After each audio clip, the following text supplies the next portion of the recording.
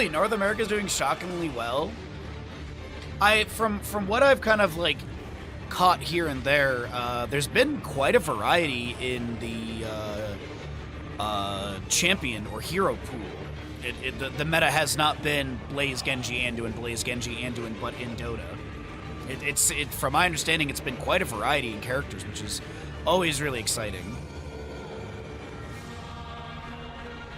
The issue for me is that it starts up around like 7-ish p.m. And so with these tournament days, I'm usually like trying to go to bed around that time, so.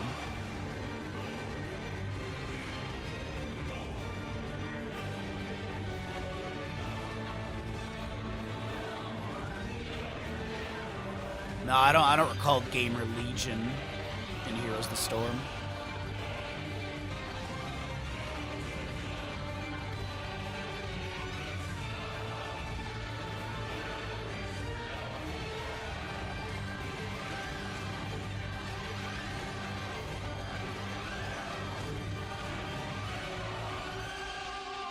Someone got caught match fixing at TI?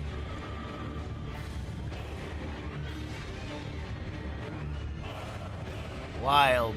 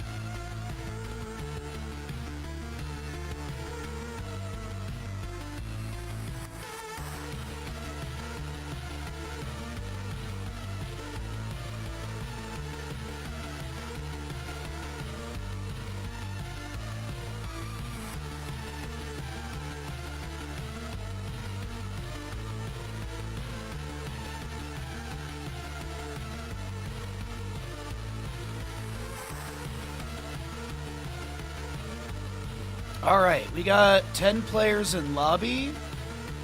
Just double checking the sides are correct. We have Gotchi left, Gummis right.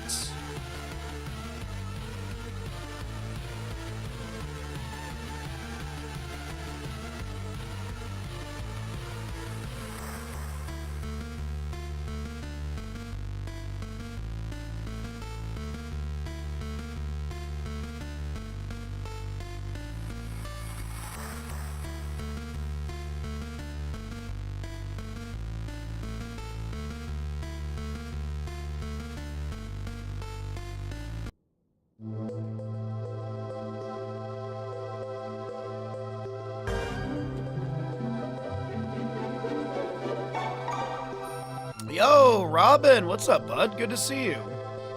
Thank you for the raid. I hope you had a fantastic stream. Hopefully your Heroes of the Storm stream was a good time. We are literally just about to get into this best of 3 series. We got a bunch of games. Thanks for the raid.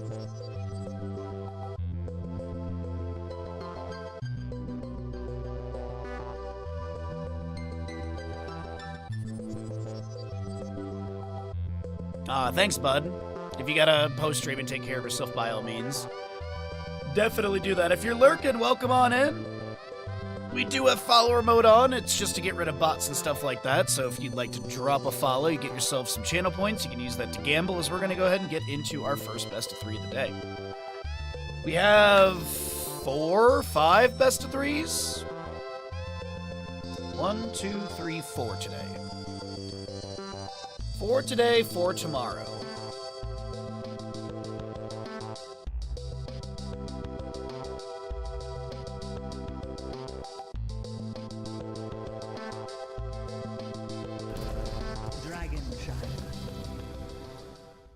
All right, everything should be good to go, and we'll start the Twitch prediction. We'll get one of the snoozes out of the way. Welcome in, everyone, into the Meta Madness. So it does say Meta Dymy. That's the Polish spelling. The translation can be Meta Smoke or Meta Madness. We're just going to call it Meta Madness for ease. And we got a couple rules and a little bit of housekeeping to go through. So this is going to be Team Gotchi on the left, Team Gummis on the right. Dragonshire map number 1. First pick going over the side of Gummis.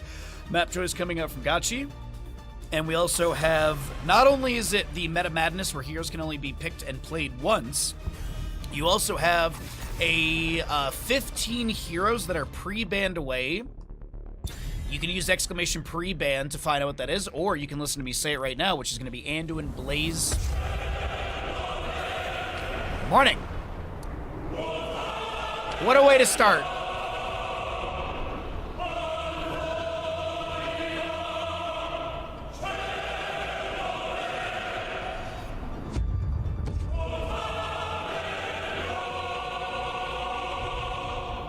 All right, thank you. 5 a.m. jump scares, let's go.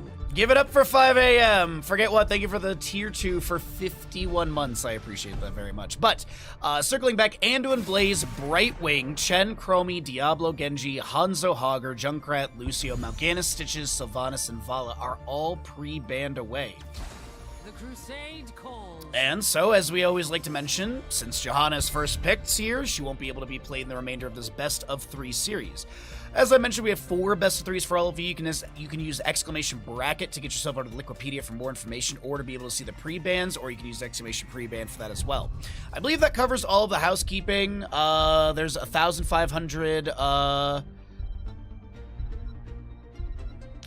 It's actually, I don't actually know what the currency is, because I thought they used euro in Poland. I thought they used euro, but I think it actually says PLN on the website. So yeah, it's 401 USD as the current exchange rate. But Garrosh Li Ming will be banned away by Team Gotchi. We got Dahaka Rhaegar removed or played by Team Gotchi. My God. Medivh and Yrel will be banned away by Gummis as they first pick their Johanna. They grab the Maiev and Malfurion. So a lot of control coming out from the side of Gummis. You have Umbral Bind, you got Condemns, you got Roots from Malfurion as well. Damage-wise, things are okay. There's a lot of control, but there's no burst. And with the Malfurion, I'm kind of leaning into the fact that it's going to be some sort of mage with this. Kael'thas, Jaina, Orphea, all of those are good opportunities. You have the Innervate for cooldown reduction value onto basic abilities as well. Chen's pre-banned. Chen's already banned in the commercial. Late. Chen is already pre-banned in the tournament, so I don't know why you'd be banning it away here. Dahaka Rhaegar. Maybe you could get rid of Varian here. If you don't want to deal with Varian. I'm also double checking that he's not. No, Vala is the only V that's banned away. Gul'dan. Good sustained damage. Horrify control is not bad either. Doubt its Reign of Vengeance. Or Reign of Destruction. But with your Dahaka and Rhaegar, what else do you want to be leaning into? You have a global for the top lane. We will forge a great. There's the Varian. Sometimes, not always, run into the Johanna. Shatter Throw is really good to deal with her armor or shielding. And then you also just have the point click taunt as well. What is this mage to go up against Varian, Falstad, Rhaegar, Dahaka? I don't hate like an Orphea for more mobility, and they could run Zagara bottom lane as well. I don't hate those, but you still don't have a solo lane actually. They were still missing the solo lane, my bad. I'm still waking up, I apologize. I'm trying my best here. Okay, so you're up against the Sergeant Hammer. Chromie's already pre-banned in the tournament, so you don't have any artillery. Mephisto is an option. Mephisto could be an option here if you want to be able to, like, shade in and harass the Hammer.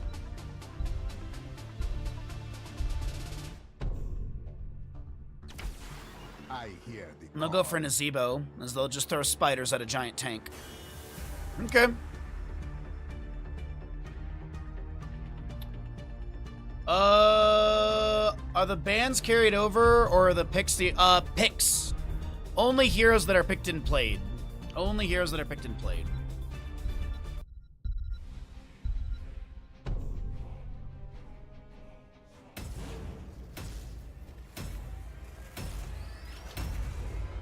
Hey, Happy Beaver, thank you so very much for the kind words. I apologize, sorry, I'm still waking up this morning. My alarm went off an hour and 30 minutes ago about. So once we get warmed up, we should be good to go, but my brain is just struggling.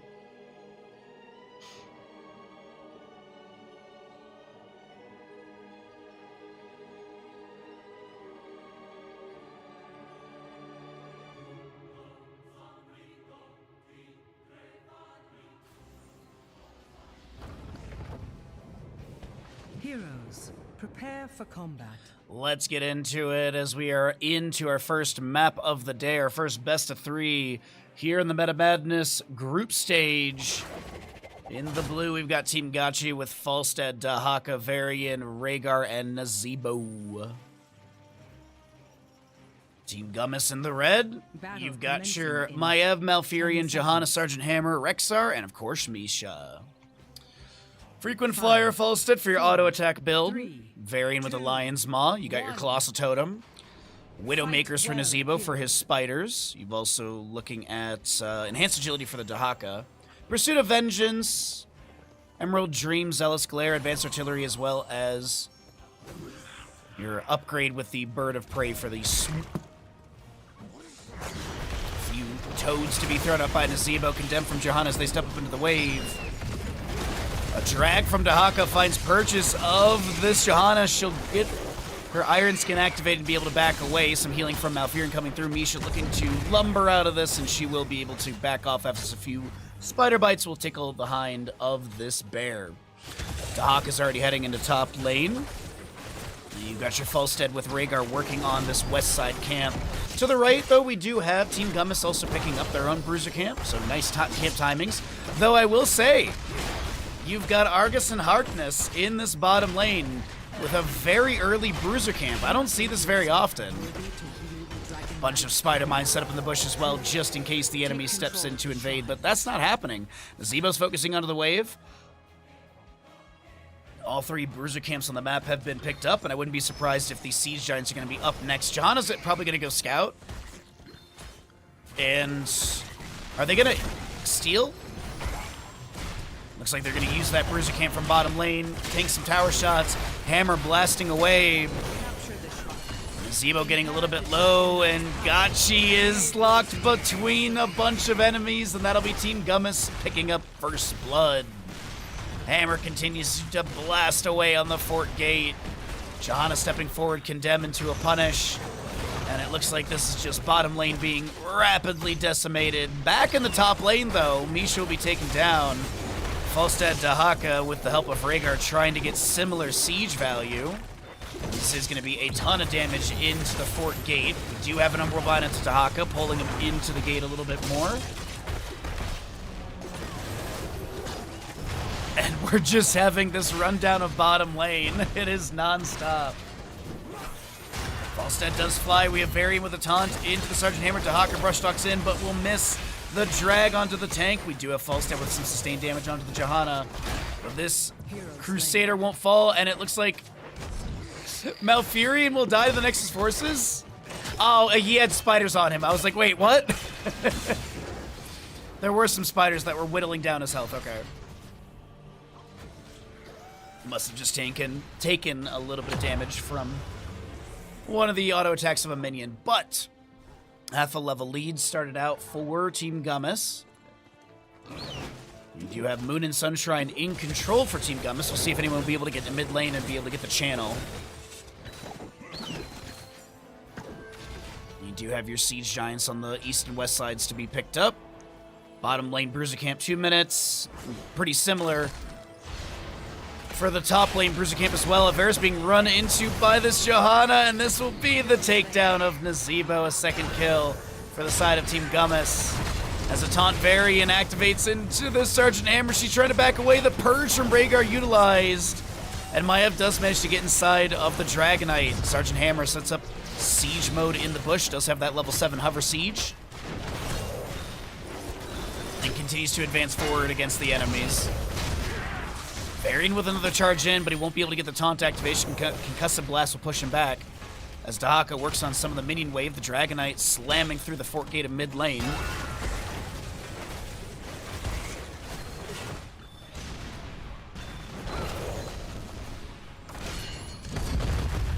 Lion's Fang from Varian going out. Hammer advances into the fort of bottom.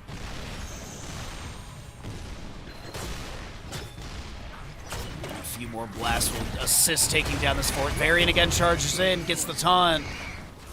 And Sergeant Hammer will then be able to hyper thrusters away. We do have that Dragonite expiring in mid lane. It does seem like our Maiev was able to get a decent amount of damage onto the fort gate. Sergeant Hammer will roll up to mid lane and advance the minion wave forward with a few blasts from her cannon as well. We're getting close to level 10, so let's go ahead and cycle through the other numbers because we do have a level lead. We can see where that experience gap is forming. Obviously kills, maybe a little bit from camps, and probably going to be a bit from structures, and also with the bottom lane fort down, passive experience gain. Spirit of Vengeance in. That's going to be a nice pop on to Nazebo. Can Sergeant Hammer take down the Varian? Doesn't look like it. As Dahaka will be able to avoid the Condemn with his burrow, taps the bush for the movement speed, is able to back away from Maev's control. But camps are back up, and we'll see the rotation for this right side Bruiser camp. Would not be surprised if there's a bottom rotation as well, and Siege Giants are up in about 50 seconds for both sides.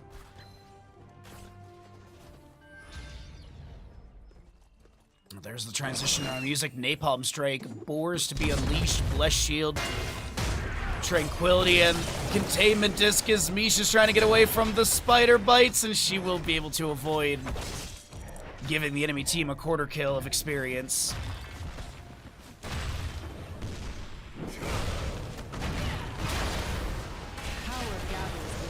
Oh, Bruiser Camp of top lane will be pushed onto the fort. Bottom lane scouted by Misha.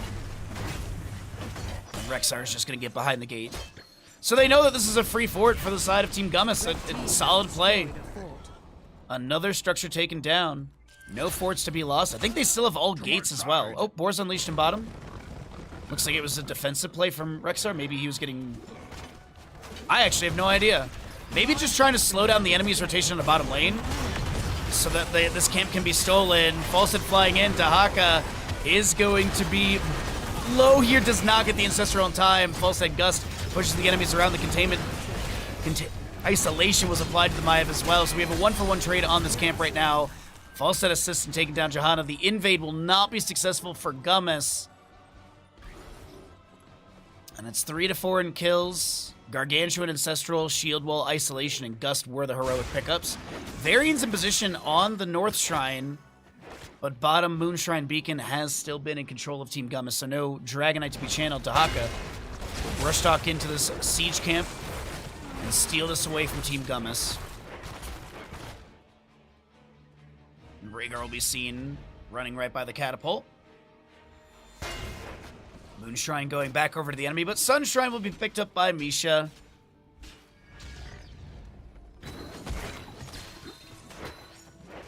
No longer a level lead, closer to about a half a level between these two teams.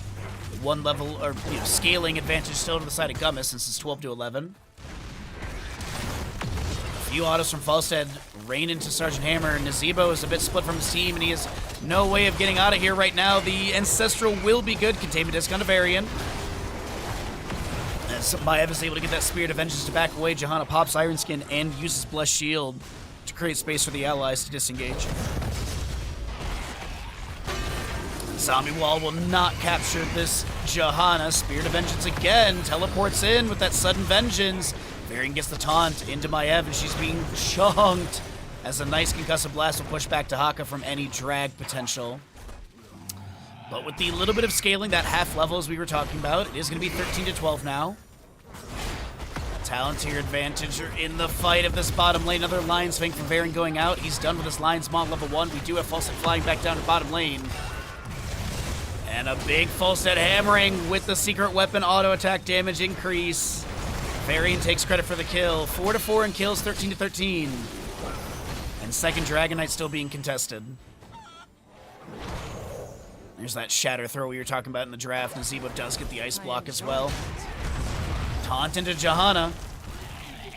Nazebo Zombie Wall blocks her retreat, but there's no positioning for Falstead to be able to chunk into Harkness. Actually, the hammering does go out, but Falstead needs to barrel roll back as they're down to a quarter HP. And Dahaka Rexar have been doing some double soak. Rexar, though, looks like he's going to join the allies. The boars are ready to be unleashed, but they will not be summoned. Dahaka will have control of the Sun Shrine. Moonshrine going back over to the Gummis team. Some Johanna voice line spam as I'm hearing. So far, really close map number 1 between these two teams. Great back and forth. Experiences closer to a quarter level at this point. Falstead's about halfway through his stacks as Misha will be taken down. Nazebo did not go for Blood Ritual at level 4, so no stacks picked up for him for that kill. But yeah, Falstead, by the way, he's at that 150, so he's just halfway to the Mythic with a 300. For the big damage jump to 195 in total, we do have that Burrow from Dahaka, Lurker Strain Bonk, Containment Disc will connect onto Falstead. Napalm Strike goes out, the Boars unleashed. Is there any follow-up onto the Boars, though? Midford is still a good retreat path for Gachi. And a few more spiders will chase out onto Harkness. Widowmaker has been completed for a while. 104 stacks from Nazebo, 6 enhanced agility to Haka. Umbra Bind to pull Varian back. He shield walls for a moment. Zombie Wall capturing Johanna and Nazebo. And Nazebo is chunked. He pops the ice block, but he will still fall. Condemn again to pull back this Varian. The Umbra Bind to do the same. Dahaka looks for the dragon to Johanna. The containment disc will answer into the Dahaka. The mid lane fort getting chunked, and no one in bottom lane position for that Moonshrine for Gummis to be able to get this Dragonite. Red team has destroyed a fort. And I think we do have Rexar Misha heading to top lane so they can control the Sun Shrine, so Dahaka can't steal it away. Malfurion's down the bottom. Maev is set up in mid, and it looks like second Dragonite to the side of Gummis.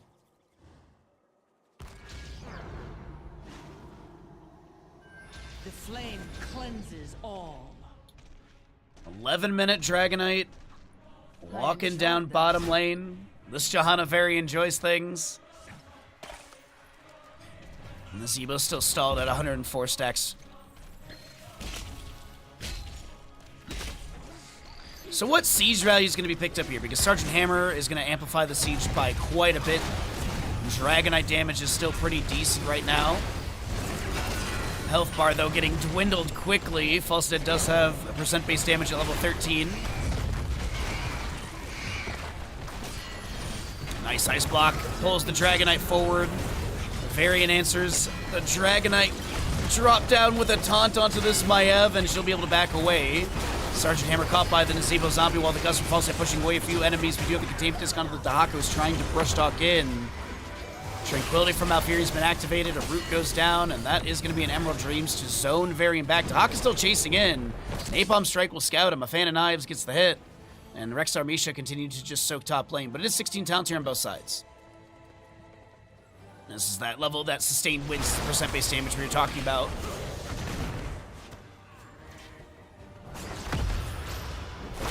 Umbral Bind onto Varian, he shield walls, Tahaka misses the drag.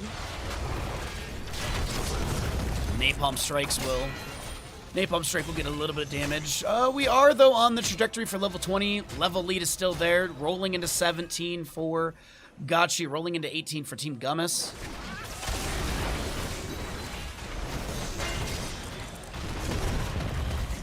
Any teleport with that Spirit of Vengeance. Doesn't look like it. Just going to be going out to get some damage onto the wave.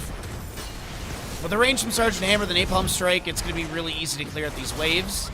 Still some damage on the fort. Gate will be sustained, and Boars unleashed by Rexar. Misha gets the charge. The Gust from Falstead will be able to create space, and Nazebo Zombie Wall will zone the Rexar back. Nice defensive play. An Ancestral, by the way, up in 5 seconds.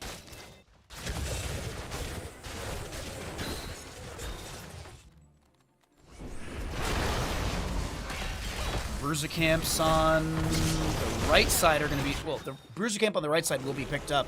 Left side still 1:30. Bottom lane 2 minute, closer to 3 minutes actually.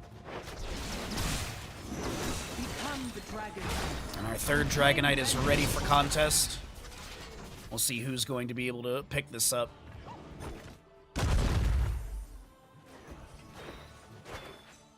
The Earthgrass Totem could be a really good way for Rhaegar to set something up for his allies, but like, the mobility from Maiev, you have Johanna Iron Skin, Sergeant Hammer Hyper Thrusters, Malfurion has that Nature's Cure as well. There's just so much to be able to back away. He also does have Nature's Swiftness, so he even has his own movement speed bonuses as well. So, I mentioned it in the draft, but a lot of really good mobility tools for Team Gummis. And you also do have the Rexar Boars to be unleashed for some slows onto the enemy, so there's a lot of disengage tools, Bless Shield as well, Containment Disc. Really good control in map number 1 from Gummis. A 2-kill advantage, but in this sort of rotation time, as we're waiting for the Dragonite, we do have 20 talents here picked up. Spirit Orb Vengeance, or Shadow Orb Vengeance for the Maiev. Serenity, Radiating Faith, Ultra Capacitors, and Kill Command. Containment just misses onto Nazebo. It does not seem like Alvarez will be threatened too much, just a Moonfire connecting. 226 stacks for Falstead as well.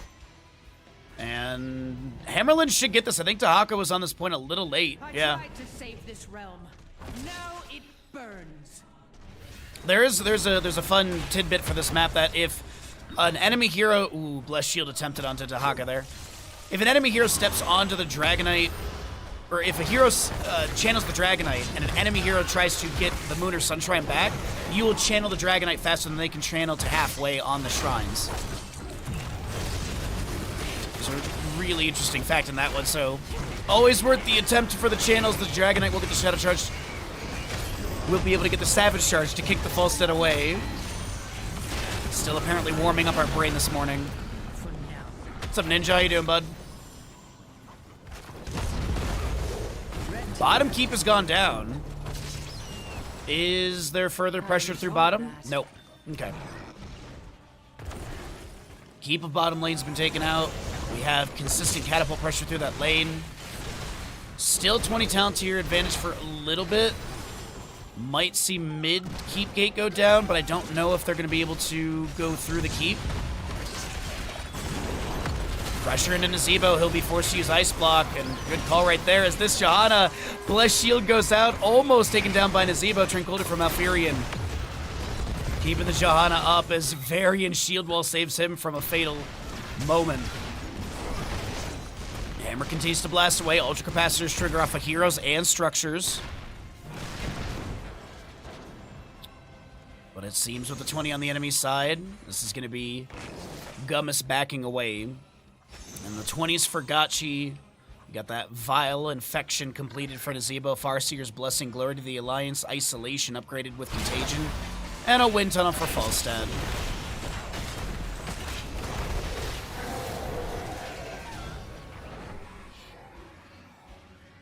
Still no subdue for the Johanna completed.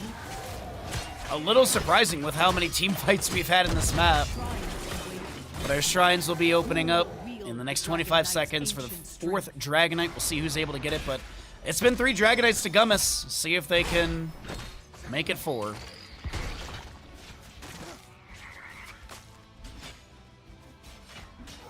And heroic-wise, we're looking at Napalm Strike up in 2, but it's a really low cooldown, one of the lowest in Heroes of the Storm without any augment at 6 seconds.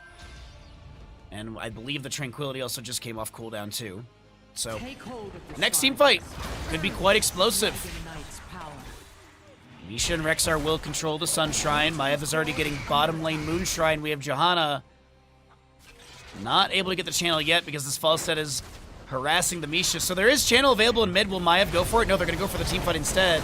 Dahaka is in bottom lane. The Boar's unleashed with the kill command. The Wind Tunnel from the Falstad. Dahaka will brush talk into the top lane. The Contagion jumps off of Maiev into the Malfear, and the Tranquility still active, but that is an Ancestor healing that will not save. Falstad and Maiev are going to be traded. Ancestral on 4-second cooldown. Dahaka drag onto Mish, or onto Rexar is pretty decent. Concussive Blast will interrupt. Rexar uses Feign Death. Misha gets taken down, and Farseer's Blessing does get that splash afterwards. Siege Giants of bottom lane are advancing into the core. No one available for the Dragonite, but that is a pretty good trade. It does still feel like Team Gummis will be able to pick up the Dragonite.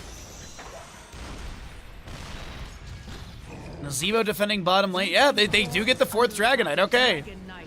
What are we looking at with a 19-minute Dragonite here? 945 damage in the structures, 24,600 points of health. This might just be get mid lane keep. Maiev is up in 12 seconds. Falstad just returning. Savage charge to kick the Nazebo off to the side. Falstad flying, looking for maybe a flank wind tunnel. Gets the hammer push. Varian then plays off that with a taunt. Now Fear and Tranquility's active. The armor is there, but it won't be enough. This Dragonite bashes its way through mid keep. Rexar now looking to back away. The kill command is available. He feigns death, but that gives the opportunity for Nazebo to set up a zombie wall. The taunt from Varian and Rexar and Misha do go down. Nazebo continues to build up baseline stacks, and this is 7-7 in kills. Gummis, they have the advantage on the map. They still have all of their forts available. Some gates are obviously down. Gargantuan summon. Nazebo's like, look, I got some siege value. I'm just going to dump in abilities, and I can get this fort down to at least 50% before the enemies rotate on me. Dymy disconnects onto Rhaegar. And this bottom fort just continues to be blasted down by the members of Team Gachi.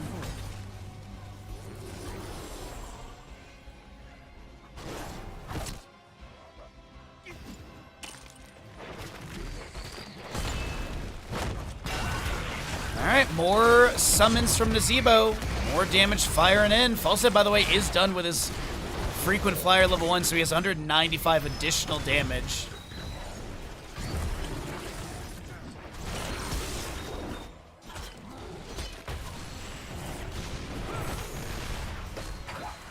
A bit more poke onto the mid lane fort. Trying to take down sidewalls. Actually quite brilliant. Throwing the spiders on the sidewall. They finish the sidewall and then they jump to the next target, hoping that it was going to be the fort. That was actually brilliant. Mid fort has gone down. Rapid destruction from Gachi into Team Gummis. Yo, what's up, Muffins? Good morning. Good morning, everybody. Welcome on in. Congratulations on your watch streak. Yes.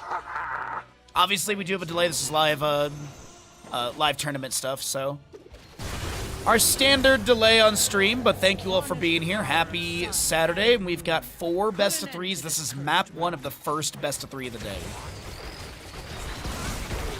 This tournament, by the way, will be running this weekend and next, and I'll be here for all of it.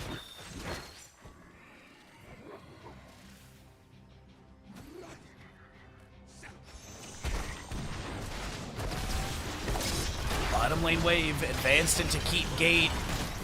Team Gummis clear is rapid and not much damage onto the gate. Actually, the center gate is dropped down to about 25%, but Dahaka's got the Sunshrine. Varian's in position for mid. Can he get the channel before being delayed? looks like. No! I thought Johanna... I didn't think there was someone on bottom quick enough. Okay. Misha gets taunted. She'll try and charge through the enemies, but will be taken down still.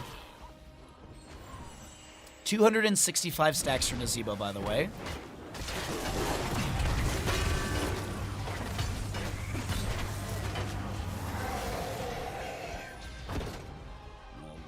Fan and Knive to check the bush really quickly. Moon and Sunshine in contest. We're 23 minutes in for map number 1 of this series today. And obviously, Team Gummis, they've worked through this map for so long, they don't want to give up this game. Losing this game in the late game reversal would be awful. Ooh, wait, Dahakas, he's split from his team. He's a little isolated, if you will, and will be taken down by Sergeant Hammer. The Boars to be unleashed by Rexar with that kill command route. The wind tunnel from Falstad to create some space. The containment disc will be applied to Nazebo. But Sergeant Hammer continues to just clear out the wave. And once again, the Moon and Sunshine in contact. Actually, this is neutral in bottom lane. We'll see if anyone's going to be able to get to top lane in time. I see Falstad already floating on up here, so... Johanna, does he get... Ooh, this is going to be really close. I don't think he gets it. I tried to save this realm. That was a really good example of what I was talking about earlier. Rexar started the channel, this I would say just as Falstad stepped on that point. And you can see Rexar had the channel by maybe a second and a half. Well, this is a 23-minute Dragonite scaling. We're looking at 1,152 damage into structures, over 30,000 points of health, a little over 30,000. Containment disc onto the very end. Rexar is just walking this into the core. He's like, look, I can break the shielding at least, but the Falstad damage, the Nazebo damage, Falstad being savagely kicked to the side. Flames coming out. Varian is low. The core is dropping. Hammer blasting through the wind tunnel will expire. And after a 24.5-minute map, Team Gummis will be able to find victory. GG, well played. That was really good.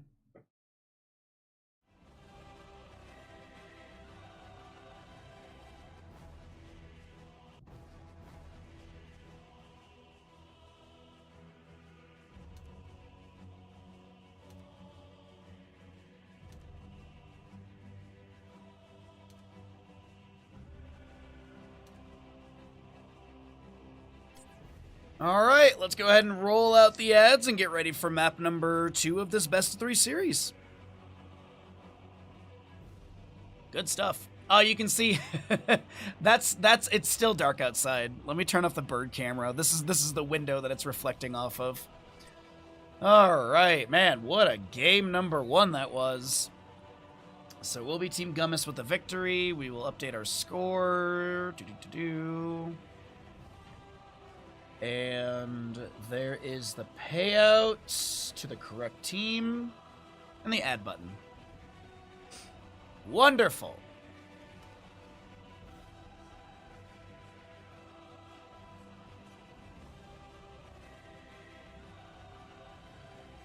Oh, and we're doing same sides. Oh, I love them so much. So I was looking back at the draft because I can't see the chat in draft unless I'm referee, and so I was looking to see if they talked about that Chen ban, and yes, copium ban. No, I like that a ton. It was the copium ban, but either way. So at this point, there are 25 heroes banned away because there's 15 heroes from the pre-ban list. Plus the 10 we just saw. The heroes that were banned away do not carry over. That was the other tournament we did. There is one game for that tournament today, but I probably won't be doing it. I'll probably just do this, and then I might go take a nap, actually, because I am exhausted today. I did not sleep much last night, but we are here. And we are doing our best to bring you all some great Heroes of the Storm action in games. And we got 10 players in lobby. We just got to set up the first pick and everything. And then we'll get into Infernal Shrines for map number 2.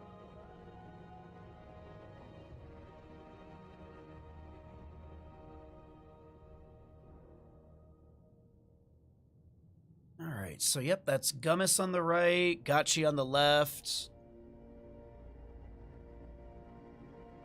It looks like they're just saying I would assume they're saying set it to first pick and then we are ready or something.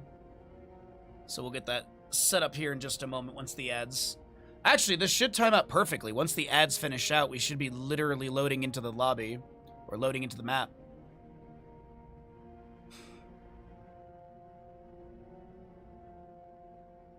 But a great day. I gotta say this. I can't wait for Wednesday next week. I can't wait to play more Stellar Blade. Dude, that game is so much fun. That game is so much fun. I really look forward to Wednesday. The bosses have been, like, honestly, the bosses have been so cool. Like, I know we can be degens about the assets of the game. But, like, that whole section with, like, the gun and the sort of, like, Cthulhian creature at the aw, dude, I love it. And it does seem like the section we're in right now, it does seem like we're getting into some sort of Lovecraftian sort of thing. So I'm excited. I'm excited. Yo, it's a Broken Winged. How you doing, bud? Thank you for the kind words. I will say this. I don't know many casters that are currently active within the scene that will wake up at 3:45 for casting. I don't know many casters that will do that.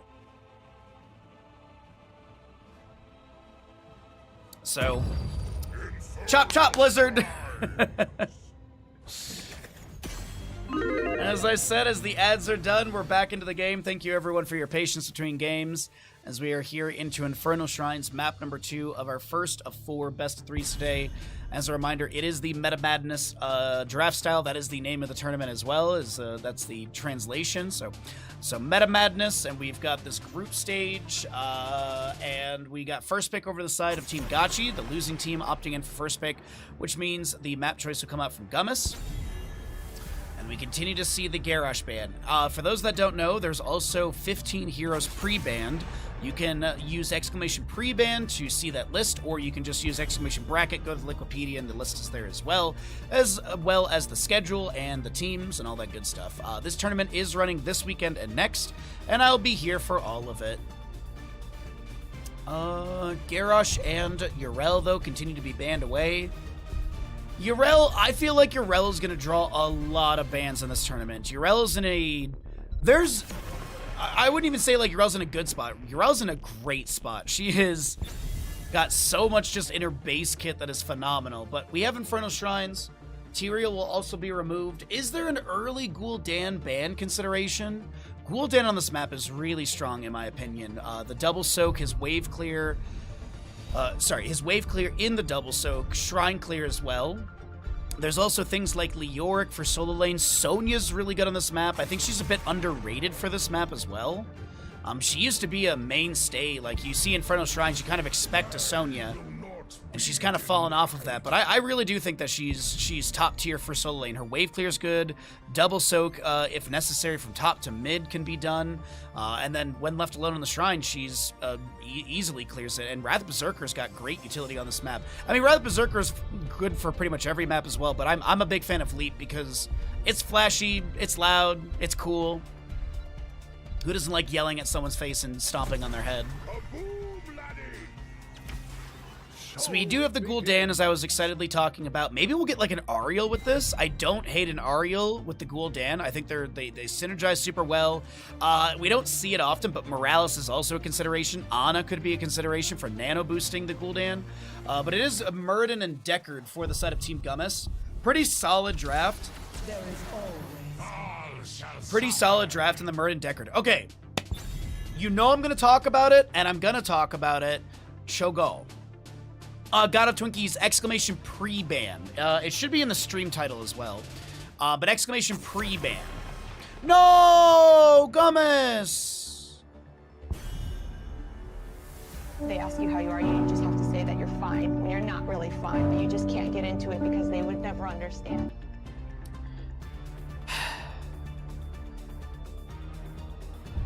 You know? You know?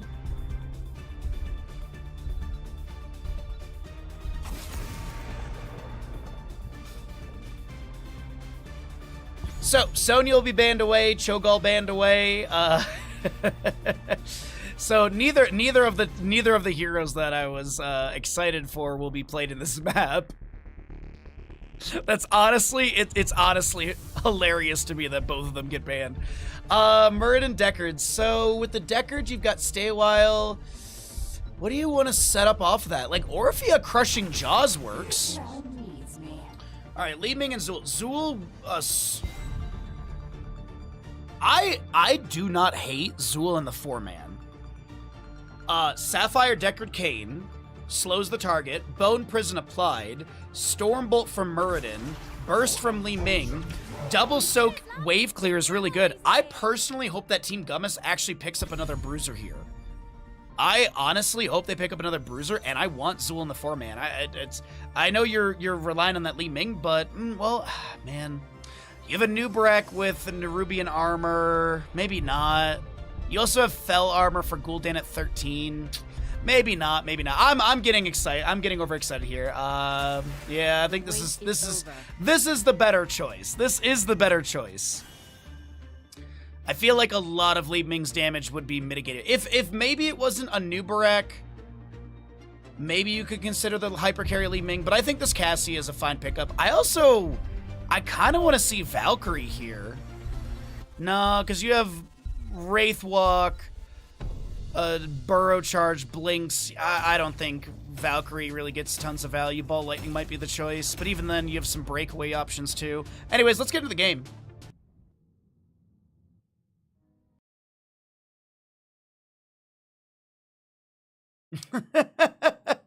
They listen to your stream apparently and know there's 2 slots left. Alright, let's get into it. Thank you everyone for hanging out with me today. I'm doing my best to wake up as quick as possible, but we are here and we're having a good time. Map number 2 of our first best of 3 of the day for the Meta Madness number 4. And shout out to Ridzu for running this amazing tournament. We do have Team Gachi in the blue with the Aria, Leoric, Tracer, Anubarak, and Gul'dan. Team Gummis in the red looking for the 2-0 victory with the Li Ming, Zul, Deckard, Muradin, and Cassia. 5, 4, 3, 2, 1. Let the battle begin. All right, Charge Strikes for Cassia, Third Wind Muradin, Field Study for the Deckard Kane, which, by the way, does apply to potions already on the battleground during that 16-second.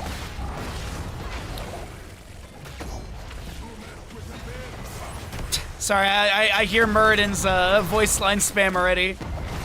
Aetherwalker Li Ming, as well as your Shade for the Zul, which does add 10 seconds to the Bone Armor cooldown. And waves will be traded here. We do have Searing Light, Osin's Renewal, Get Stuffed. There's that Nerubian armor level 1, so now Anubarak has 65 spell armor when his Carapace is active. And then also, Gul'dan is not going to go Pursuit of Flame. He will pick up Echoed Corruption. I do think this is one of the best maps for Echoed Corruption because of how many opportunities you have to be able to hit enemy heroes with these grouped up team fights around the objective phases, as well as the fact of the objective pits being very small, so the opportunities really skyrocket because of that. And then once you hit the 40 stacks, you have those strikes in the reverse direction, so the last 45 stacks to get to 85 is really not that bad.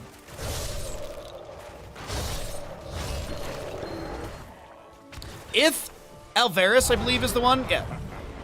If Gul'dan can finish out these stacks like close to level 16, like 16 to 18 ballpark, that would be humongous for this team, and I think they might actually be able to carry, that might actually carry the game. Anubarak is going to get a little bit of healing from the Ariel, but Li Ming does manage to take down the Anubarak. First blood will be found by Team Gummis. I really do think that this Gul'dan, like, with Ruinous Affliction and stuff, if Alvarez can finish out these stacks, or at least get the strikes in the reverse direction before level 16, which is also very doable, I think that could, like, hard carry into the late game.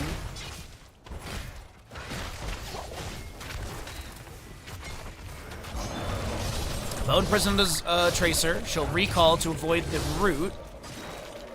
And Zul, Wave Clear on point, gets a quick potion from Deckard. The Orc in top lane is getting some great siege value, and Tracer's just trying to harass in the rotation. Tracer's just creating time and space for Lior to get more siege, but unfortunately has no minion wave. Doesn't want to overstay his welcome in that top lane and tank too many tower shots to possibly get rotated and taken down. The Pulse Bomb lands onto this Cassia. The Impale, the Burrow Charge, and Gotchi with friends will be able to get this kill. 1-to-1 in kills so far.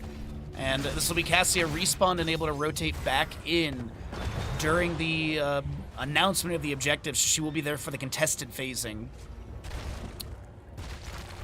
Khazra camp for bottom lane to be grabbed. We do have Zul and Deckard picking up this Fallen Shaman. Left side Fallen Shaman is not being picked up. And Impaler camp over here getting some damage on the fort gate. But this is mid lane Impaler. First objective will be bottom lane. And neither gate has really taken any damage, but we do have the minion wave plus Impaler camp pushing in. Gul'dan has started the objective. 11 stacks on Echoed Corruption. 21 for the It's Hammer Time for Muradin. And repeated offense at 0 stacks. Thunderbird at level 4 as well for the Muradin. As you see that AoE on the ground. To Taven Strike pushing back the enemies. We do have Gul'dan with a little bit of drain trying to heal up a little bit. He's down below 50% health. Muradin stepping forward. Needs to Dwarf Toss back. Big Arcane Orb connecting from Li Ming, and she does go Triumvirate for that cooldown reduction at level 4. 29-16 in Skeleton Defenders. Fallen Shaman in top lane is advancing into that fort gate. Impaler camp of bottom lane thinned and mostly cleared by the minion wave. We do have Lior coming in for a big skeleton swing. He did go Neil Peasants level 4 for that extra clear, but this is going to be the objective going over to Team Gotchi. Pulse Bomb onto Hammerlin, but this Zul is going to be fine to back away. He gets a quick potion, and Tracer will be able to catch him and deny the rotation out. Actually, Tracer, quite the harassment in this game. Zul taking the massive rotation. Lior did clear out the top lane camp, by the way, but let's go back into bottom and see what kind of siege value will be picked up by Team Gotchi.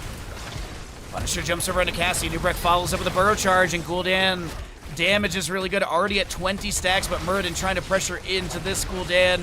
Stormbolt interrupts the drain, and that'll be Li Ming getting a reset. Lot of floor juice from that Ruby level 4. Punisher jumps backwards onto this Deckard Cain. Li Ming taken down by Tracer. Tracer still chasing onto the old man. She bonks him on the head, and that'll be old man Deckard Cain taken down. Sent back to the Herodrum. And those wondering, next objective is about 7-minute 15 announcement. Somewhere right around there. Somewhere around there, sorry. Until then, we'll see level 10s. We'll go ahead and cycle through the other numbers because we've been looking at these talents for the last 5 minutes or 9 levels. Get you an idea of what the damage healing experience looks like in this map number 2. Mortar Punisher for the mid lane. And Fort Gate on the west for Team Gotchi has been taken down. Zul immediately backing away. Pulse Bomb lands, gets the Bone Prison on Tracer. She recalls to avoid that route in front of the Fort Gate.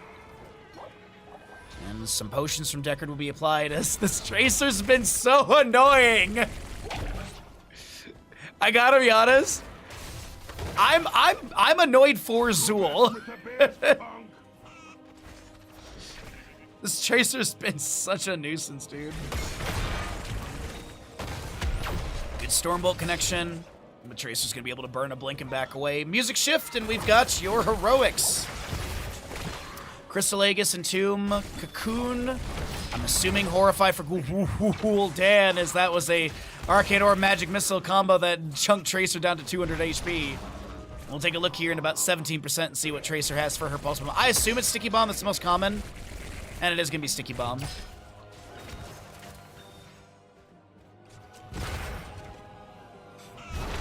Quantum Spike gets picked up here, and no one really takes pulse rounds.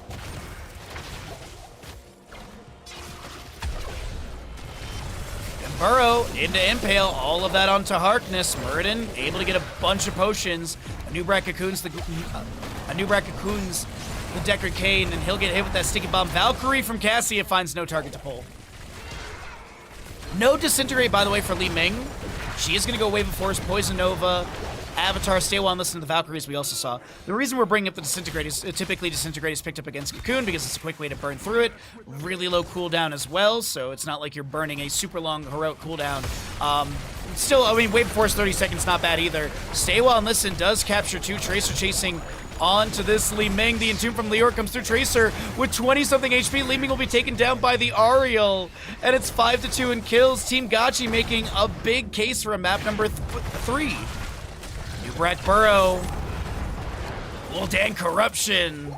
Chunks up to 25 stacks, and as we mentioned, we have that Punisher announced at about 7 minute 15, contestable here at about 7 minute 45.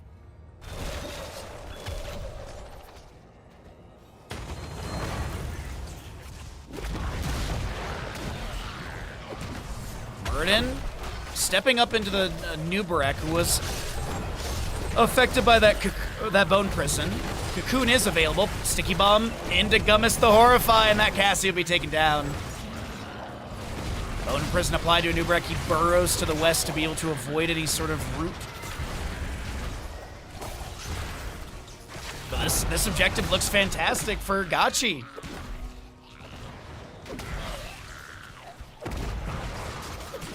Stacks for Gul'dan.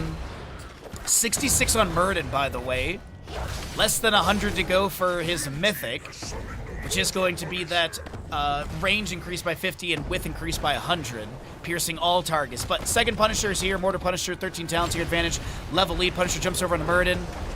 He'll get hit with a few Corruption. It's the Valkyrie, pulls the Ariel forward. Murden Avatar gets activated. Big sail on listen. Cassia inside that cocoon as well. Entomb from the Orc will capture Deckard. He throws down the Emerald on that Herodric Cube for a little bit of healing debuff onto Leorc, but it doesn't matter.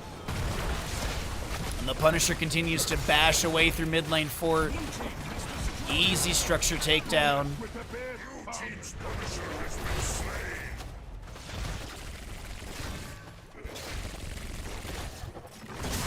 All right.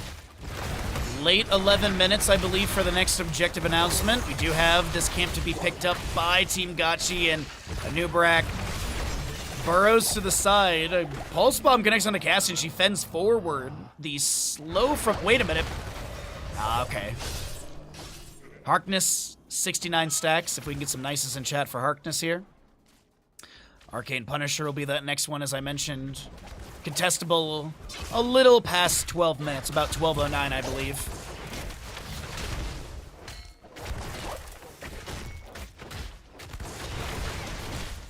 But the level lead is still there. Talent tiers are equal for now, but man, this Tracer has been so good. It's not just Tracer, but Ariana on this Tracer has been such a nuisance. The Gul'dan play has been absolutely on point. It's a team effort as well. I mean, Nubrak has had some super good burrows into Impale lockdown moments. So great composition and execution so far from Team Gachi. But it ain't over yet. We still have more objectives to be contested. We're kind of early. It still is that level lead, and 16 might be a shift for Team Gummis to turn things around, but a fight in bottom lane. A lot of damage under Nubrak. He will get the Crystal Aegis, and then we'll be taken down. Murden gets the Avatar at the last second. I thought they were going to trade tanks right there. Stay a while gets 3. Leorc is going to be able to Wraithwalk. Li Ming wakes up this Gul'dan. Scroll of Sealing finds no root. Leorc Osin's renewal is currently triggered, but he'll be able to back behind the gate and won't be taken down. Thank you for the nice. Now, as I've talked about many times throughout this game, Alvarez level 1, Echoed Corruption is at the 40 stacks. He's got the steps in the reverse direction as Murden Dwarf tosses in. They want to get the kill into Leorc. They want the reset for Li Ming. Can they get it? They do get the Ancient Blessings trigger as well, and the double kill comes through. A huge turn moment for the side of Team Gummis, able to get experience that they've been lacking. It's almost an even game at this point. I'd say an eighth of an experience bar difference.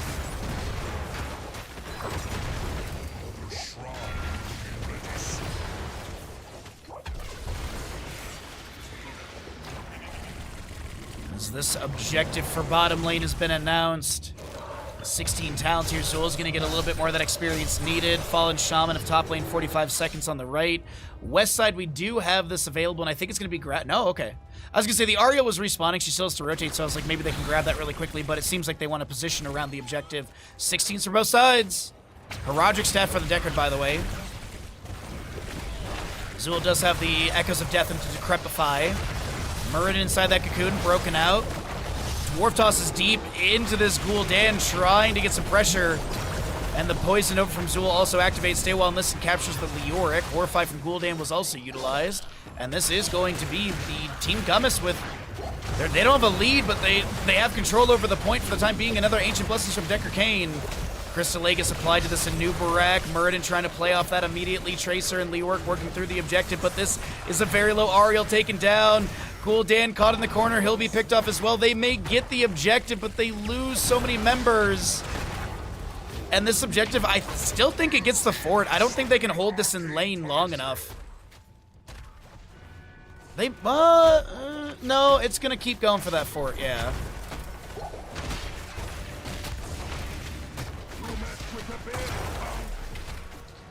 Phone kept buffering, wouldn't let you stay in bed. That just means that you should go and get yourself all the necessary items to make like a full English.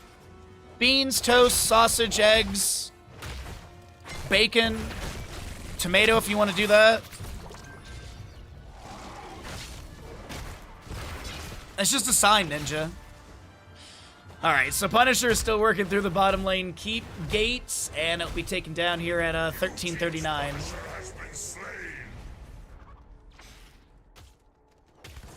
So we got 1609 for the next objective announcement.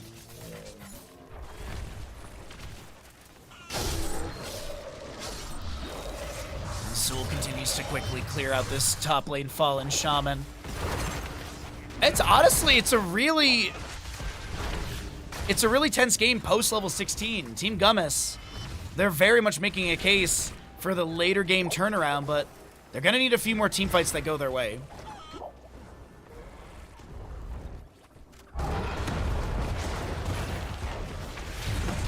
Pulse bomb, sticky bomb. Li Ming blinks off to the side. Tracer, wait a minute. Okay, Li Ming's able to blink out of the entomb. No buried alive. It's the Impale and Corruption from Gul'dan. 69 stacks for Alvarez. Muradin Dwarf tosses in. Thunderclap goes down the ground. We do have the Valkyrie pulling Gul'dan forward. The Ancient Blessings to Stay a While and Listen hits 4 enemy heroes. And Li Ming is looking to take the members of Team Gachi to reset city. And I do think this is going to be your Muradin taking down Leoric. Can a Nubarak back away, or will a Finland be achieved? I don't think they get the Finland. They go for the bottom lane fort.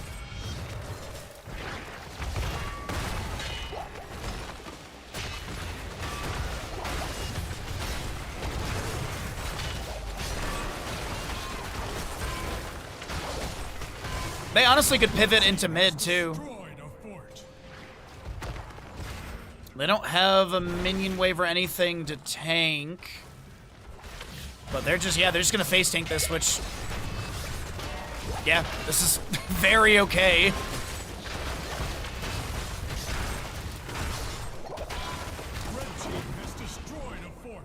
And as I mentioned, we have the next objective being announced in about 20 seconds. This will be 20 talents here on both sides.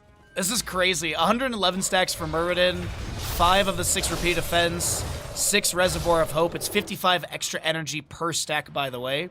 45 Mithril Mace for Leoric, so he's still got a little bit to go for that auto attack speed increase. But we do have the 20 faster on the right. It is going to be that Mortal Wound. Mortal Wound here, I think, is going to be humongous for Gummis in the team fight as well. The 75% healing debuff for 4 seconds. You also have the Impaling Light for Cassia. I think it's a super underrated upgrade. It is so good. Upon impaling an enemy, they're blinded for 5 seconds. Cassia Valkyrie creates a wave of life that deals 439 damage to nearby enemies, and this wave silences and roots them for 3 seconds. Mountain King for Muradin, Stay a While and Listen upgrade with the Respect the Elderly. Zool gets popped immediately. Horrify from Gul'dan, no haunt level 20. And that is a Crystal Aegis onto a very low Anubarak, but he will be able to burrow off to the side. Cassia inside the cocoon. And I can't believe it. That immediate kill on Zool is so unfortunate for Team Gummis. Rewind to Nubarak. You do have Compound B, right? For the Tracer. Buried Alive. As well as that Demonic Circle and Shield of Hope. Or Composition B, sorry.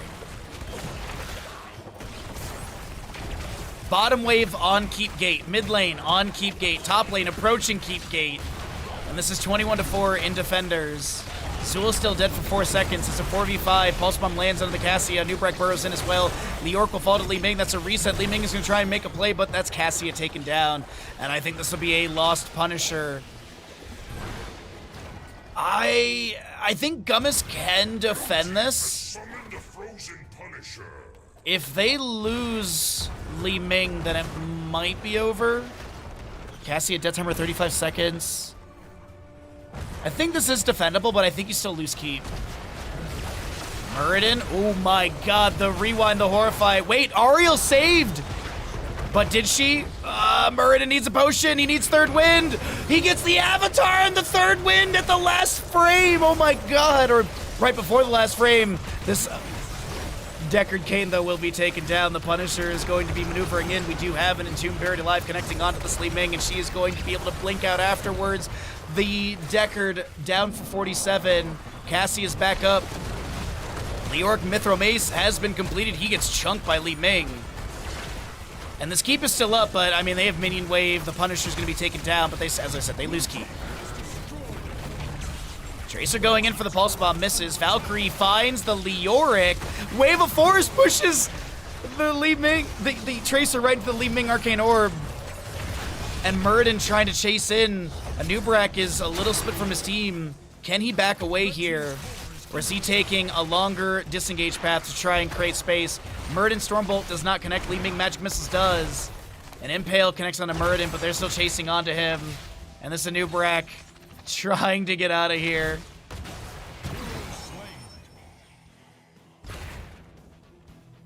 Oh boy.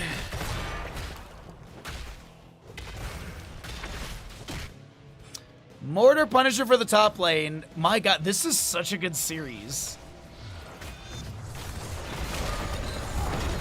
I did drop 413 frames at some point, yeah. I did have a little wobble.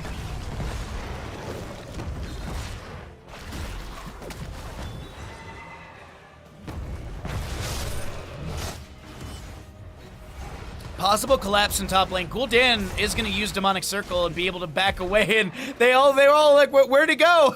The issue here is that now Ariel and Leorc are trying to back away. Shield of Hope will be activated. Crystal Egg is self-cast, so Roger Cube goes out, stay a while and listen with respect the elderly. Poison Nova's there. This Leoric is going to be taken down, and Team Gummis are late game rallying.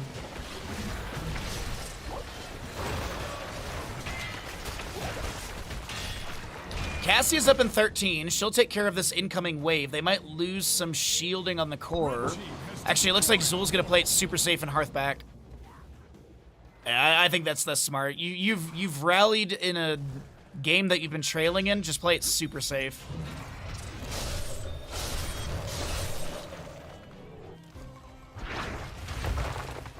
Muradin just backing away, not giving Leorc any drain or death timer reduction. We do have Gul'dan stepping up in bottom. He is done with that Echo Corruption level 1, and it heals for 100% of the damage dealt.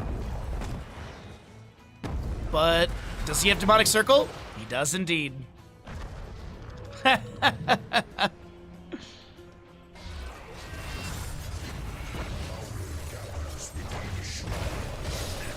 You do have a cooldown on it, by the way. For those like, wait, can you just do this forever? It is a 60-second cooldown to teleport back to it. So right now, 40 seconds if you're wondering. So we'll have that around 22 minutes in game time. Which is pretty close to when the objective will be available. Might actually see Alvarez like reposition the Demonic Circle to over here. So that way they don't have to be teleported all the way back to Hall of Storms in this engagement.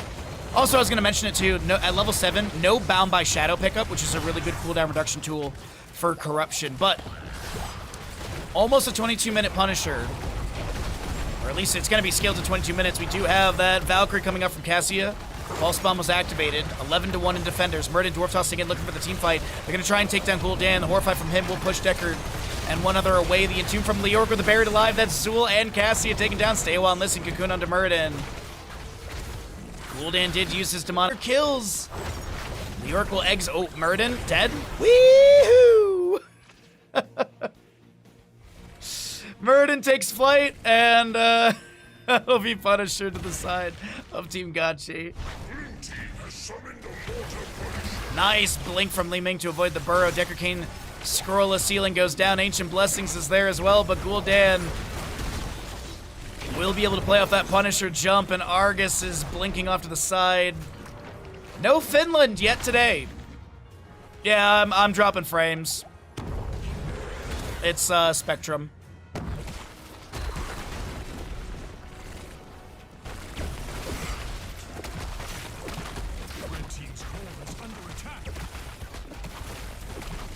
Hold on, let me drop my bitrate down. Let me drop my bitrate down.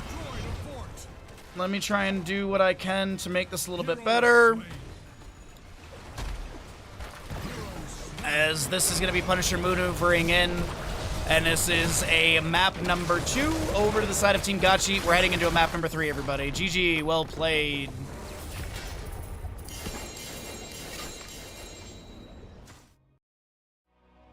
Hopefully it can level out. I lowered my bit rate. That's all I can do. So just Baja pray in chat.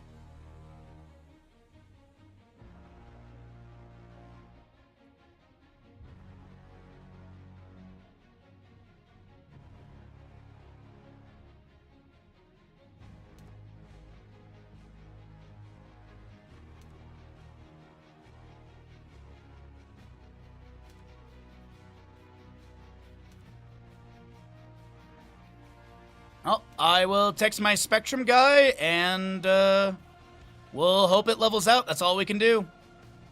All we can do is hope.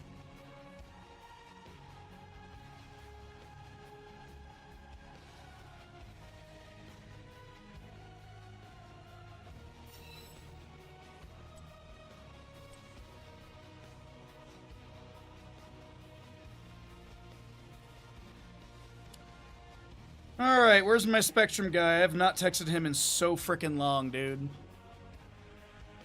Where is my Spectrum contact? I literally have not had to text him in so long. No. No.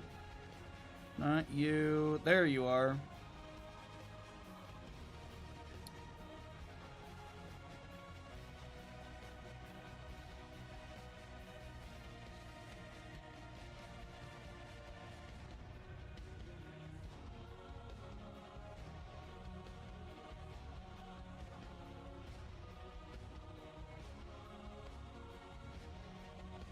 Alright. I have texted my Spectrum guy, that's all I can do. All I can do is text the Spectrum guy and hope for the best. Sorry, everybody. Nothing else I can do on my end. I've lowered my bitrate. That's all I can do. I've lowered the bitrate, we just hope it levels out. Sorry, everybody.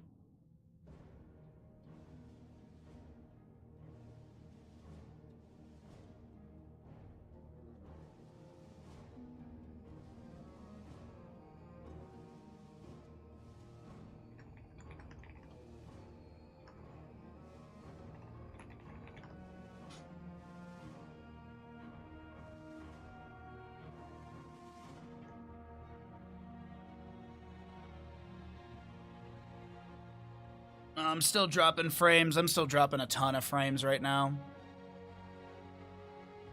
This is stressful and annoying.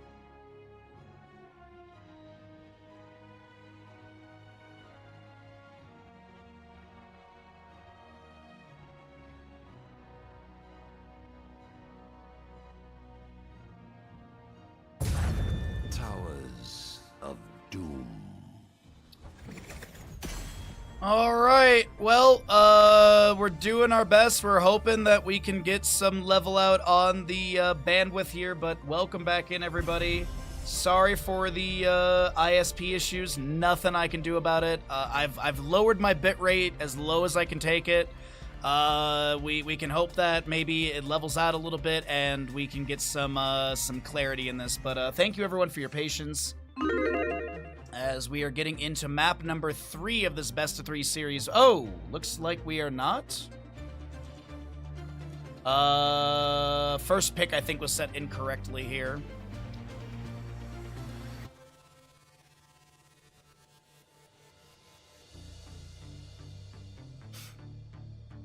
You hated Spectrum, that's why you moved to Fiber. I have 1,000 up, 1,000 down with Spectrum. I pay Spectrum $130 a month for 1,000 up, 1,000 down. And here we are.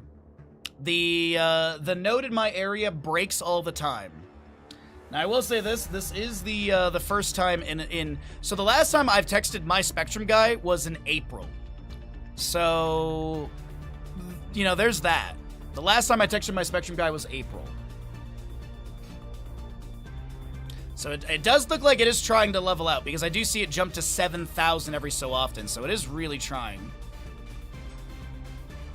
But either way. Alright. The gong has been rung, and we are going to get back into the draft here.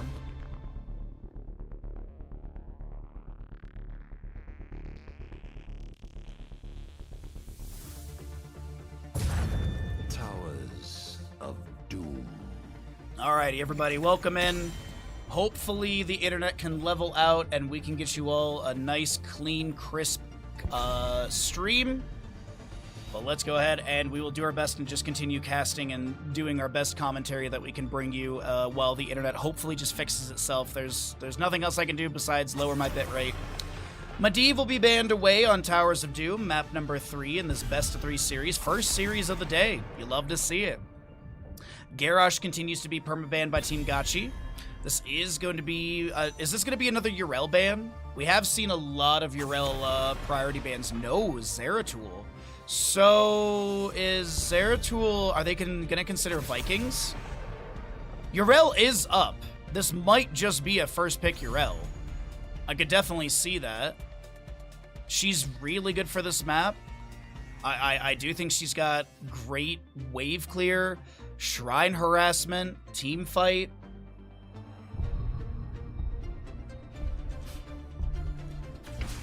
There it is.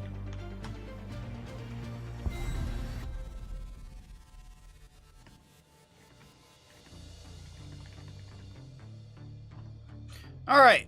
F5 your streams if you'd like to be closer to live or closer to the delay. I am going to keep my bitrate low still. I'm going to keep my bitrate a little low still, so it might be a little pixelated here and there. It is, any issues right now are on my end, not yours. Just heads up. But it looks like we are leveled for now. I did drop 17,000 frames. But let's focus in on the game. Hopefully that is the only blip that we have today. ETC Sonya were grabbed by Team Gachi. We do have Yrel and Kira with the Arthas. And I like the Arthas a ton. Arthas Howling Blast. He's got great sustain in team fights as well with Death Coil, and also the ability with the... Oh god, I'm blanking on the name. The Army of the Dead at level 10 for him too. Syndragosa, though, is such a strong tool.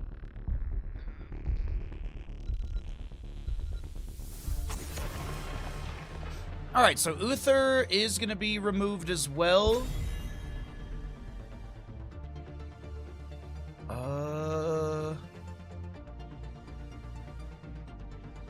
I'm trying to think of, like, healers that are still available. Because I believe Brightwing is banned. Anduin, Brightwing, Lucio are not available. Okay. That does leave, like, Ana, Morales. I believe those are all up and available. Jaina ban. Man, that is classic. That is actually a classic combo with the Jaina ETC. That's definitely an old Mosh Pit Ring of Frost situation, but not going to be happening here. Ana checking in. There's the Ana to go with what, though? I mean, it doesn't have to be a Nano Boost. You can go into Eye of Horus, which is also a great way. But okay, so there's some cool stuff with this. I do want to mention that Tyranda's up, and I think Tyranda would synergize with this draft pretty well. Howling Blast into Lunar Flare. Kira's going to be able to then Revolving Sweep and push people around. So I do like the Tyranda. Now, the fun thing with Kael'thas... Oh, yeah, White Mane, too.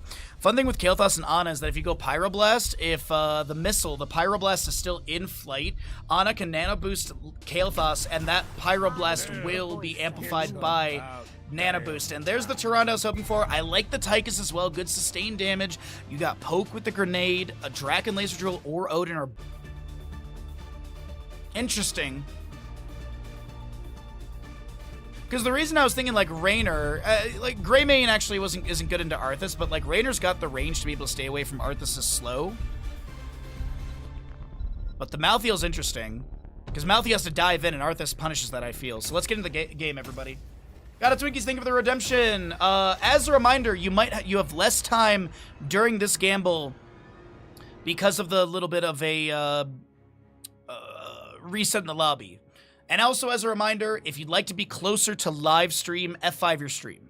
We do have a delay on stream, but if you want to be closer to that delay, rather than whatever little delay happened from the frame drops in last map, be sure to F5 your stream. It's the best way to be close to live. For battle, heroes. On the left, it is going to be Team Gotchi with the Kael'thas, Malthael, ETC, Ana, Sonya.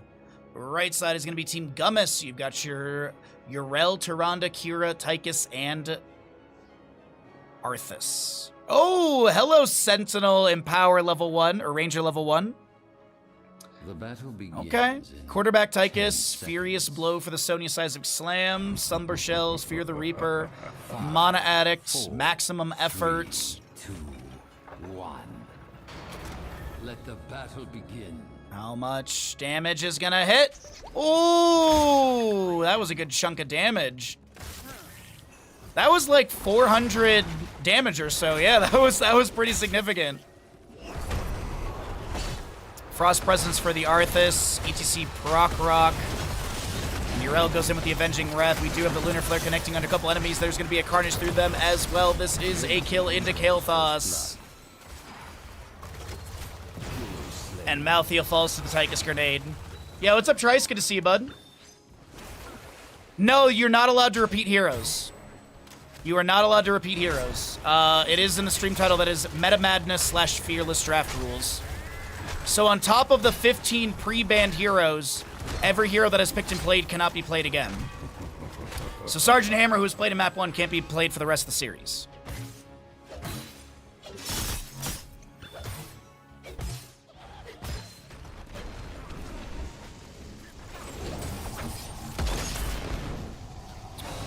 Kira's gonna get hit with a bunch of fire here as ETC power slides in. We do have the Carnage going out from Kira. We do also have your ETC and Kael'thas able to back away safely, but some damage on the fort gate has already been achieved. We do also have that Sapper camp stolen away by Team Gummis, as Tychus Gummis will be able to pick up this other camp. So it's a little bit of an experience advantage from the double camp as well. 180 experience plus the heroic takedown as the Howling Blast lands into Kael'thas, but ETC power slide crisis space needed, and a living bomb applied to the enemies as well will kind of split them. Howling Blast again goes out. Malthael's going to get a mark out onto the ground as we do have a Gravity Lapse into Arthas. Tychus is just blasting away, by the way. Meanwhile, Kira lands the grapple hook. Carnage, but the bleed damage won't be enough because Ana healing will be coming through.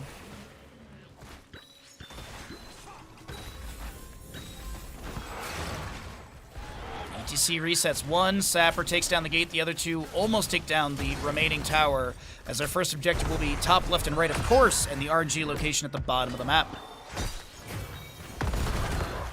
Righteous Hammer, that's a Sentinel, and that's a takedown. The altars will rise shortly, heroes. Be ready. 3 kills early on for Gummis. They are just rampaging on this map, looking to confirm this map number 3. This is the group stage, by the way. I believe it's the top 4 teams make it into the playoffs next weekend. Skimming. I don't see it. Usually it's 4 or 6 teams. Lord demands it. Oh no, Kael'thas. Whew. The single target burst is so good for the side of Team Gummis here. Bye-bye. That was actually the first Lunar Flare connecting.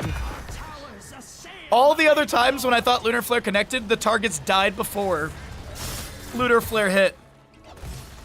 Also Kael'thas with the Energy Royal at level 4.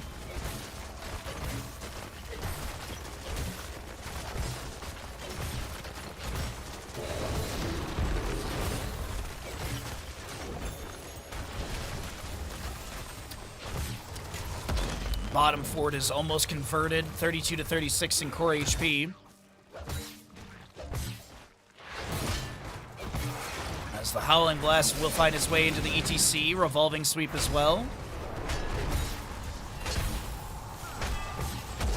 Seems like we got a full 5-member contest over this Sapper Camp. Yrel trying to create space. Sonya spears in to that Avenging Wrath. The Illusion Chosen applied to the Arthas as he's going to get onto the point. The ETC face melt pushing him back. The revolving sweep pushing ETC off the point. Yrel with the Avenging Wrath coming through. The Grabulabs landing on a 3 with the Flame Strike as well. We do have the camp going over to the side of Team Gummis. They lose their Tychus. The Grabulabs once again onto this Kira. We do have Malthael getting his Shade out to see if the damage to take down Lovecall, who's going to have some armor, some self-healing. Is this going to be the takedown onto Alvarez as the Lunar Flare misses? Shade thrown back again from Malthael. Kira's right there with the revolving sweep into the activation, and we'll be able to get the kill into Malthael.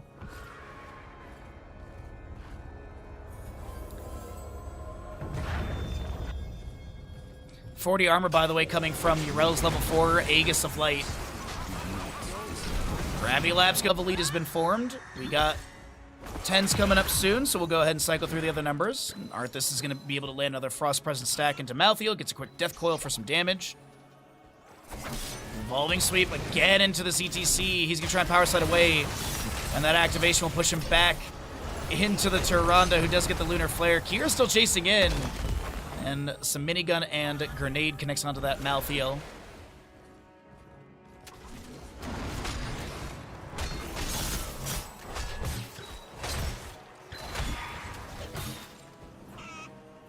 This is definitely going to be bottom lane fort taken down. Next objective is going to be top left and right.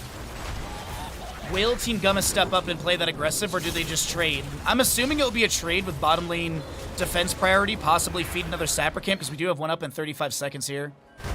But also, it is going to be heroics. No, we'll have heroics from both sides. We don't even have the announcement of the objective yet. It's going to be coming up soon. Syndragosa, Odin, Unrelenting Strikes, Starfall, and the Ardent Defender up against a Nano Boost, Tormented Souls, Mosh Pit, Phoenix, and Leap. So Tormented Souls, Nano Boost and Tormented Souls. We'll see how it all works out. As I said, I assume it's going to be a 3-5 trade.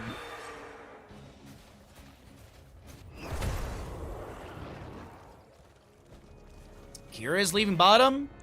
She doubled back for a second for that camp. And it is Gotchi stepping forward. A very low Yrel looks to back away. The Nano Boosted Malthael goes into the backline with that Tormented Souls active. The Illusion Chosen applied to your Arthas. We do have a very low Kira in the backline taken down by Malthael. And Odin has been summoned. Maybe a little late in this team fight. ETC possibly has a delay into this Yrel. Kael'thas does get left side. And this will be Tyrande for the right. Okay. As I said, 3-5 trade as anticipated. And this will be your Sapper Camp. Okay, it is going to be Star. I was about to say, like, Sapper Camp is a great way to convert this bell tower faster. It's not like the enemy has a talent to your advantage over you, but I would be a little trepidatious around this point or this camp because you have been invaded a little bit, or a few times, and don't want to get invaded, have the camp stolen, and lose members like it has happened in the past. But that's not going to be the case. The Howling Blast goes out from the Arthas. They do land into the Malthael, who's now trying to back the way of Fear the Reaper. And Sonya Yrel just harassing each other in the rotation as well. Another mark from Malthael goes out. Need to see Guitar Hero triggers.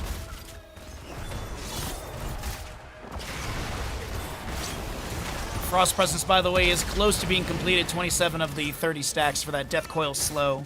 Already has the route along the path. And it's double objective again, but it's going to be center and bottom locations. 22 to 33.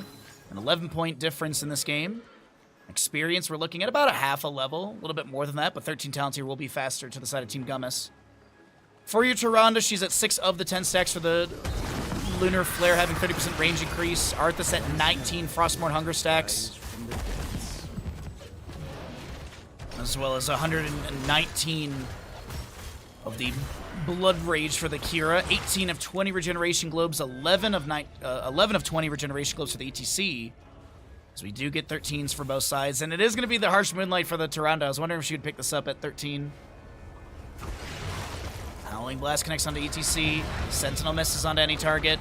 Tyranda's heading down for that low beacon, and we'll be able to get that shrine. Leap from Sonya goes onto this Tychus, and Tyranda's going for the channel. She's like, team, just don't die. And they have not died. Malthiel, Tormented Souls. Wait, it's the Ana who's actually picked off. ETC Power Slide, Mosh Pit. Yrel does have the Ardent Defender active for a few more moments, but will she be able to get away afterwards? Gravity Lapse, Flame Strike, Divine Steed gets dismounted. Yrel is going to be taken down by the Living Bomb. 1 for 2. Syndra goes to summon. They're going to look to maybe capitalize onto this Kael'Thas. The Phoenix has been thrown out. Kael'Thas does go down, but Arthas is gapping himself from his own team and will be taken out.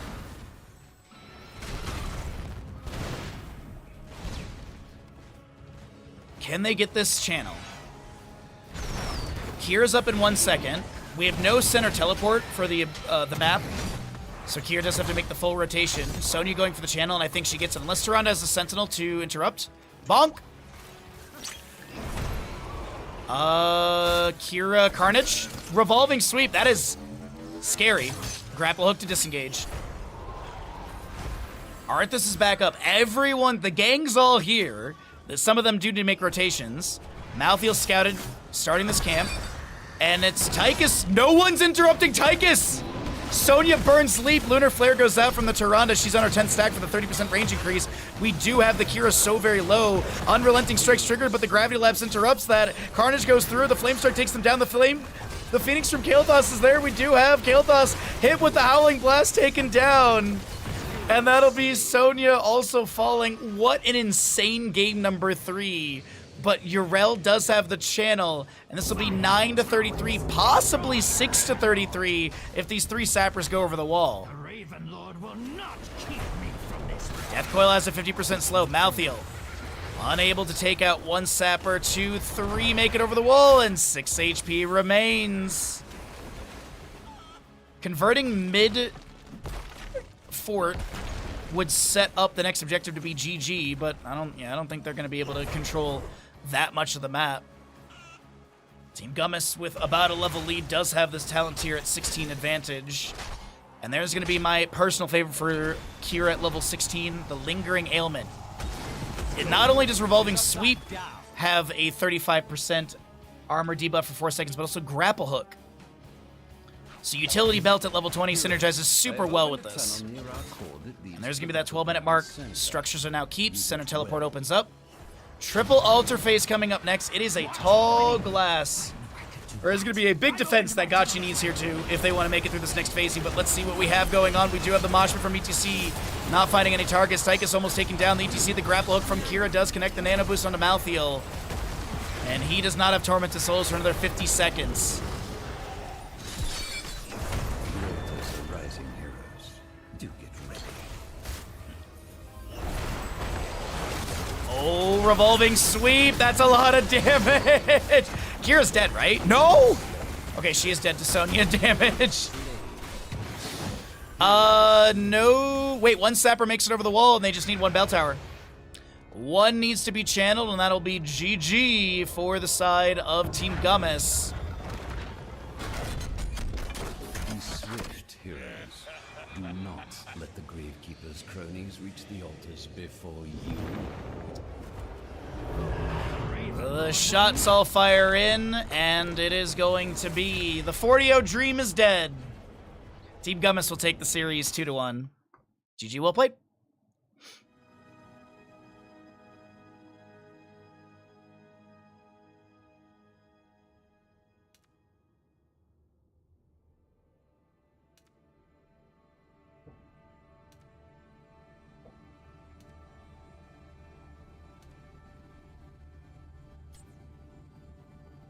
All right, let's get some ads out of the way and get ready for our next best of 3. Still got a lot of great games for all of you today. All right, the sun is finally slightly out, so the bird camera can go back on. So my next series I'm casting is Gotchi versus Viv Q. So Gotchi's going to go to the other side, and then Viv Q will be on the Gotchi side. So that's that, and then let's update our scores as well. And then this will be Viv Q.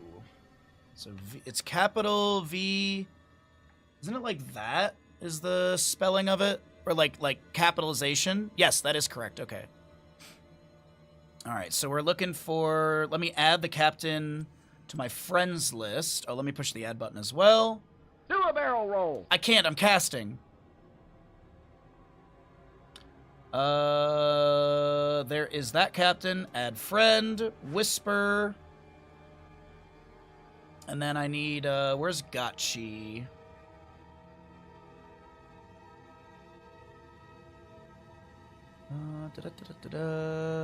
Add friend, whisper. I try and whisper. Like if you right click whisper, you get like you can put them at the top of your like chat list, and then it's easy to join off lobbies that way. Okay, so then I am I'm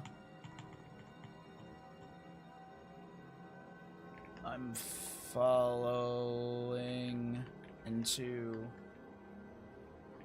versus Gotchi. Alright, pay out the gamble. Gummis did win it. GG.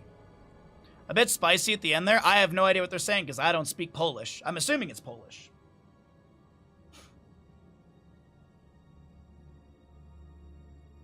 Alright, let's raise our bitrate up to 4,000 and see if that stays level at 4,000.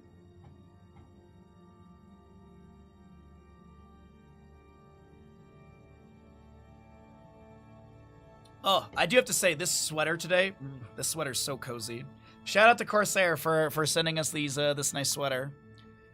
All right, so let's see. My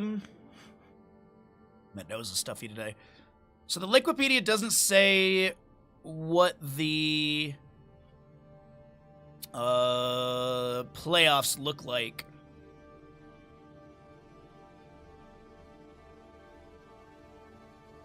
So yeah, I'm assuming it's top 4 teams if we have 6 teams in total in this. All right, let me give me 1 second here.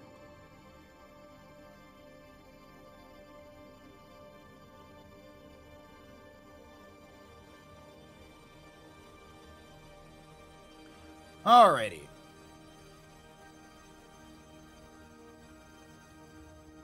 Who is this player? Ah, they are for... Okay, they are on... okay.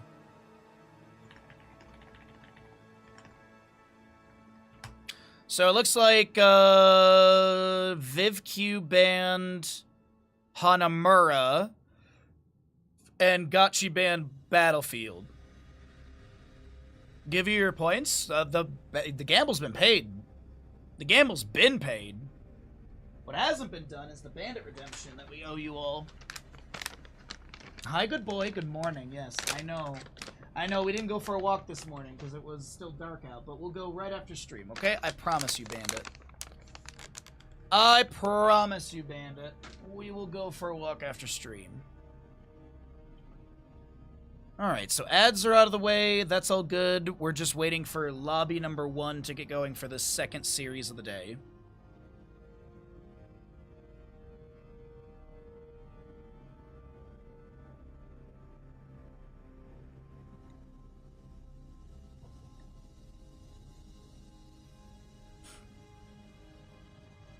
And then also, tomorrow, there's going to be 4 best of 3s as well tomorrow.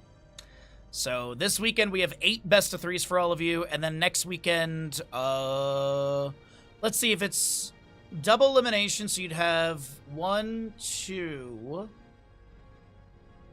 3, 4 best of 3s, and then 2 best of 5s. Because lower bracket final and... Grand final are best of 5. Everything else is best of 3. Wow. Wow, indeed. Zeus, thanks for the redemption. Actually, really good timing on that. Really good timing on that because we are getting into lobby.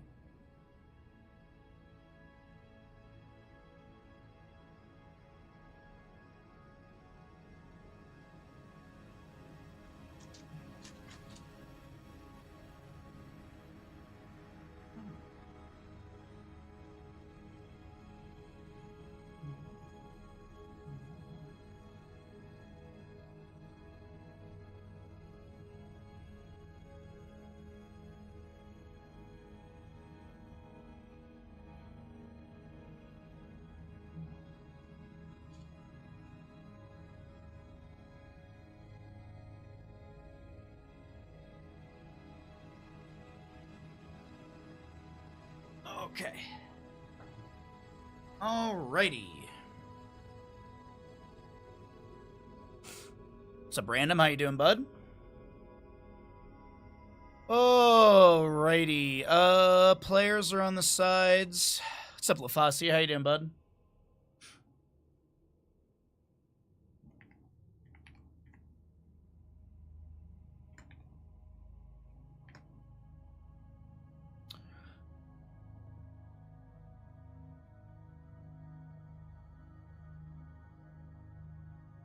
Alright, we're slowly advancing our bitrate back up a little bit,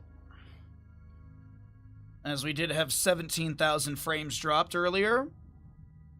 I'm alright. I'm alright. I think I'm finally awake.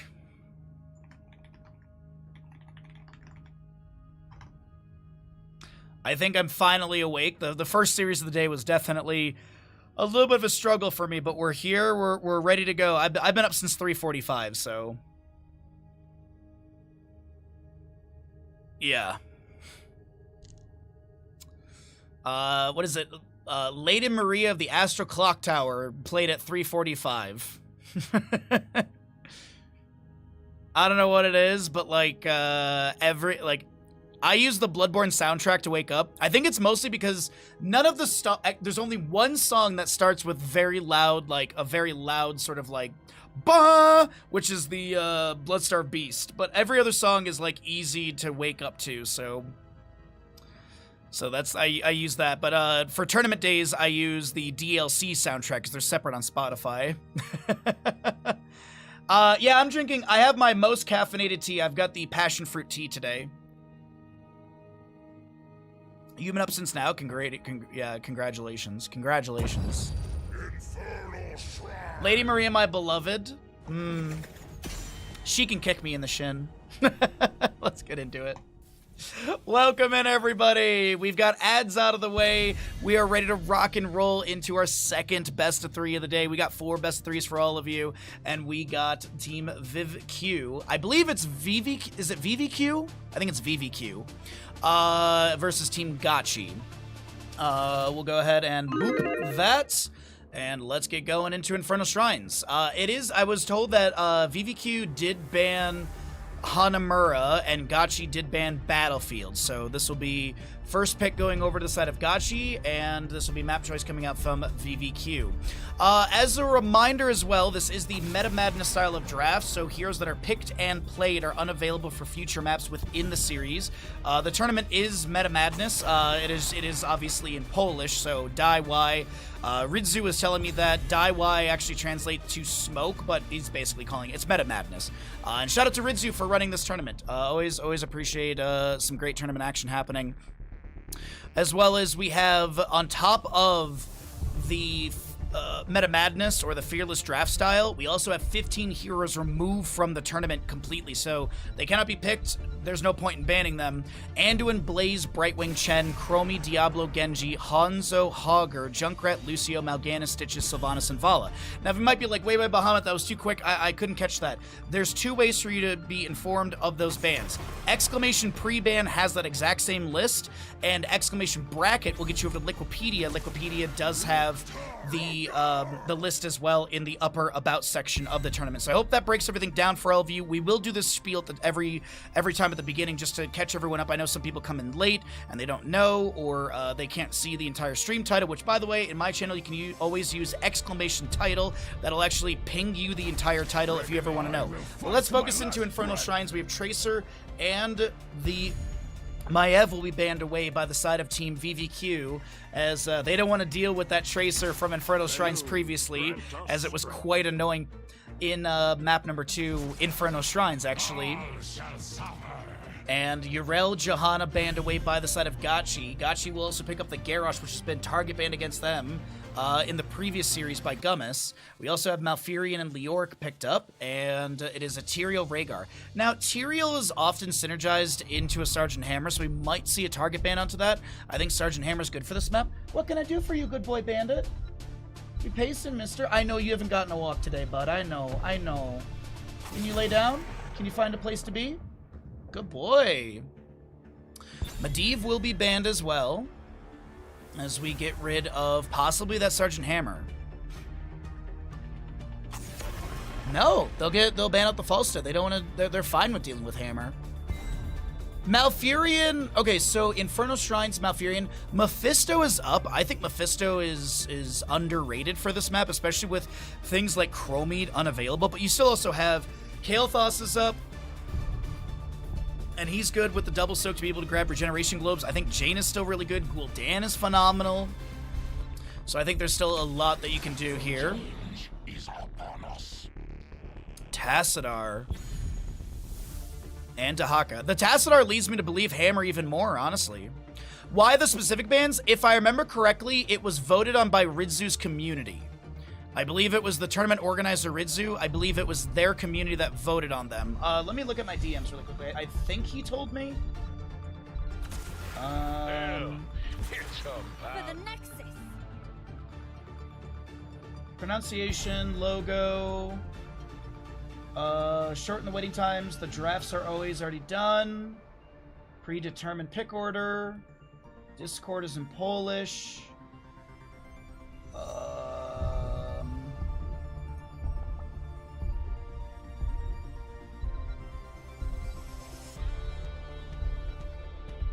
I believe it was voted on by his community. I'm pretty sure. I don't want to sit here skimming through this DM while I miss the entire draft, because there's the Sergeant Hammer I was talking about. Tychus and Orphea are not too bad. Orphea has really good poke into the Sergeant Hammer. So does Tychus as well with Odin and grenades. Pretty good draft from both sides. I really like the VVQ draft, though.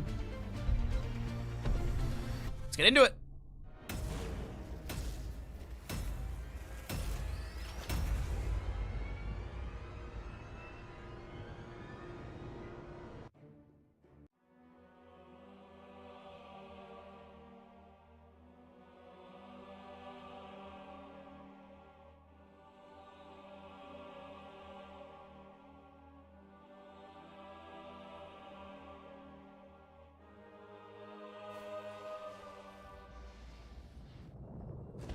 Prepare yourselves for battle, heroes. Let's go, everybody. We are here in map number 2 of this... map number 1 of this best of 3 series. Team VVQ with the Dahaka, Tyrael, Tassadar, Rhaegar, and Sergeant Hammer. Right side will be Team Gachi. You've got your Garrosh, Tychus, Leoric, Malfurion, and Orphea. Alright, let's take a look here and see what we got for the start of our builds. We do have that Symbiosis, or the Enduring Swarm for the Dahaka, so typically Hero Stalker and Symbiosis at 4 and 7, Justice for All for Tassadar. Chiderian Amulet for the Tassadar is an interesting choice. Standing still against all these heroes, I don't think you'd want to do that, but we'll see if it works out. Also going to be Colossal Totem for the Rhaegar, and Sergeant Hammer is unsure. Maelstrom Rounds, Advanced Artillery, or Ambush? Ancestral Strength for the Orphea. Will also pick up your Emerald Dreams, Olison's Renewal, Quarterback, and Garrosh Warbreaker.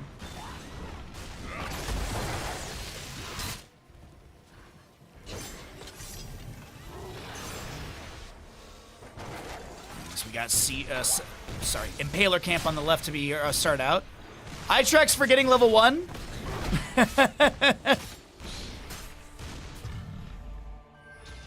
We already have the preview for our first Punisher, Mortar in the bottom lane, contestable at 3 minutes in game time. Until then, we're going to be looking to get close to level 7 before the objective.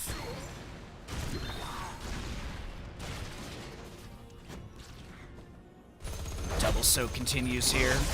I'm still waiting to see what Sergeant Hammer goes at level 1. Shockgrace from Tassadar going out. Tychus was dragged by the Dahaka. We also do have this Orphea trying to back away with the Shadow Waltz, and she will not be able, or she will be able to do so. I thought Tychus was going to be able to get the kill into Tyrael, but not the case. Okay, it is Advanced Artillery, by the way, for the Hammer. Itrex does pick up a level 1. Khazra Camp for bottom also. Team Gachi will grab it. Looks like we got odds on the gamble, everyone. Still a good 2 minutes from when you're hearing me talk about this to get your gambles in. We do have a delay on stream. We did have some frame drops earlier, so if you did miss that, F5 your stream. Even if you're not subbed, you will not get ads. Ads are off, pre-rolls off. If you do get ads, That's Twitch's fault, not mine.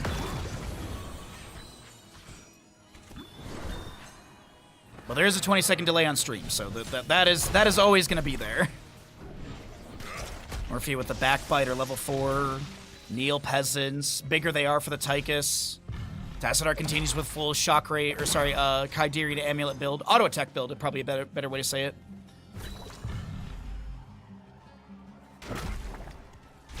Oh no, Dahaka. VVQ. Dark Swarm is active. No essence available. And first blood will go over to the side of Team Gachi. Invade? Okay, very much so. Yeah, invade onto the enemy Fallen Shaman. Sergeant Hammer is going to trade some blows with this Orphea. Chop from Orphea does land onto the Tyrael. He's going to be slept for a moment by Root from Malfuri, and this is going to be Tyrael thrown to the side, but he has the Eldrune's Mind on the point. This is going to be Tychus stepping in, and they take down the Sergeant Hammer. The Tyrael falls as well. The Tyrael's going to be able to take down Garrosh, right? No, just kidding. He's got all that armor. Shock Ray from Tassadar is going to get some extra damage, but no kill onto the Warlord. This camp, I don't think is going to find any siege, but it does deny the enemy the experience and denies them that Fallen Shaman potential of the lane. The Orc is already going for this objective. We might see this right side Fallen Shaman grabbed. Nah, I think they actually prioritize the objective. I think that'd be too much of a split on the map. 3-0 in kills. And Team Gachi have the level lead, Talontier advantage, 69 stacks for your Tassadar. We actually have Hammer with the barricade at level 4. Little extra safety. I wonder if we'll see, like, spider mines and stuff later on as well. Like shrapnel mines and stuff. Hammer is getting chunked right now, but will not be taken down.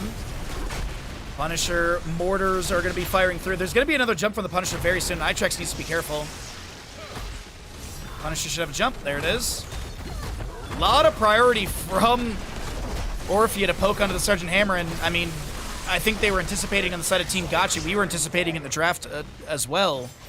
And this Orphea poke onto Hammer with the Shadow Waltz, the Dreads as well have been really on point. Punisher goes down. And next one will be announced a little bit past 7 minutes in game time. Shadow Waltz to the side. And this will be Hover Siege for Hammer picked up. So, no, we're not going to see any sort of weirdness with the Hammer build, I feel.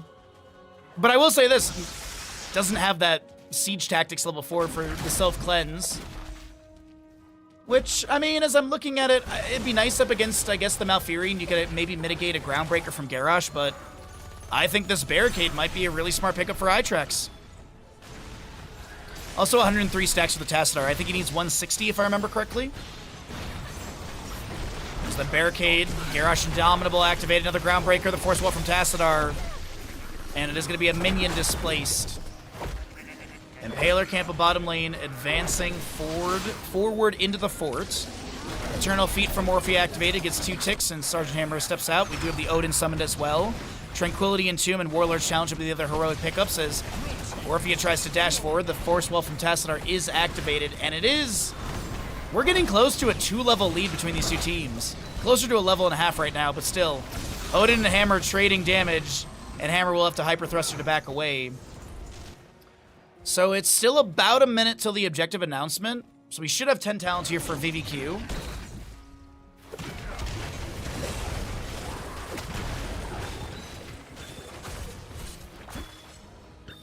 But Leoric has managed to open up top lane a little bit more as well.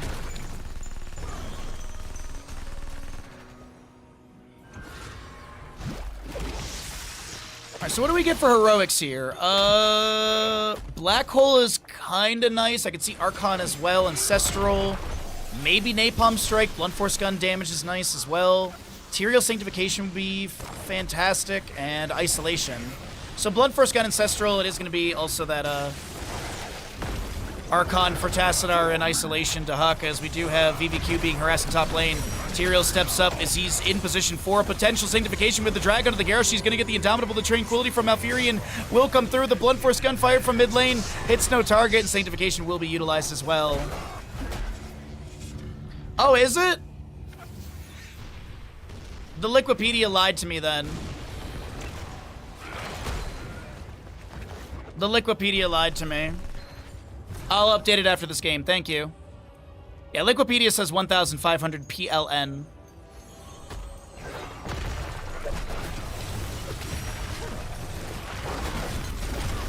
Odin will be summoned. Shockray coming out from this Tassadar Force Wall as well. Hyderian Amulet up to 135 stacks. The second objective really getting picked up by Team Gachi quickly. Dahaka will be taken down by Orphea.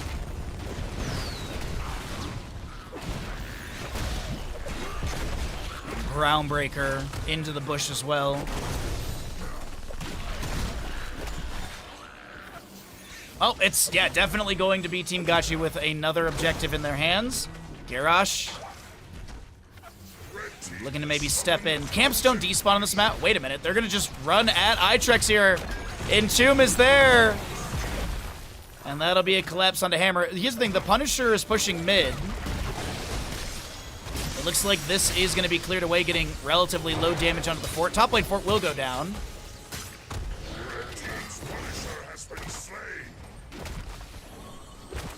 All right.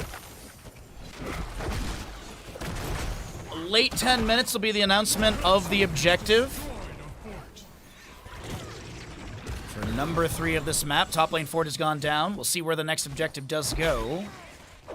But it looks like Fallen Shaman will be stolen away by Team Gachi of top lane.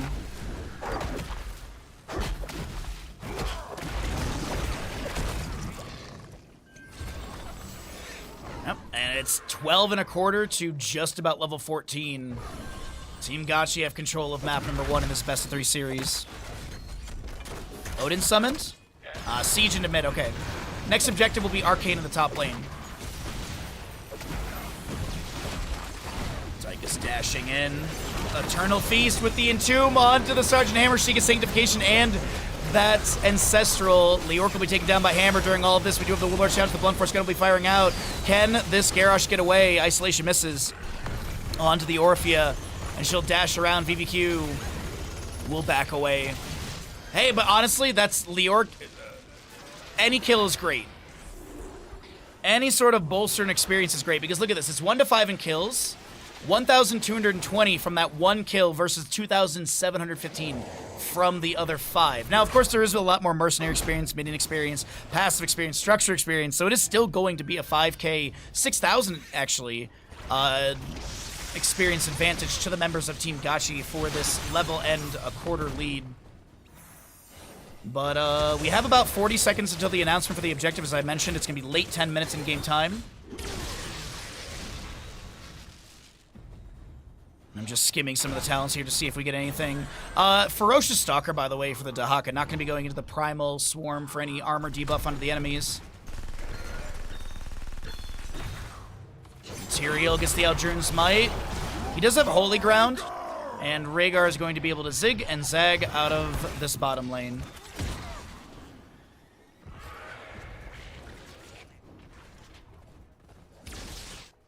Alright, should have the Punisher here.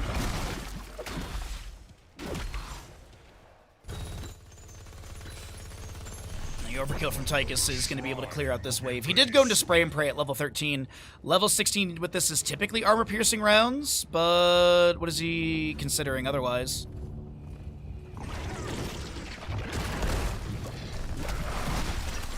A Mithril Mace with Spectral Leech for the Leorc at 13-16. Yeah, it's close to a 2-level lead, and I don't know what you do here. Do you give objective and try and soak up to 16 and then defend?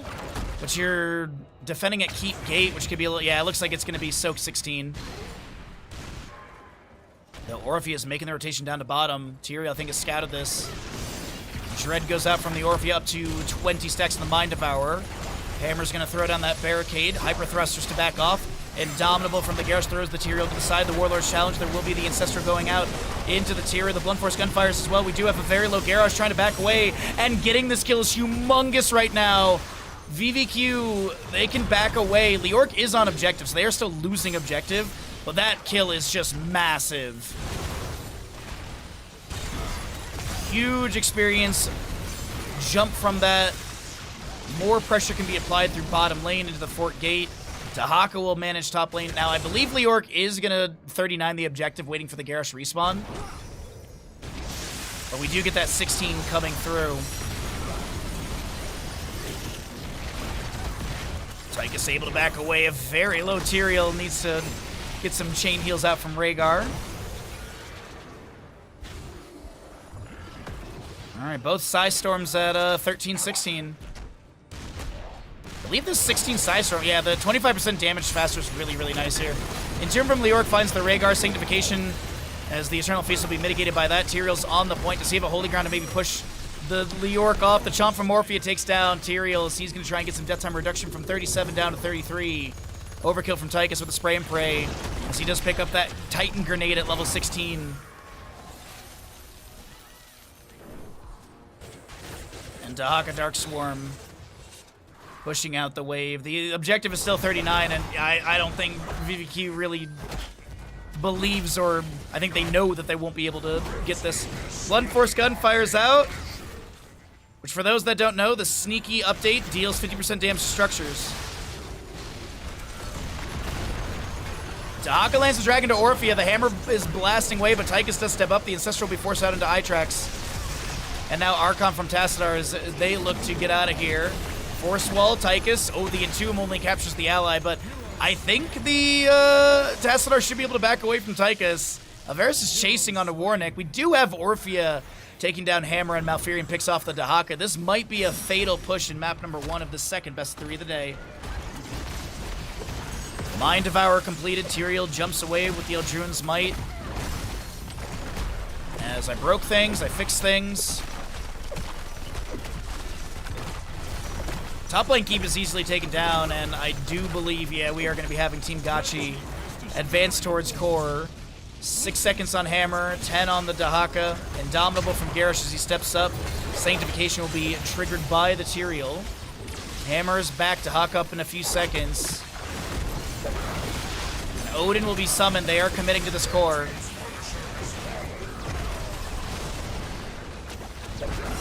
Oh, there's the Warlord's challenge. 88% remains on this core. Tyrael a little bit low. Jumps in with the Eldruin's Might. That was a bit aggressive. 40 to 36.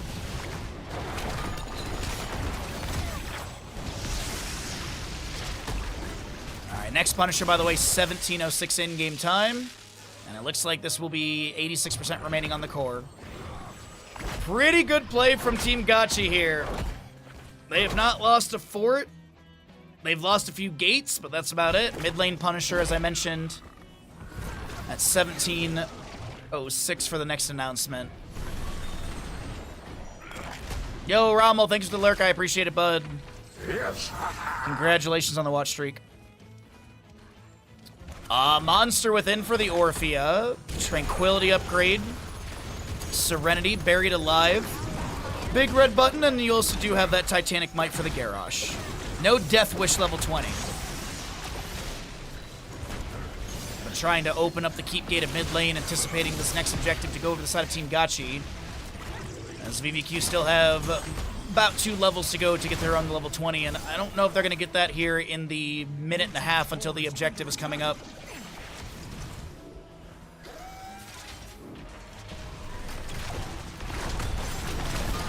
Good Buried Alive onto Hammer, and the Tyrael. The Ancestor Healing will be utilized, but no level 20 Farseer's Blessing. Tranquility from Malfurion, as the Isolation found no target there. I thought it was going to hit Malfurion, but not the case. Odin, big red button, blasting through. Odin working on the keep. There are going to be keep shots that are going to reduce armor. Got to be careful about that.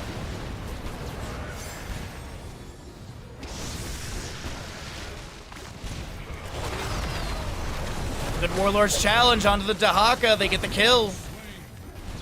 20 on Hammer, 45 on Dahaka, Death Timer. Annihilation, Ragnarok missiles, and big red button, or sorry, mini nuke. Is it? I think it's mini nuke. Red team has destroyed a fort. Oh no, it is. Ragnarok missiles also launch a nuke. Okay, that's right. I thought it was one replaces the other. 20 on the Dahaka. The objective announcements there, as I mentioned, at 1706. The Orc Wraith walking off the side. The Eternal Feast from Orpheus is activated. Monster Within does have some cooldown reduction values onto her basic abilities.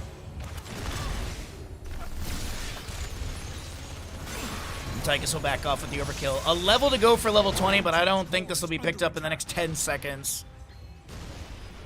I don't know if VVQ are going to just, like, Hail Mary play it and just run at the enemy without 20, or if they look to try and defend or inch into 20 for the defense. I'm not sure. They've got actually less than half a level to go. The Orc has started the objective. Hammer setting up. Holy Ground blocks, but Leorc had the Wraithwalk active, so he's out of there. And they're getting some of the Skeletal Defenders. Odin's going to be summoned here. Dahaka thrown to the side. He is unable to do anything. That dinosaur gets launched into space. Entomb buried alive with the Eternal Feast. The Ancestral goes out onto Tyrael. And that'll be Dahaka, Sergeant Hammer, Tyrael all taken down. We do have Rhaegar trying to back away as the Tassadar is picked off by Odin. And this is Orphea with Odin all advancing into core through mid lane.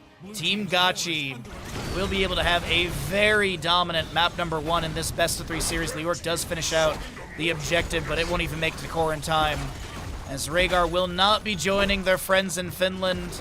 We do have map number 1 to Team Gachi. GG, well played.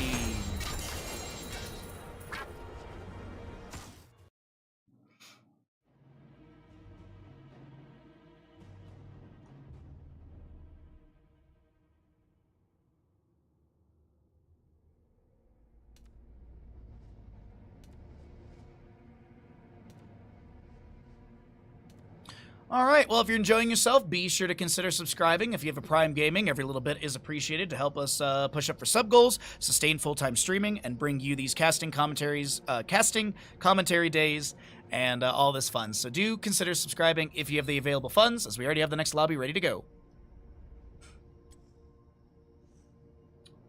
All right, so score update.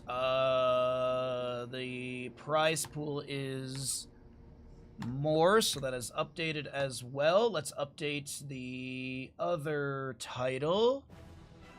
If I know how to do this, there we go. There's that. And this will be...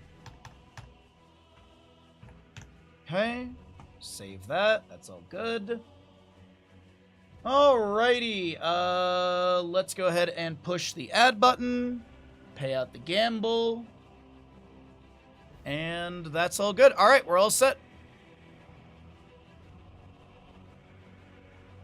Everything is good to go.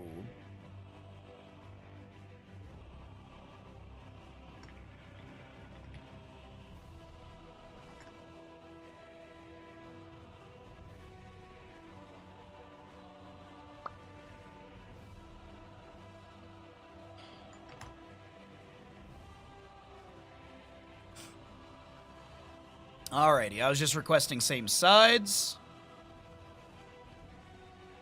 Players are awesome and did that for me. Thank you so very much. All right. We can write the next gamble prediction, as Dragonshire will be our map number 2. A very common map. And we'll just get our last player in the lobby. I don't know if they need a lobby link, but I'll throw a lobby link out. There we go.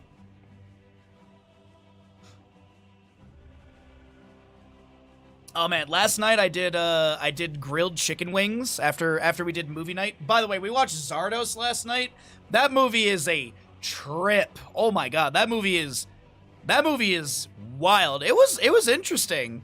It definitely has that like 70s sci-fi where like things are quite like dragged out and conversations are kind of this pacing. It reminded me of like Krull. Like Krull is a really good sci-fi film. It's got some parts where it's like, oh boy, like the spider part of Krull, so freaking cool. And I hate spiders. But either way, yeah, that was interesting. But I did grilled chicken wings last night, and I air fried. I did checkers or rallies, because it was on sale at the grocery store. So I did French fries from frozen French fries. So I have like a good like 6 chicken wings left. So tonight is pizza, then tomorrow is leftover pizza and leftover chicken wings. I'm so excited. Dude, like, you had said that, Freaky. I believed you. I just did not anticipate it to be that much of a trip. Yeah, I did zone out. I zoned out a little bit here and there as well. I definitely did as well. There was points where I was just looking outside. I was like, oh, right, the movie.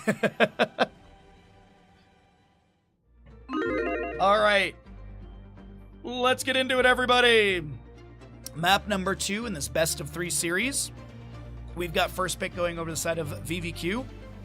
Map choice from Team Gachi.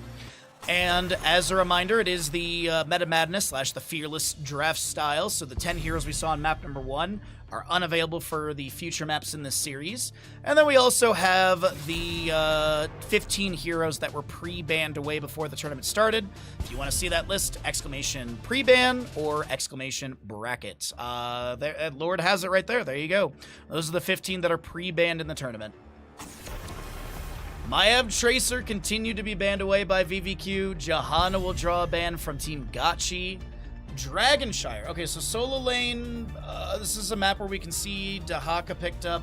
Urel is not too bad for the... Oh, never mind. I was gonna say, Urel's pretty nice for the solo lane because you have that avenging route to jump onto the point or jump off of it, so you can kind of juke around the enemy solo laner. Sonya's not too bad for this. Malthiel's pretty good for solo lane. Rexar sees some play.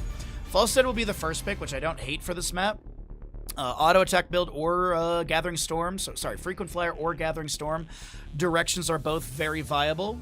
What else do they want? What do they want to pick into the Falstead? Dahaka's already gone. Brightwing's unavailable. Abathur is up. This isn't a bad Abathur map, but I don't think you want to pick it this early. Ooh, Zeratul and Ariel. I like that a ton. Yeah, bud? You trying to find a good comfy spot to be? I know you haven't had a walk yet today. I know. I just don't want to walk you at 4:30 in the morning where there's no light. We don't have street lights here. Correct me if I'm wrong. That's the Light Hots tournament random. You're thinking of a different tournament. Chaos comes. Yeah, this tournament, it quite literally says heroes can only be picked once during a series. Also, in the stream title, as it says, Meta Madness / Fearless draft style. But either way, yeah, that's yeah. Alex Strauss is going to be banned away as well. Cho'Gall, Alex Strauss, a very common synergy. Lifebinder, really low cooldown, does have a small burst of healing at the beginning of around like 400 something, I think. And then you trade health with the lowest health pool targets. Malthiel will be removed. But like Greymane is up, right? Greymane, yeah, Greymane is available. Cocoon from Anub'arak is a good answer as well. I could honestly see, so I could see Greymane here or some sort of solo laner. I was not anticipating a Gul'dan at all. Thanks for clarification. Glad to help. You find it hard to keep track of all the rules? No, it's all good. I'm always happy to answer the question because I know people are going to ask. I have no problem answering it. It is part of my job to repeat myself 18 times during a stream. Okay, so they're going to pick up the Gul'dan, which I was not anticipating. I do like the wave clear. Rexar for solo. Uther heals. I was kind of thinking it was going to be an Ana, realistically. Nano boosted Cho'Gall is actually kind of scary. And then Sonya for solo into Rexar Misha. I like the Sonya. The Zeratul is a big X factor here, I think. I think Zeratul could really just body into Falstead. Divine Shield might be the reason we're seeing the Uther pick up, just for some burst mitigation, but even then, Divine Shield's a 90-second cooldown. Let's get in, get your gambles in. Yo, what's up, Tree Arms? You're just in time for map number 2 of our second of 4 best of 3s. Cho'Gall before we even say that it's a Cho'Gall setup, rude. You guys are funny today.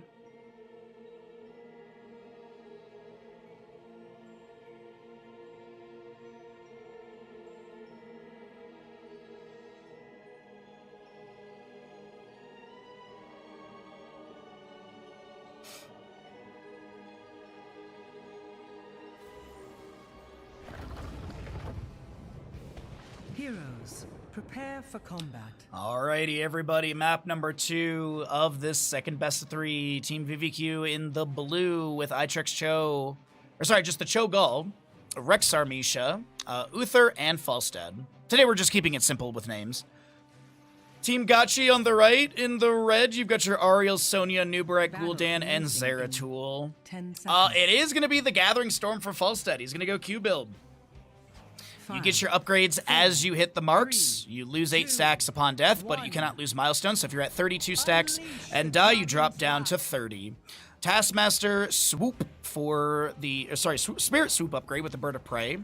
Wave of Light, Calloused Hide. Shadow Hunter, Echoed Corruption. Legion of Beetles, Furious Blow, and Searing Light for the Ariel. Shogal is already in bottom lane. Zeratul Singularity Spike landing. Burrow Charge will connect on the Falstad. Barrel rolls to the left and repositions. Already up to 8 stacks. Shogal with some Shadow Flares and Flames under the School Dam, but needs to back away. What's up, Dings? Happy Saturday, everybody. Welcome in.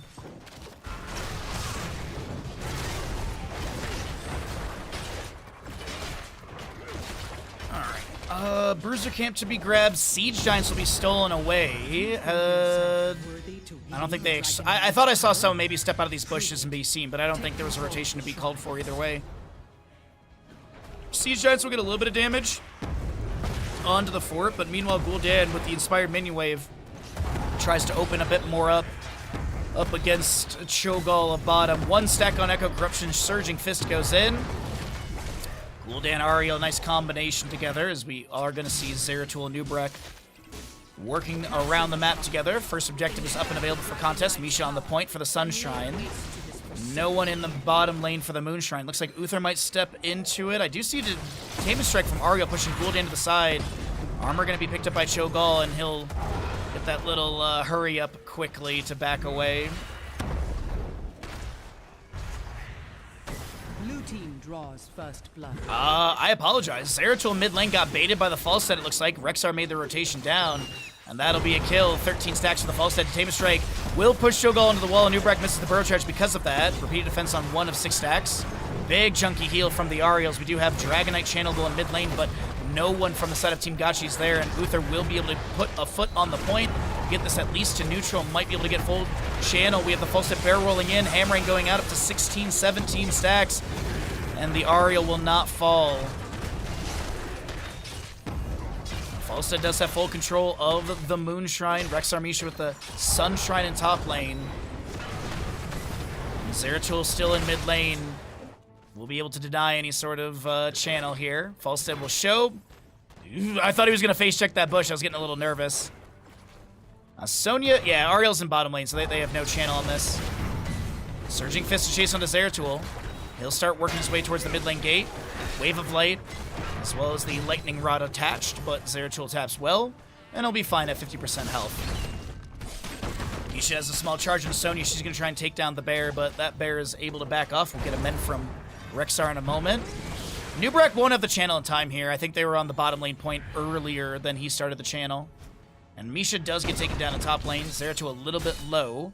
His Shadow Hunter up to 8 of the 15 regeneration globes. 7 more, of course, to go for that. 8 of the 40 for Gul'dan. On his strikes in the reverse direction. Actually make it 10 stacks now, as he got a bit more off the Cho'Gall. Sonya speared over the wall into the Rexar, or into the Misha, I believe. Level 7 about to be picked up by both sides. Pretty equal map number 2 between the two teams. No real massive kill advantage. 1 kill has been found into the Zeratul. Half a kill has been picked up overall, so Misha's died twice. She's a .25 death. thought I had good I didn't have the good phrasing on that. 23 stacks for the Falstad. As he throws the hammering onto the minion wave, sees the Anubrek, Zeratul also in lane, and just barrel rolls to safety. And did go into that updraft at level 4. Boomerang level 7. Spell armor debuff as well as that burst amplification. Falstad's going to try and go for the channel, but Anubrek's here. Yeah, it's not happening. So Cho'Gall is rotating up, and that might create the window for this Moonshine to be recontrolled. Zeratul blinking in. Anubrek burrows. They're going to try and take down Falstad, but he barrels to the side. This is a very low Anubrek trying to back away, and they do get the double kill on the side of Team VVQ.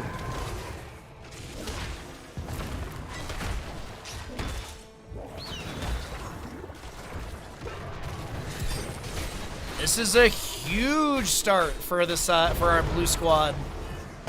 They have a little bit of an experience advantage. They'll hit level 10 slightly faster at this current rate. Rexar's in position. Cho'Gall chasing in. Sonya spears for the interrupt, but that is a massive... I think Sonya's dead either way there, I think, really. I think she tries to disengage. I think she dies. I think she interrupts. She dies. I kind of feel like maybe there's a small chance she's able to back away, but I think her number... Ooh, Falstad? What was his stacks at before he died? We'll find out after we look at the stats here. Dragonite continues to open up mid lane. Top lane does have this Bruiser Camp inspired minion wave as well. Top lane 4 might be dropped. Cho'Gall, Uther are rotating up. Dragonite mid lane has opened up the entire gate. It is going to be Gust, Twisting Nether, Boars, Divine Shield, and Upheaval, as it was attempted right there. I saw it go on cooldown, attempting to pull the Zeratul. We did go Might of the Nerazim, Horrify, Cocoon, Leap, and Crystal-Aegis. Horrify was used in this bottom lane here. Gust! Oh, no way! Boars unleashed.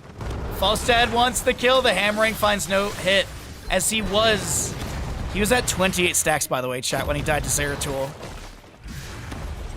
He was at 28. He tried to get to the 30 right before getting bursted. And also tried to take down Zeratul right there. Honestly, if he had the 30% damage, that hammering kills Zeratul.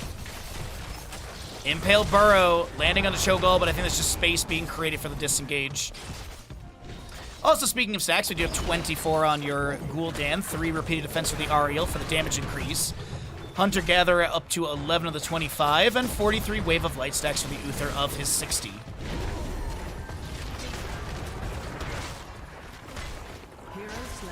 Oh, my apologies. I looked over at chat for 2 seconds, and Rexar will be taken down in top lane.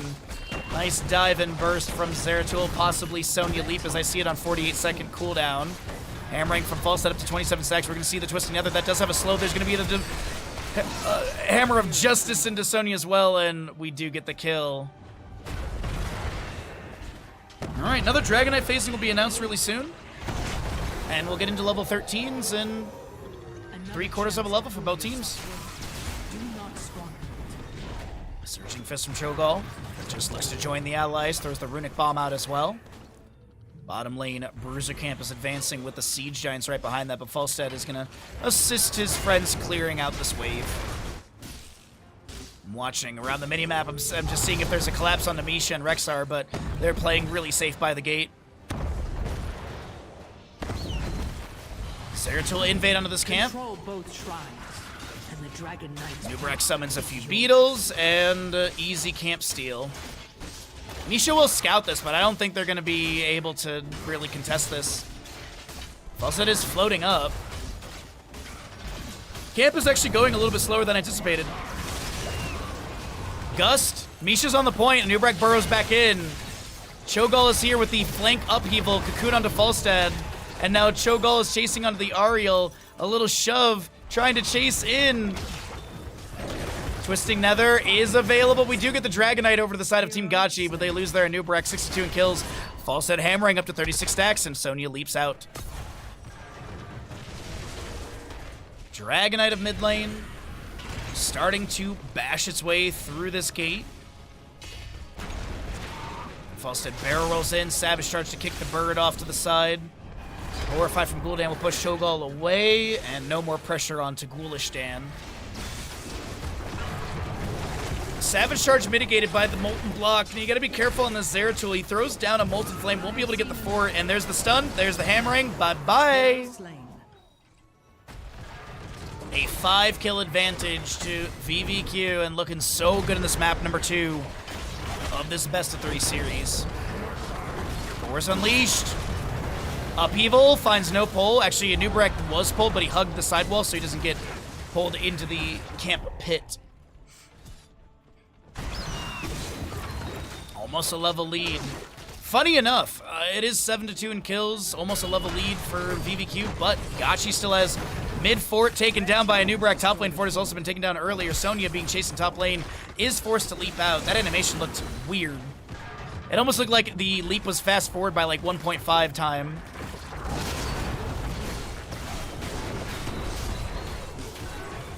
Falstad just needs 35 more stacks to be able to get his next damage milestone of 80% damage increase. But just about a level lead is there. Wait a minute. Cocoon onto Cho'Gall.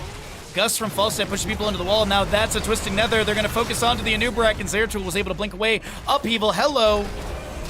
4 or 5 from Gul'dan. Self-cast. We do also have that Crystal Aegis, but this is a very dead Gul'dan.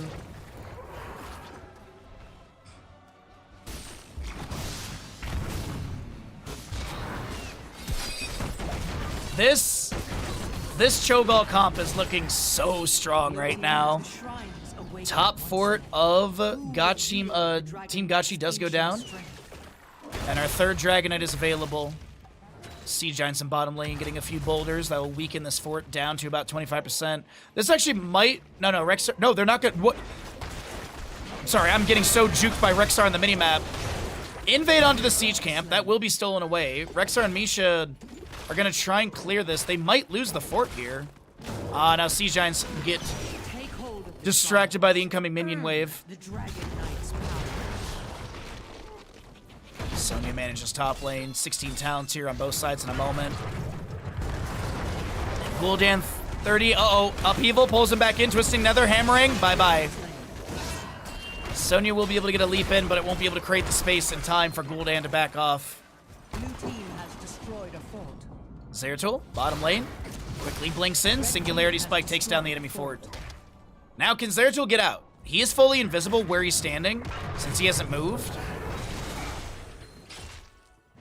We'll see. He's going to wait for Uther to break vision. Uther will be still seen. Danger ping. Zeratul, going to try and make the 1v1. There was Benediction. Upheaval from Cho'Gall tries to pull the Ariel. She'll self-cast Crystal Aegis and Anubarak with the Impale. The Boars unleashed by Rexar. And Zeratul blinks away. Let an Orb has a little bit of a stun, and that'll be Anubarak taken down by Falstad. Zeratul tries to dive into the backline to take down this Cho'Gall who's at 300 HP. And he'll be able to hurry up and back off.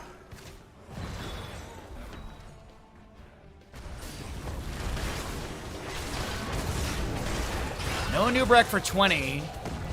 Upheaval over the wall. Ariel's able to sidestep it. Sonya leaps in. Surging Fist, horrified. Gul'dan pushes people off the point. That is going to be Twisting Nether from the Cho'Gall, who gets the Divine Sheet. A lot of damage over time from the Gul'dan. Echoed Corruption, but it's Falstad falling, and then Sonya Gul'dan will be picked off next. We have Zeratul pulled. Nope, never mind. Thought he was going to get pulled back by the Upheaval. I thought that corruption damage was going to be enough to just win that fight from Gul'dan. I thought he was going to have an insane pop-off moment, but it is just going to fall so short for Team Gachi. 12-kill advantage to the Cho'Gall crew of VVQ. Blue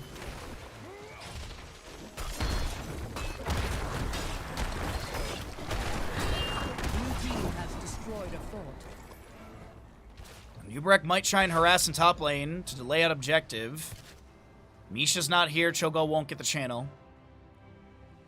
Yeah, that Divine Shield was absolutely massive, Ninja. I agree.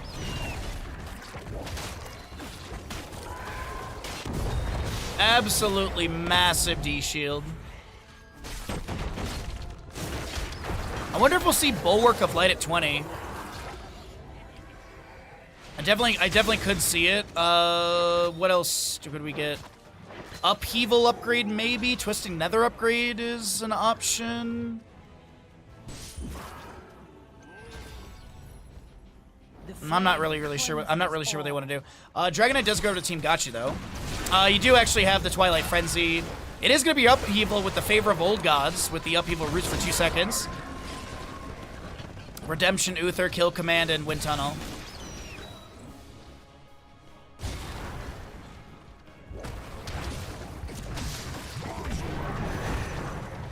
Shifting Nether, that's the level 20, okay.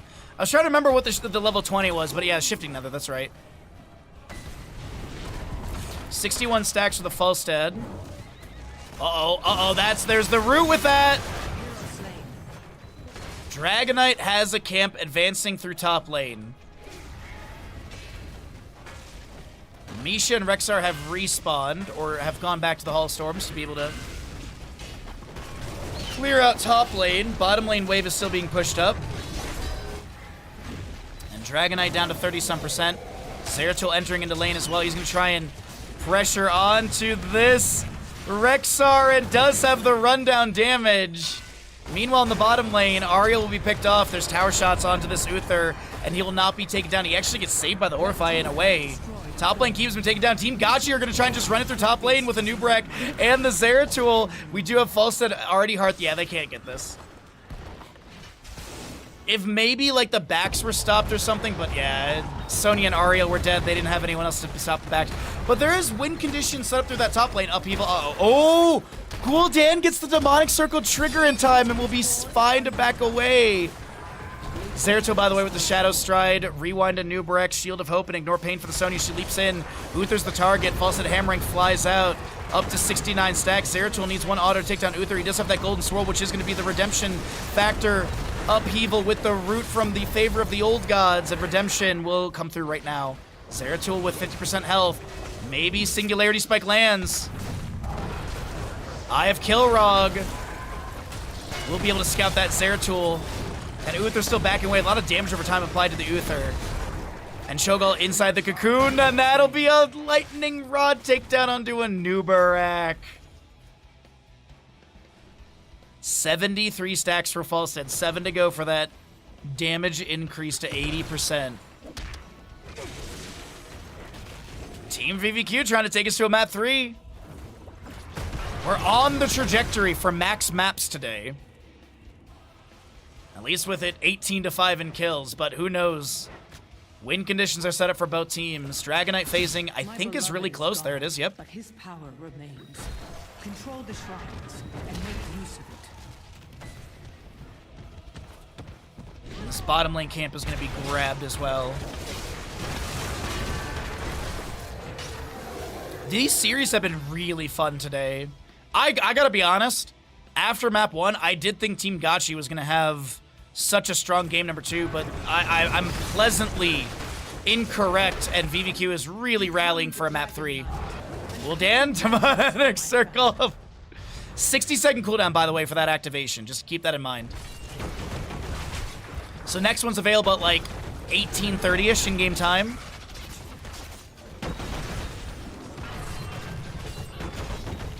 This Dragon Knight is available. We have Sunshrine held by Team Gotchi. Zeratul pushes up another wave into the core. Is he going to try and get some core damage or just clear out the income? He's just clearing out the incoming wave, I think.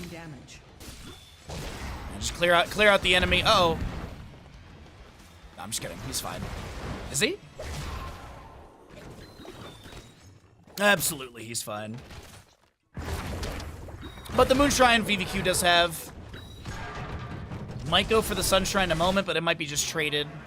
I do think Team Gotchi can get bottom lane, and yeah, this might be just cycling the 2 different points. We do have this Bruiser camp. Left side started. No checker invade. Nubrek and Gul'dan look to maybe grab a quick wave of bottom. Gul'dan Echo Corruption, level 1, 64 stacks. A little NA lag there, sorry everyone. Invade.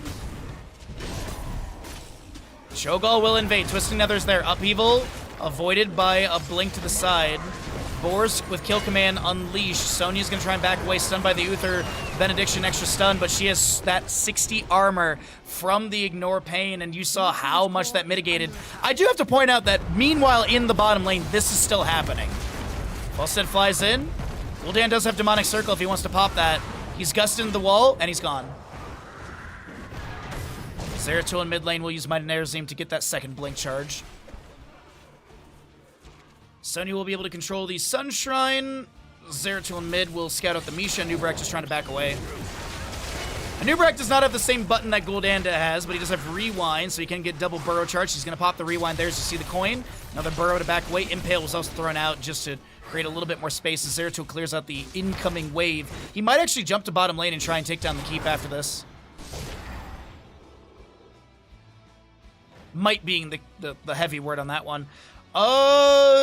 There's positioning for Dragonite mid. Rexar's in top lane. They won't trigger the channel in time. And Zeratul might go for this. He is going for this. Singularity Spike autos. There it is. Sonya's got Ignore Pain. She's going to be able to activate that and leap out as well. Boar's unleashed with the kill command. And that'll be, unfortunately, no Crystal Aegis range in time.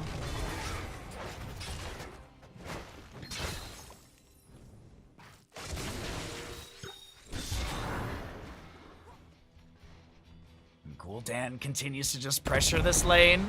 I'm sorry, what? Oh, that was weird. The bridge having the high, like the higher ground, it didn't show the Fell Flame animation. Oh, I see what Alvarez is gonna do. He's got the button. Alvarez does have the button, so he's gonna throw some Fell Flames onto this core. Some Corruption as well. Rexar and Misha will be hearthing out of top lane. And this will be button. No button. Oh, bye-bye, Zeratul.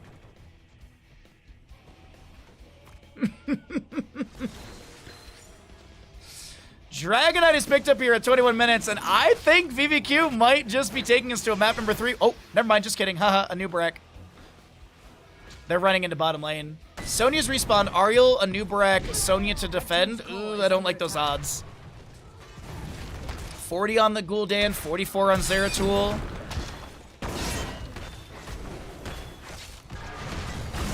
Hammerings are going out. Kill command from Rexar. Priority damage into a Nubrak. Double stun into him. Upheaval pulls the Nubrak to the side. This is Sonya with a self-cast leap. The Shield of Hope from Ariel activated. Core shielding is dropped. The Crystal Aegis is there. The Wind Tunnel pushing Sonya up against the wall. And that is everyone's favorite Northern European country.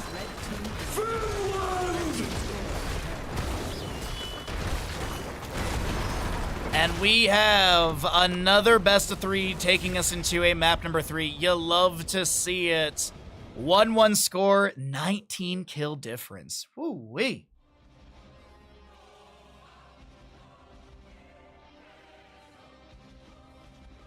Oh, as a reminder, if you're having a good time, be sure to consider subscribing. Every little bit of support to the channel means a lot and helps us out sustain full-time streaming, bring you these casting days, nice healing. And, yeah, all that good stuff. If you want to gift subs, that's also an option. We've had a lot of generosity this week, so I'm really not hitting too heavy on the sub stuff. But if you'd like to support the channel and help us set another sub goal to upgrade the September Baja Ross into a video game challenge, please do consider it. Let's go ahead and get those ads out of the way and get ready for map number 3.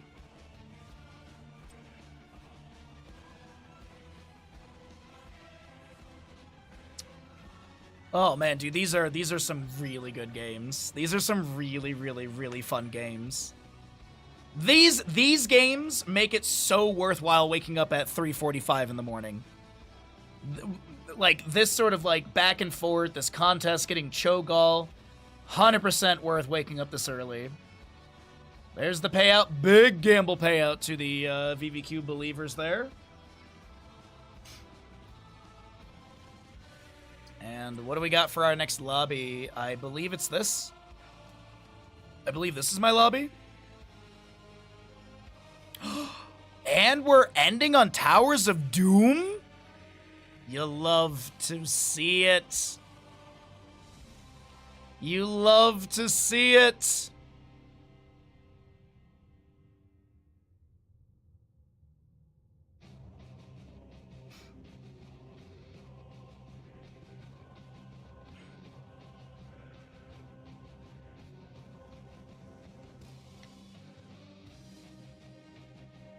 All right.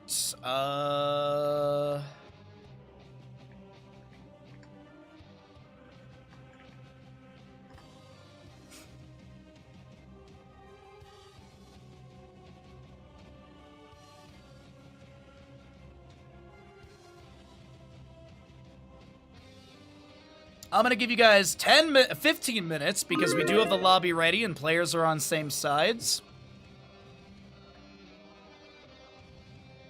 We'll go ahead if you want to put in a blind gamble out the gate. But this is, dude, I'm so glad that we were told about this. I believe it was Hunter Orc who asked me. It was like, I think I was casting a Heroes Lounge game with Hunter Orc, or maybe it was someone else.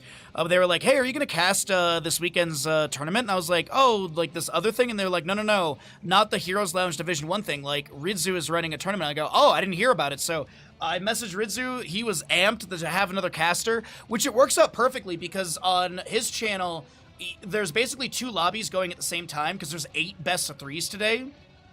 So there's basically 2 of them are happening at the same time. And this works out perfectly because there's 100% coverage of games. And I personally am very, very fond of that. I even said to him, I'm like, look, you take whatever games you want to cast. I am happy to cast whatever else there is. And this has been so good. This has been so freaking good. Prepare for Oblivion. I don't know why that made me think of...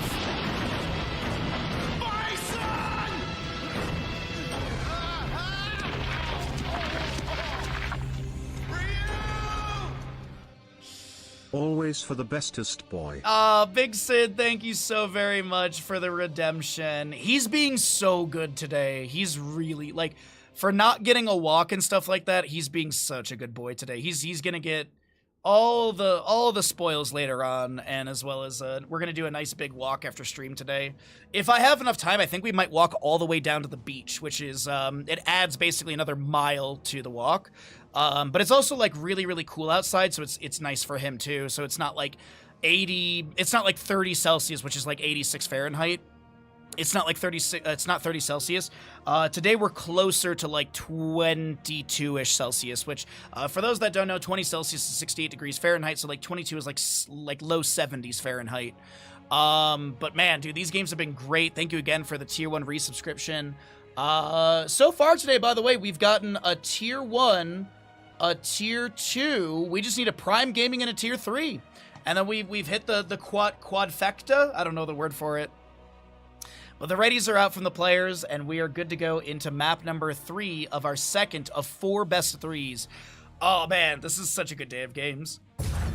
Towers of Doom. Welcome back, everybody, into the Meta Madness tournament. We are here in map number 3 of this best of 3 series in the group stage. Now, I did misspeak earlier, and it is all 6 teams will be going into the double elimination bracket. I believe it's double elimination bracket, but I do see here that it is since there's 6 teams in the tournament, the top 2 teams will skip the first round of playoffs. So it is going to be a 6-team bracket. Quadfecta isn't a word. Well, don't you come in here and wordification my channel, okay, Muskie? All right. Also, how are you gonna have a musky manatee? All right. Yeah, anyways, we do have Johanna to be banned away by Team Gachi.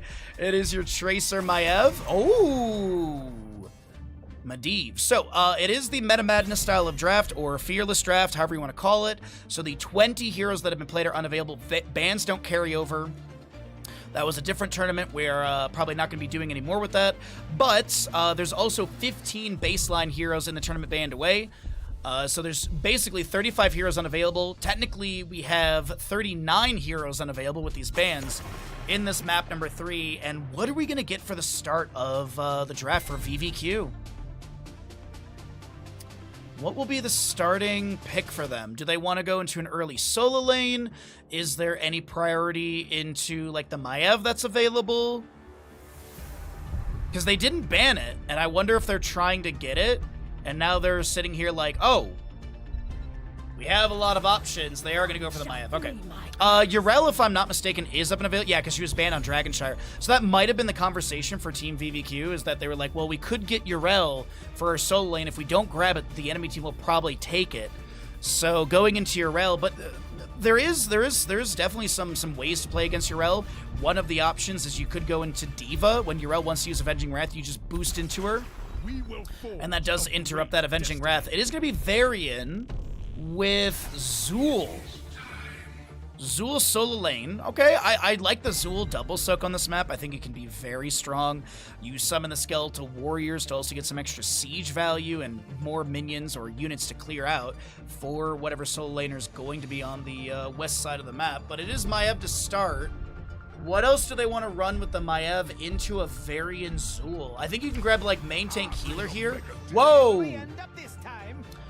Vikings to be grabbed. Now, Zeratul already been played. Zeratul's often a Vikings hunter. There is the meme of Butcher into Vikings. That's definitely a meme for sure. I don't think they're gonna run it, but you really never know with some of these teams. I think this will be like some sort of healer target ban. I could definitely see that be the route for this this removal. But what do they want to get rid of? Stukov, okay. Oh, White Mane is still up if I'm not mistaken. Morales is up as well. Bandit, just lay down, bud. You've done 6 circles. Just lay down, dude. Just lay down, bud. I know you're bored. I know you're bored. Bandit. Thank you. He does this thing lately where he does like 6 circles and then stares at me and then stands there and stares at me until I tell him to lay down. I don't know why, but that's the new thing. Nazebo has been removed as well. Are they gonna go Hammer then? Nazebo into Hammer is often a play. I'm here to help. Jaina's really nice. I like the Jaina a ton here. Blizzard. You also have Ice Lance. You could go into like full Ice Lance build and just rapid fire those out. I heed the voice. And Tyrande. I mean, Varian Charge, Taunt, Tyrande Lunar Flare, Huntress Mark, Jaina Burst, Zool Bone Prison. It's a pretty good lockdown for Team Gachi. What is going to be the other 2 pickups with this Vikings ETC Maiev? Obviously, you need a healer, and will they go Hammer? Will they consider Hammer in this and just trying to run it down bottom lane? I don't think so. I don't really like the Hammer. They'll get Zagara. I mean, there's summonables. There's good wave clear from her. So I assume it's like a Vikings... Balog 1 lane, Olaf in the other, Eric running around harassing, Zagara in the 4-man and bottom. Last pick on the right side, you have the Varian Zool, Jaina, Tyrande. Maybe just some sort of like sustained damage that plays in. Honestly, Rainer's not a bad choice. Rainer's not a bad choice with like Ace in the Hole level 1. Pairs well with the Jaina. But we're going to see Alarak, which is just more meanness. Telekinesis, Discord Strike. You've got that silence with the Discord Strike when you have all that lockdown that we were talking about as well. Pretty good draft from both sides, and you know what the best part is? The gamble's still going. Get your predictions in.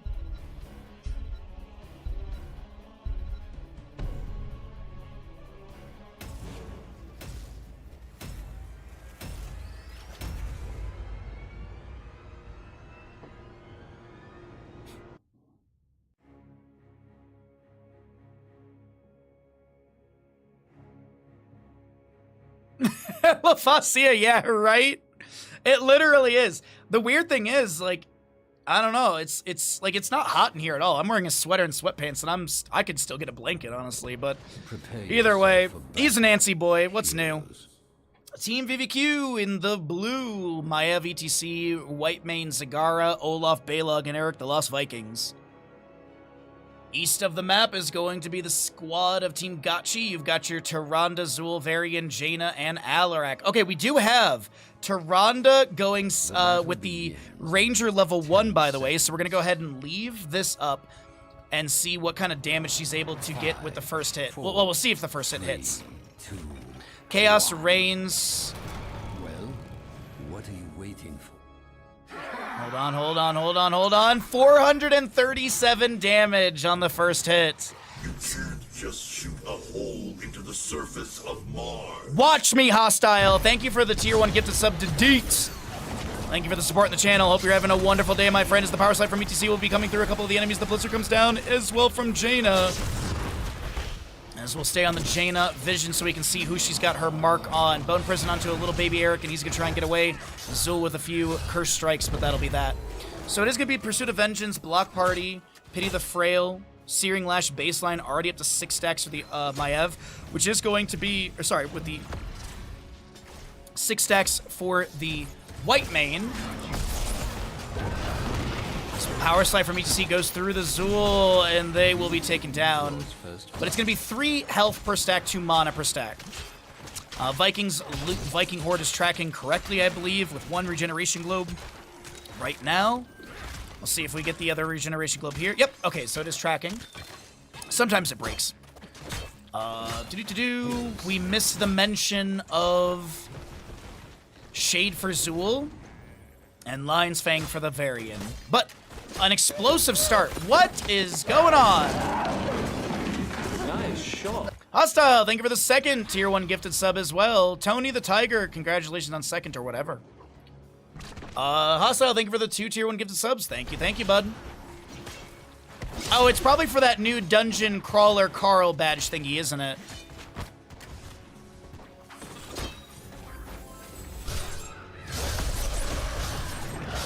I do believe you have to give 2 subs for that, though.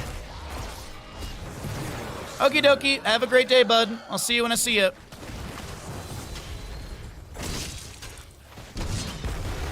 Spirit of Vengeance, looking to get the Umbral Bind onto Alvarez, but it wasn't applied. It is applied right now. There's the Umbral Bind. The Lunar Flare going out from the Tyrande. We do have this ETC trying to back away. And the Cone of Cold gets some burst, but no kill. Alarak can have max sadism of 150% because he does go Show of Force level 4. Landing 3 abilities on a single on a hero in 2 seconds will allow you to get 2%. Umbral Bind, Power Slide from ETC is really good to follow that up. And Zagara does drop some Banelings with her infested drop. Corpse Feeder's level 1, Bile Drop level 7 off to the pickup. What are we looking at for kills here? Vikings have died 3 times at 0.75 and Zool has died once. We do have Frost Shards for the Jaina. It could be full Frostbolt build. It's not super common because Ice Flows at level 7 is so freaking strong. Zool will be interrupted on the right side. Alarak harassing on the left. Alarak might be dead here. Power Slide. Umbral Bind is applied. And yeah, he gets a little bit of healing from that Lightning Surge.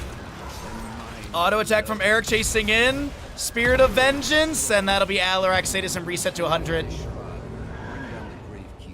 4 shots have gone into each core. Eric does get the top right channel, and Team VVQ will have the lead. Now, it's not as flashy as it is in like a best of 5 or a best of 7, but we are looking at a potential reverse sweep for Team VVQ. And I do believe my Viking Loot Horde is broken already. Apologies.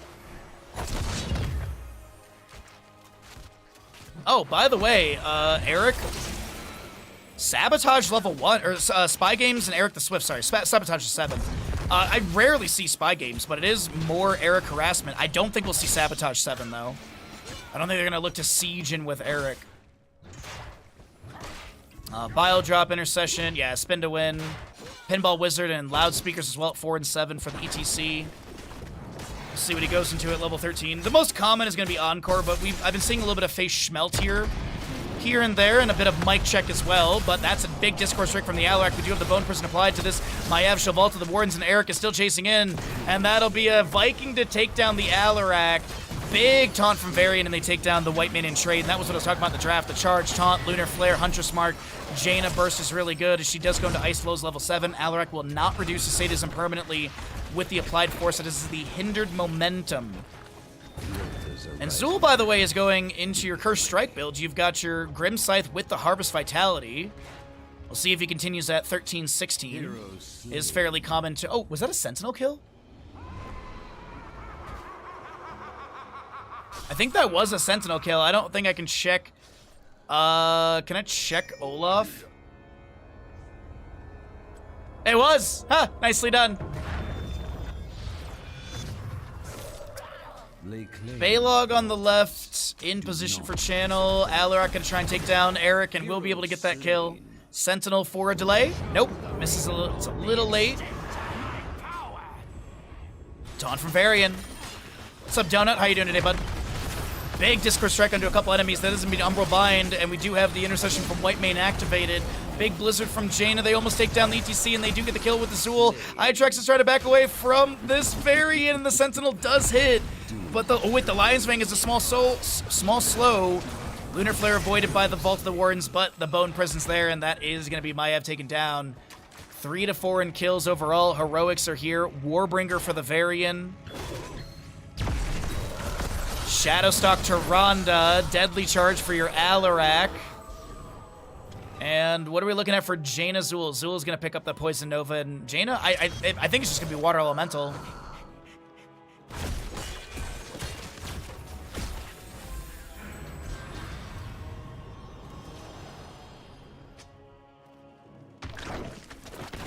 Double objectives, center and bottom locations. Containment Disc, Mosh Pit, Scarlet Aegis, which is going to be a 40 armor for 4 seconds, and currently at level 10, 444 HP. Will be given to the targets in the area of effect. It is going to be play again for the Vikings. Sorry to disappoint you, chat. Power Slide. Ring of Frost from Jaina interrupts Mosh Pit. And that'll be Alarak taking down Eric elsewhere on the map. A taunt, or sorry, a charge from Varian goes in. ETC face melt. Alvarez is low, but the Tyrande healing is coming through. The Devouring Maw from Zagara captures Alarak. As I think Zagara does pick up a Bile Drop stack. We'll check that in a moment as we do get the stats ending at the bottom of your screen. How am I doing? I'm alright. I went to bed at 7 last night, got up at 3:45 this morning, and we're here casting heroes. Power Slide lands onto the Jaina. Face melt to push aside the Alarak Telekinesis into Discord Strike. Trying to get more of that show of force level 4 stackage up to 125. Sadism and ETC will be taking down Zagara. Does have the channel. I don't think she's going to be interrupted by Jaina. I don't think she's a Frostbolt in time. Might be able to get the kill, though.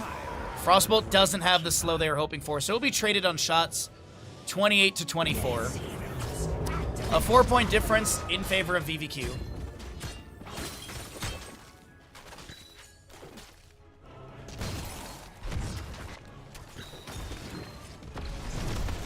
That was a really close telekinesis. The Lunar Flare does go over the wall for the 5th stack.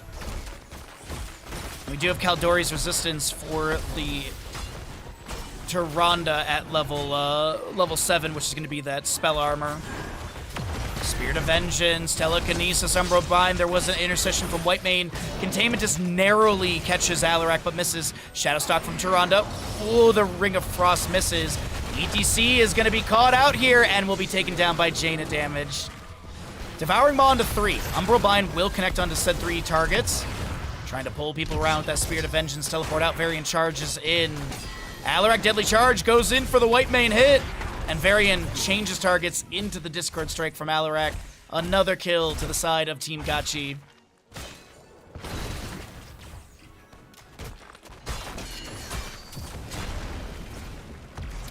Tyrande will reset. Alarak is going to be a menace here. 156 Sadism. And we'll take a look and see where it's coming from, because his max Sadism is 190 right now.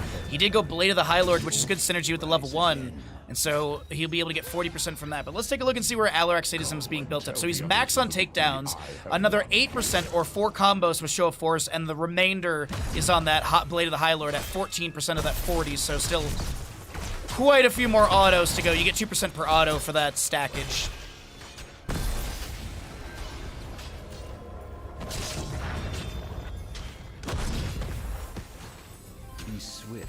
Single objective, I do believe. We have Sapper Camp in top lane that was picked up by Zool.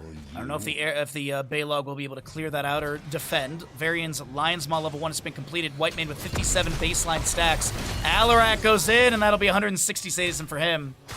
Also 14,000 for the Janus. She still needs another 16,000, less than 16,000 to be able to get her Ice Cold, and still 5 stacks on the Tyrande, but she does go Harsh Moonlight level 13. Eric with 1 delay. Alarak is going to try and get the kill, but Eric will hurry up and back off. Maybe not. Oh, Eric's dead. I think Eric is dead here. They're not going to trade him, though. Thank you, LaFasia. The meme lives. 24 to 24. For core HP is a even map at this point, except for the experience and the kills, of course. 14 and a sliver to almost level 16, and 10 to 3 in kills. Both of those factors favoring Team Gachi.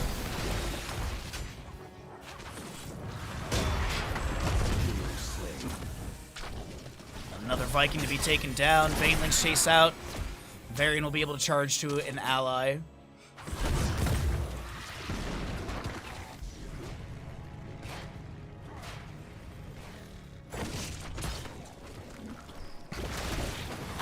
Buildings clear out the wave. Subjugation level 13, by the way, for White Mane. Usually shared punishment combo together. Alarak level 16 will be that lethal onslaught as well. Tyrande picks up her Empower. We do have Zul going for the Rapid Harvest and the Weaken for his Curse Strike build. And it is Triple Altar coming up next. Varian going for that taunt into Maiev. Umbral will pull him to the side. Devouring Maw finds no target. Alarak will be able to take down White Mane in the backline. 170 sadism for him. 20% more, I'm assuming, from just Blaze the High Lord. Lunar Flare goes out. Jaina Blizzard is good. Containment just comes out late. And Alarak looking to chase in. Shadowstalk was activated. Alarak needs a Lightning Surge or something to be able to take down Zagara, but going to focus onto Itrex here. Discord Strike misses. And Varian, wait, Telekinesis! Won't be enough. Eric is on the top right positioning. He's going to maybe harass onto Zul. Use it well. This might be a dead Viking here. Indeed. So Eric harasses once. Spy Games. He's going to loop around. There's going to be Bone Prison applied. There's the jump. And Varian will be able to get the charge. Left side, we do have the Balog getting that channel. One more delay. Maiev is here, but this feels like a really risky moment. Deadly Charge also triggered, and that will be Alarak confirming the kill. 188 sadism on the Alarak. Containment Disc will trigger onto this Varian, and Alarak needs... Is it one more auto or one more Show of Force combo? Let's take a look here. It is one more Show of Force combo, actually. Jaina will be taken down in bottom lane, but Tower Shots almost take down the ETC. We do have Telekinesis to pull him back in. And that is going to be no finish on the sadism, but still they get the kill into ETC and trade. Sapper in this lane could be going over the line. They're so low, 2 Sappers do make it over. 12 to 21 in core HP. Next objective, singular in the bottom of the map. Zul is another Sapper camp for top lane pushing in. Midford is down to about 75% health. Alarak has the Deadly Charge charged. He's going to clear out that little creep tumor from Zagara. Level to go for 20, and Team Gotchi just looking so strong in map 3.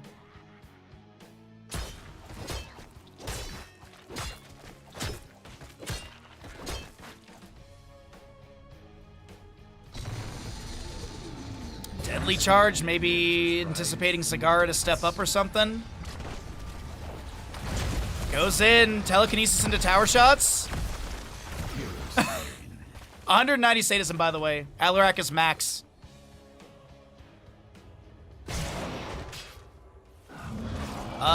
This is a little awkward.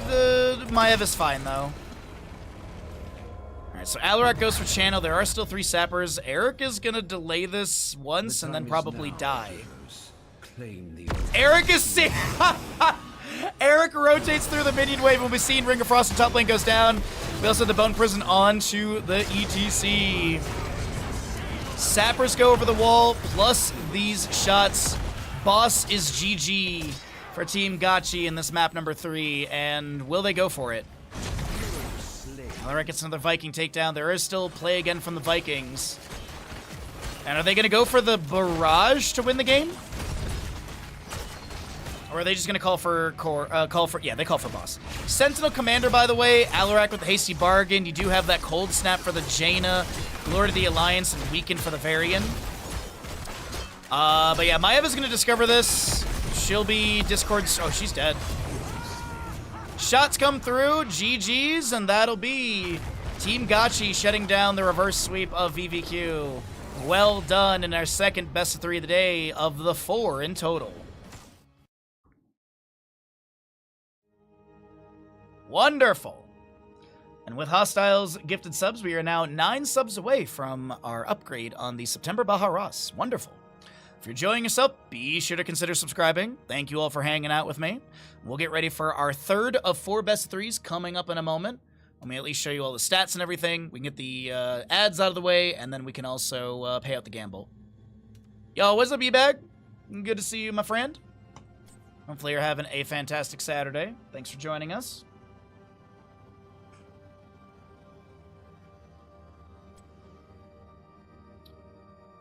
All right, so what is my next series? My next series is Palink versus VVQ.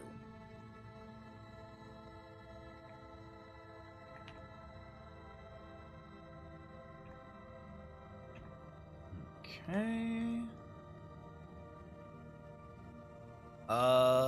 Palinka, I think is actually the name.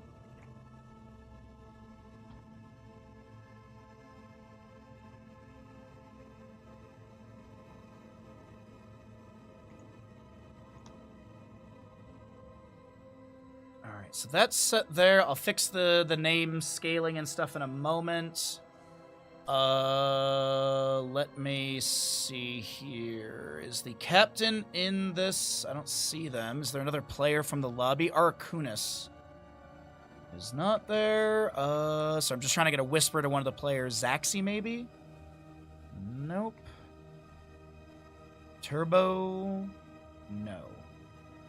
Alright, well, we can join off of... We know that VVQ will be in the next game, so we can join off them at least. Alright, let's fix the scaling on this, as this needs to go down a little bit. And then VVQ can go down a little bit. Hydrate? Sure thing, bud.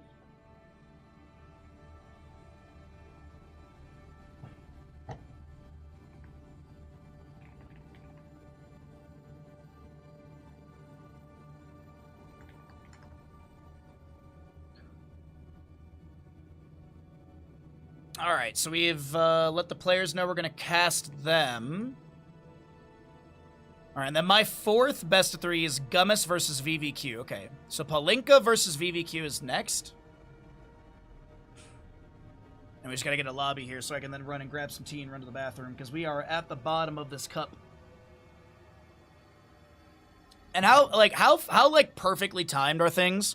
We are 3 hours into stream, and we've done 2 best of threes that have gone the full games. The average best of three with draft and everything is about an hour and a half. So basically, to be 3 hours, a little over 3 hours, is not bad at all. Really good pacing today in these games. But yeah, fun stuff. Last night, as I said, we watched Zardos in Discord. That was a trip of a movie. This upcoming Friday, we're watching Uncharted. I've never seen it, and I've watched a few Tom Holland movies lately, or I've watched a few of the Spider-Man Tom Holland movies lately. So I'm like, oh, okay. It's also like free on Netflix or whatever, so why not? But I've never seen the Uncharted movie, so I thought it'd be fun. And then, what else do we have going on this week? So Tuesdays and Thursdays are always Here's the Stormcasting for us. Wednesday and Friday this week, we are going to be playing more Stellar Blade. I am digging the game. It has been very enjoyable. I really, really have been enjoying Stellar Blade. The boss fights, the area exploration has been pretty good. The area exploration can be a little convoluted, but I honestly feel like Stellar Blade is like a little bit more of a complex game than like Liza P. Like, if you enjoyed Liza P, I think you'll like Stellar Blade, because they're very similar in the exploration, in the way you fight bosses and stuff like that. As I said, though, the areas are a bit bigger. There's a little bit more to them. There's some side questing stuff that's a little bit more, less Souls-like ambiguous, because you know how Souls, Soul game quest lines can be, where it's like, just look at anything from Elden Ring. The whole, like, Millicent questline where you have to go down into like there's like what is it? There's like this random pit of scarlet rot worm, the creature things, and you have to fight that, then reload the area, then go back and talk to her, then go back to the area again, and then you have to fight something. It's wild. I don't know how anyone figures out Elden Ring questlines or any sort of Souls questline without a guide. Like, especially, like, Ronnie's questline is so crazy, and people are like, yeah, I didn't need a guide for it. I'm like, I don't believe you. I don't believe you. That stuff is so confusing.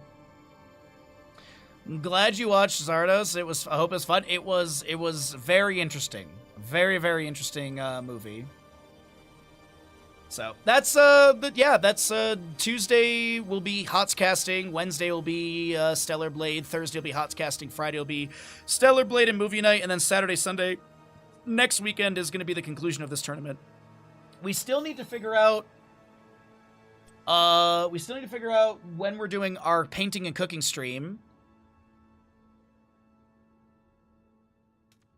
for this month because I was planning on doing it on the 23rd and 30th, but if this tournament is on the 23rd, then I'll probably do this tournament, then want to go to start my weekend and stuff, not go to bed.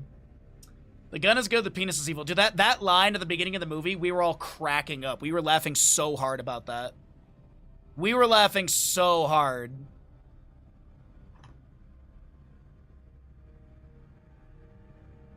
Alright, I'm gonna go grab a cup of tea, and I will be right back. First map is going to be Battlefield of Eternity of this Best of 3 series.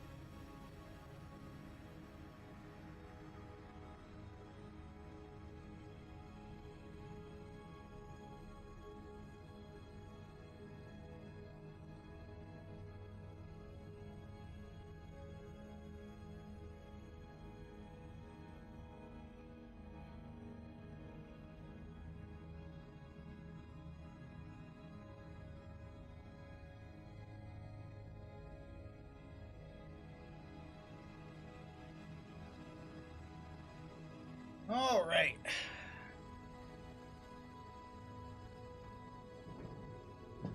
We got tea, and we are ready to go into our next series. We're just waiting on the last player to get into lobby, and then we'll be good to go.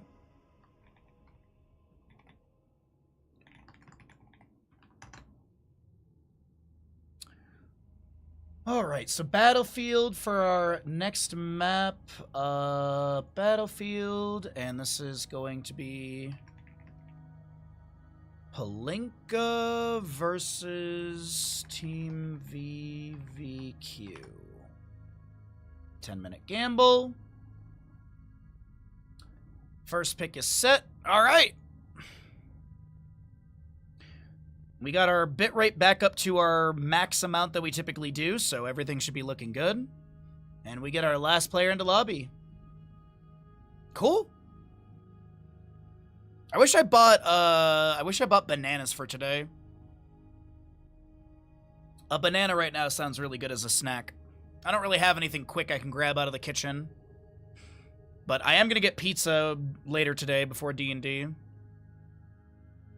Do you enjoy casting or normal streaming more? I like both, honestly.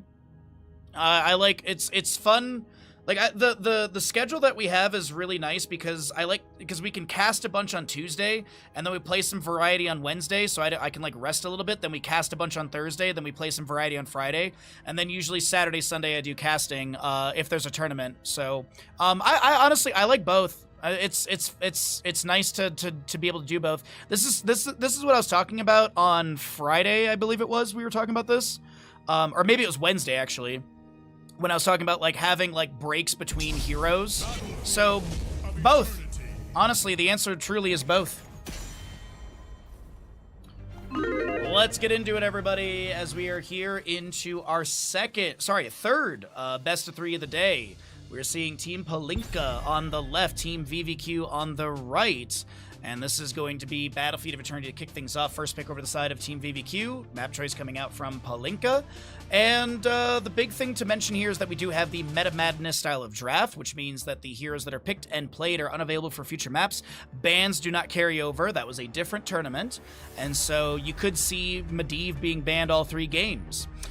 We also do have tournament baseline bans on 15 heroes. Those 15 heroes are Anduin, Blaze, Brightwing, Chen, Chromie, Diablo, Genji, Hogger, Hanzo, Junkrat, Lucio, Mal'Ganis, Stitches, Sylvanas, and Vala. Now, if you missed some of those names, you can either use exclamation pre-ban or exclamation bracket. Pre-ban will just pop up the list in chat. Bracket will obviously give you a link to the Wikipedia, which has that list as well. But we're here in Battlefield of Eternity. I believe I've got everything covered. Yrel is going to be banned. Maiev will be removed as well. Thanks for answering. Thanks for being here with us. Should I make eggs on toast, scrambled, or go out, make an omelet, dude? Go all out. If you got any meats and cheese, throw that in there too. Hell yeah, make a nice big ol' omelet. Garrosh will be removed as well. A lot of Garrosh bans today. Yrel is also taken out of this. Maiev and what?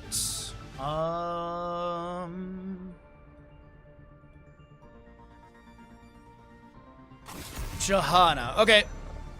So, for Battlefield, Tyranda's up, Varian's up. This realm needs me. That's a Li Ming pick right there, I can tell you from the voice line. Li Ming is fantastic for this map. Other heroes that race pretty well. Lunara's an option, Raynor's an option. Greymane has seen 0 play so far today. Arthas, I do like Arthas a ton in this map as well. Syndra Ghost is a great way to amplify Siege. You have the Howling Blast to root people and possibly step up with the Frozen Tempest to then reduce their attack speed and movement speed. Burrow from Anubarak with Impale, Gul'dan, Fell Flames and such. We'll see if it's going to be another Corruption game. So far we've had 2 Gul'dans and both of them were Echoed Corruption level 1. Might be a Pursuit of Flame build. I don't think it's going to be Chaotic Energy. We could see Globes at 1 for him. Muradin, I like the lockdown.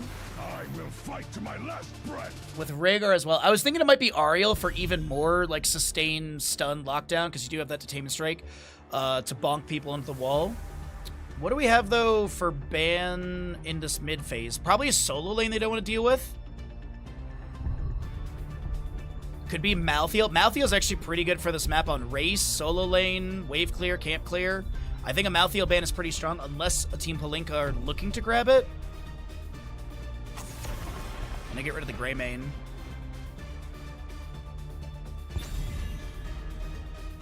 Greymane removal. That kind of leads me to believe that it's gonna be the remaining of the draft for Team Palinka will be 2 bruisers and a healer. Because Greymane Curse Bullet. Ooh, it could be Deathwing actually. Deathwing isn't banned, right? Brightwing, sorry, the other wing. But no, so like Greymane Curse Bullet into Deathwing is definitely something that can be utilized, so I don't hate the idea, or I definitely could see that being the avenue. Ana will be banned as well. Nano boosted Gul'dan is not on the table. I think Ariel is still fantastic here though. I think Ariel could have been used for both teams, but Gul'dan Ariel combo, or classic combo. And Jimmy right click as well. This is pretty good. Whew. Sorry, my stomach is just did like a one flip on itself. Ugh, nausea. Li Ming, Muradin, Rhaegar. They don't know what the solo lane they're going up against is. I think like a Leoric is pretty safe. Our time has come. It'll be Tychus and Artanis. Artanis on this map, pretty strong. Amateur opponent race value. Swap potential as well is really nice to be able to maybe throw the Gul'dan from the backline a little more forward into the fight, so Muradin can play into that. Tychus sustained damage is there. Last pick, solo lane. So gonna have Arthas to maybe... I mean, it does slow down the attack speed of Artanis. Arthas in the solo lane against Artanis is actually really strong. And then you have Syndra Ghosa or Army of the Dead to tank tower shots or, you know, siege in with the Immortal. I think this Arthas last pick is really brilliant. I think this is really great. It's good pressure. We'll see how it all works out. Let's get into the game, everyone. Get your gambles in.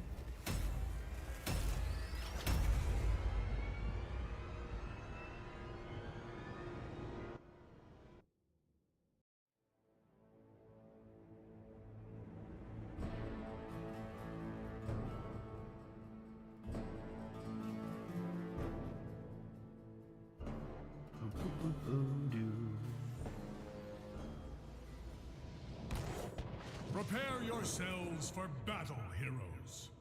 All right, everyone, here we go. Map number 1 of our third best of 3 of the day. We got 4 best of 3s for all of you, as we do get your Team Palinka in the blue with the Ariel, Anubarak, Gul'dan, Arthas, and Raynor.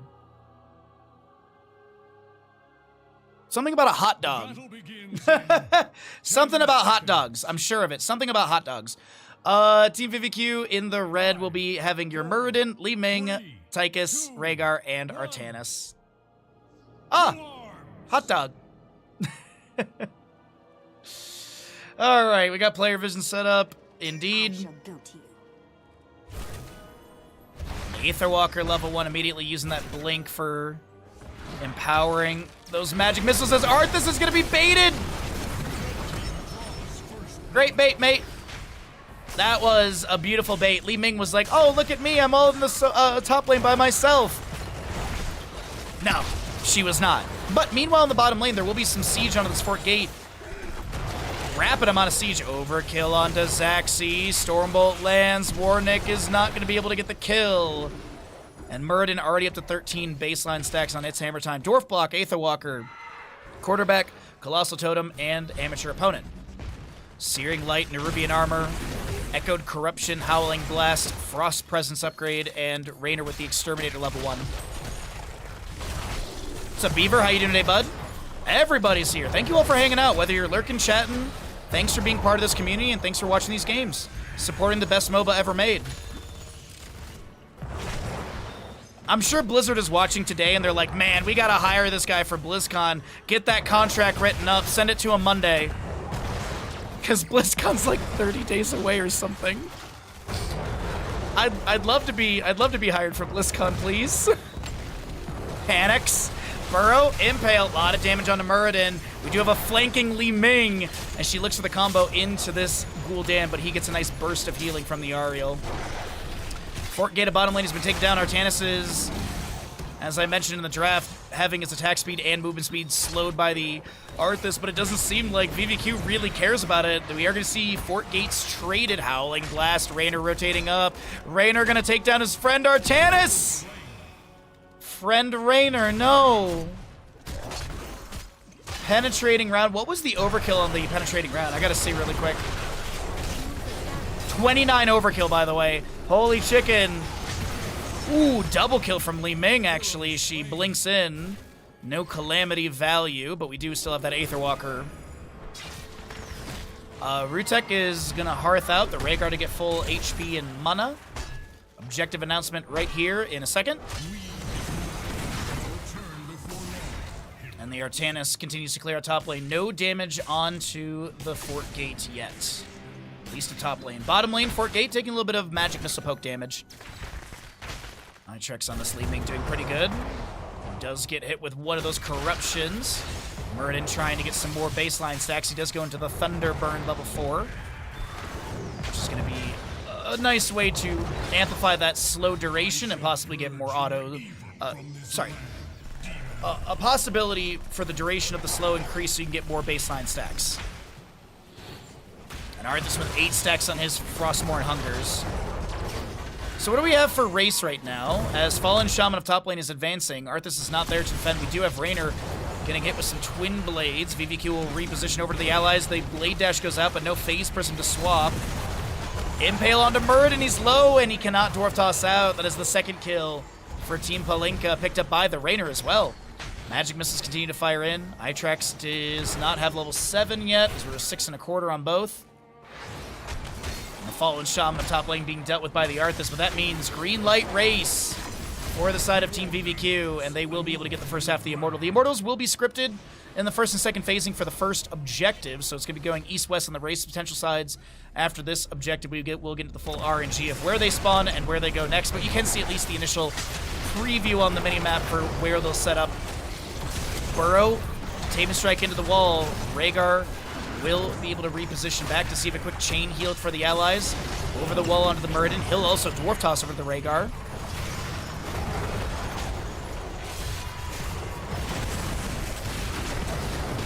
Fell Flames continue to fire out. Oh, Muradin's been taken down. Overkill from the Tychus. Can they pick off Arcunis? No.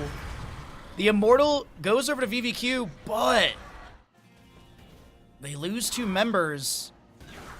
7 talents here. Icebound Fortitude, Empathic Link as well. Full Carapace build for the Anubarak with Nerubian armor, Shed Exoskeleton, Chitinous plating. He'll have the Ursating Spines at 13 typically with this. So while they can't get Siege with the Immortal, there was this top lane fort available because Arthas' earlier Siege. So still, like, VVQ still picking up an entire fort here.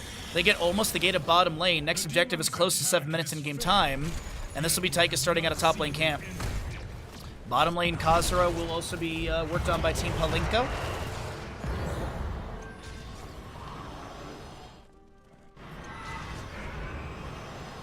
Looks like we got some mana bars to be refreshed here. Also, maybe making a faster rotation of bottom lane from that.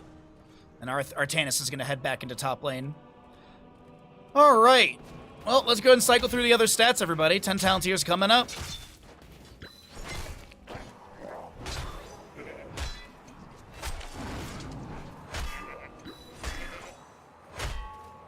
We all got memory flash and sleep raging codes.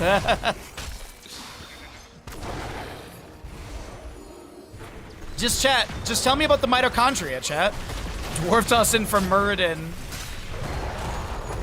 I believe he went into the heavy impact level 7. I did see some pretty significant slow into Gul'dan. We'll check it after we look at the stats here. We also got those 10s coming up at the top of the screen in about a level. But also the objective should be announced pretty soon, too. Artanis is here in bottom lane. Stormbolt does not find a target. Thunderclap is down on the ground, but that's really all they can do. Fallen Shaman left side 36, on the right side 28. Bottom lane Khazra minute 48, top lane 1 minute 51. And Muradin tries to get the Stormbolt and Gul'dan. The Arcane Orb does splash and get some chunky damage. Sidewalls have been taken down. All that remains is literally the gate, which is kind of funny to see.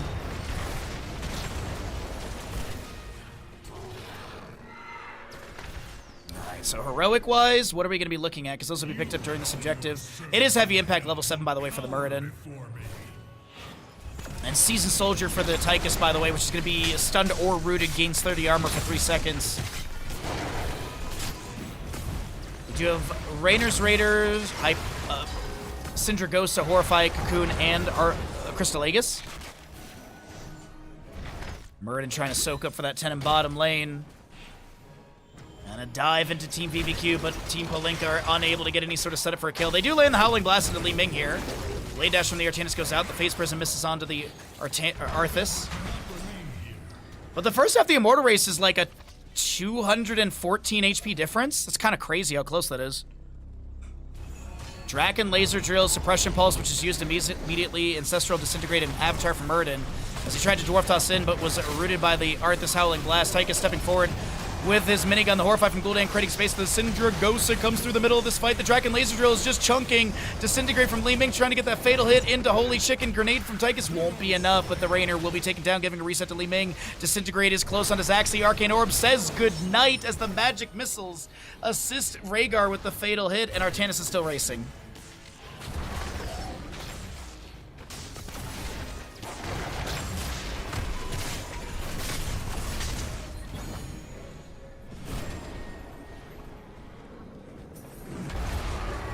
Immortal number 1. No, this is the second Immortal of the map, sorry. The first Immortal got like relatively no damage in the bottom lane, but this is going to be second Immortal of the game over the side of VVQ. Howling Blast lands onto this Rhaegar. Impale. Muradin Dwarf tosses in. Does Rhaegar use Ancestral? It's on cooldown for 50 seconds. Death Coil goes out. Rhaegar, does he have a self-cast heal?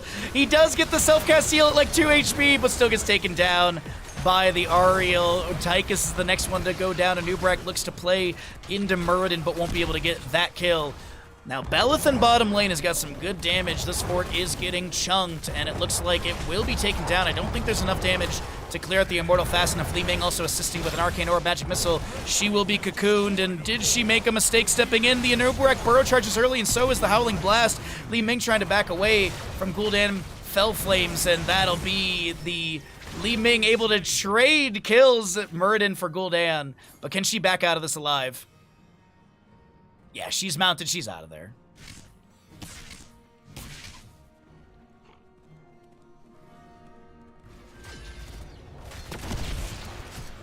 Two more stacks for the Ariel needed. We've got 25 stacks for the Arthas baseline. And that is going to be a 3 ability damage increase, and passive.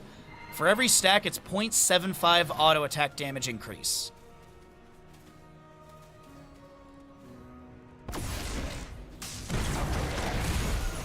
Well, more camps to be grabbed. Level 13, I think, is going to be faster for BBQ.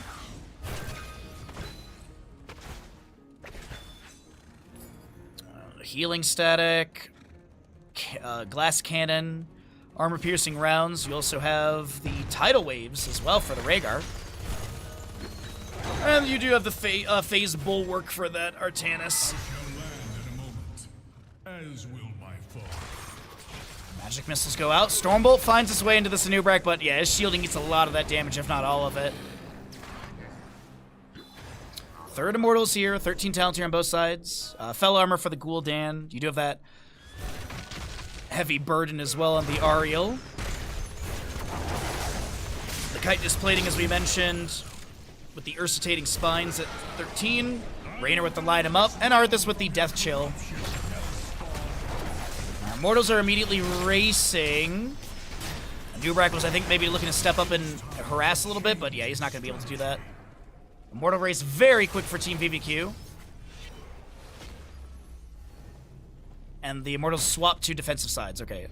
Muradin will be scattered a little bit by that Scarab from Anubarak, and top lane Fallen Shaman cleared away, so Li Ming is going to throw in some Arcane Orbs and Magic Missiles to try and weaken the enemy. Immortal Anubarak will eat some of those as well. Howling Blow. Syndragosa summoned, trying to chase onto Itrax, who's going to get the Ancestral Cocoon onto Rhaegar. He's broken out by the Disintegrate immediately. It was looking sketchy, but things worked out and lined up really well for the red team. Howling Blast finds its way onto the Rhaegar. Shatter Armor level 4 is going to be able to get that minus 15 armor for 3 seconds.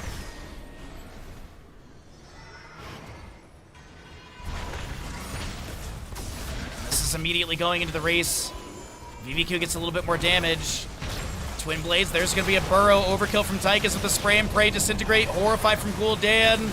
Pushes Muradin into the Savage Spin of the Immortal. Artanis is taken down. Muradin tries to Dwarf Toss away, but he's going to be held up by that Impale from Anubarak. We do have a quick heal. Li Ming trying to get some Arcane Orbs and damage from the high side, but she will not be able to finish out the Immortal. Tychus? Is he going to go for this? He's scouted by the Beetle for sure right there. Oh, man. Losing this Immortal. It was so close. Li Ming is going to be seen by the Arthas. She'll blink away. Magic missiles go out. She might be dead here. Arthas has some really good rundown value. Tries to blink out. Chain heal from Rhaegar. Disintegrate turnaround! Oh my god! 14 HP, are you serious? Tychus tried for it. 14 HP. Li Ming is going for it, but they don't get it. And she gets... I have never... wow. Ow, ow, ow. As Li Ming will be taken down. Team Palinka get this Immortal to top lane. Third Immortal, Larian heads into the lane for the squad. And let's take a look and see what his stats are going to be. 21,450 points of health, 10 shield, and 1,548 points of damage into structures. Arthas soaking bottom. 16 talents here will be picked up off this gate. And Gul'dan also 4 stacks away from finishing out his strikes in the opposite direction. And And this will be Draken Laser Drill getting a few seconds of damage, but it'll be cleared out immediately. There's going to be a suppression pulse from the Artanis, and Newbrick burrows back in. Horrify from Gul'dan, as there will be a Crystal Aegis applied to the Raynor. That Horrify creating space for Raynor to then back off. The Immortal nearly takes down the fort. Nearly. Big face prison from onto a Newbrick. Murden trying to dwarf toss in. The Syndragosa has been summoned as well. Murden does have the piercing Stormbolt on the first target. And the 0.5 second cooldown per auto as he's over 45 stacks. Blade dash from the Artanis. Ancestral goes out onto Rhaegar. Li Ming cocooned. Arkunis on this Arthas a little bit low. They're trying to break out Li Ming a little bit faster, but that is Artanis taken down. Li Ming cannot get a counter kill. And the top lane for it, I mean, it's dead to, I think, an Impale or a Quick Fell Flame from Gul'dan. 46 stacks, so Gul'dan has the strikes in the opposite direction. He's got the Ruinous Affliction as well. Tychus at level 16 will pick up his armor-piercing rounds. You do have that Seeker Li Ming. She did go into... Sorry, she's going Mirror Ball at level 16. Has the Seeker level 7. Earth Grass Totem, Titan Killer for the Artanis as well, and Murden with the Dwarf Launch. Howling Blast gets a root onto a couple. It is fully stacked on that level 1 Frost Presence. Range, area of effect. Death Coil also getting that slow value.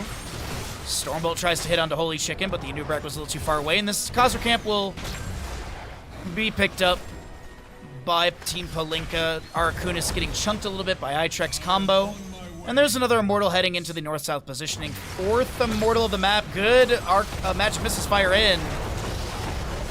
Suppression Pulse from the Artanis also activated.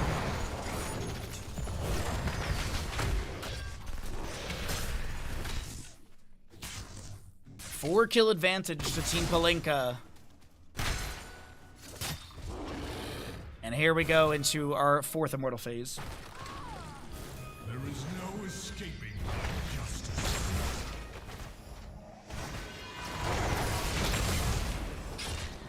Alright. Races really quickly with that Seeker and Mirror Ball value. Artanis is also helping out. And we're looking at around 700 HP difference. Rounding for ease. Immortals will head to race sides. And they're going to go straight for the race. Any suppression pulse from the Artanis, it actually is going to be around their own racing Immortal that they need to get through. Gul'dan and Raynor. Oh, Draken Laser Drill does not have the range in this bush onto the Immortal. And this is the race going over to the side of Team Palinka. We do have Cocoon onto Li Ming. Horrify from Gul'dan pushes the Artanis out of position. The Syndragosa will be summoned in the team fight once again. No utilization onto the bottom lane fort, as that is where this Immortal will be heading, as it is still up and available. The Fallen Shaman has pushed onto this, and Team Palinka are just playing this so good. The heavens shall triumph this day. This fort is taken down. Keep Gate is a guarantee, in my opinion, and I'd say, like, keep Gate in, like, 25% of the keep, unless a bunch of kills come through. Newbrick does land the Impale and Burrow under Rhaegar, but that Rhaegar will be able to back off with the help of Murden's space, with Murden's creating space.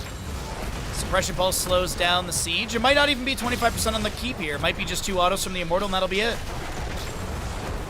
Not even that. Gul'dan hit with a Stormbolt. Overkill is there. Artanis trying to get to the back line. And your Ariel does get the Detainment Strike to create a little bit of room for her to back off. Stormbolt connecting into this Arthas. He's looking to get out. Self-casts that Death Coil, and Li Ming gets the reset.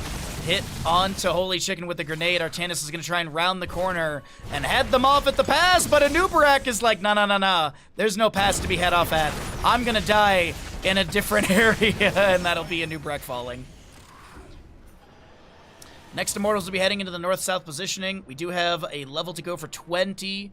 I think we're going to be close to getting 20s, if not into it, with the Immortal, when the Immortal's contestable, because the announcement, you know, we still have 30 seconds on that. Li Ming checking this camp. She'll start things out.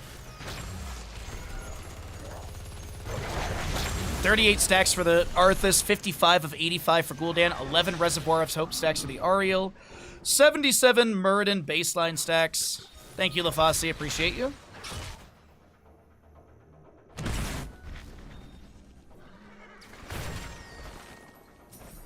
Try and just weaken the gate a little bit. Our eternal battle will soon be Minute 10 for the left side, Fallen Shaman. Right side is up. We see the ping for it as well. Artanis is currently working this bottom camp. Don't think he's going to be invaded. This bottom lane wave still needs to be managed. need any help? Oh. All I can get. Alright, so 20 is going to be can do this all day for the Tychus. Orbital Bombardment. Suppression Pulse gains an additional charge with a 10-second cooldown between uses. Charge cooldown's 50 seconds. Farseer's Blessing and Tal Rush's Elements with the Mountain King for Murden. Easy first half of the race over to the side of Team VVQ. Artanis looks to grab the experience of top lane really fast.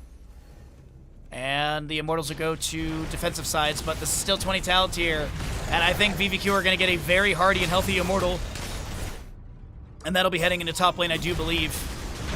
And Syndragosa finds no target. Absolute Zero's the 20 pickup. Duskwing is a huge pickup as well.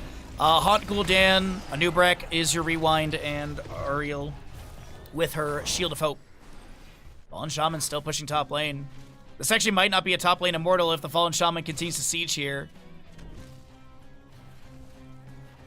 Li Ming pushes a bottom lane wave. Excuse me, sorry. I couldn't get the mute. Magic missiles find their way into Holy Chicken Murd, and Dwarf tosses in. Suppression Pulse, Arcane Orb. We do have the Phase Prism swapping. The Arthas just below. The Immortal will be picked up by Team VVQ with a significant amount of shielding. And Belith will be heading into the top lane with 1,980 points of damage into structures, 28,000 points of health, and nearly the same in shielding.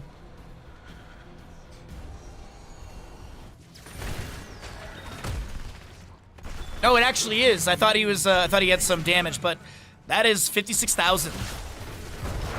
Uh-oh, Muradin, he gets the Avatar. Was pressured by the Anubarak. Is Belith a winning push for Team VVQ?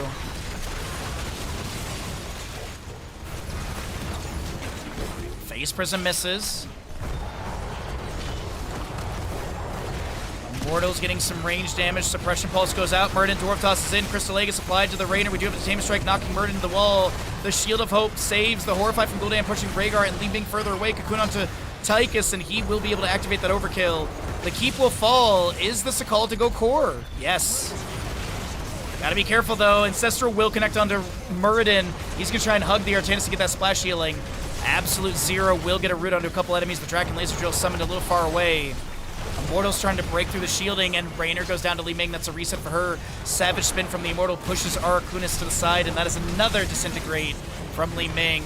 Core shielding is dropped, and Team VVQ is going to take down Zaxi. Draken Laser Drill taking down this center tower.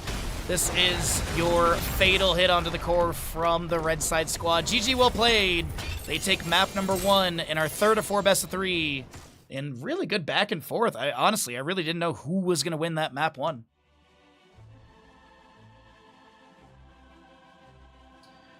Well, as a reminder, we are currently 9 subs away from our sub goal. If you'd like to help us hit that, every little bit is appreciated. If you'd like to start a reoccurring Tier 1 sub, that also helps us push up for Partner Plus. If you'd like to get a monthly jump scare and get the Tier 2, or if you'd like to be an absolute Giga Chad and Tier 3 sub and see the best Tier 3 alert on all of Twitch, do consider it. Thank you all for being here. Thanks for hanging out. If you want to use your Prime Gaming, that's another option as well. Every little bit helps us out, bring you these casting days and fun.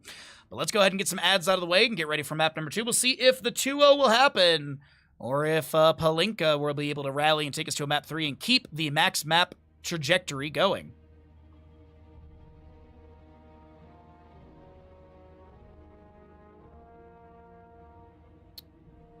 All right, there's that.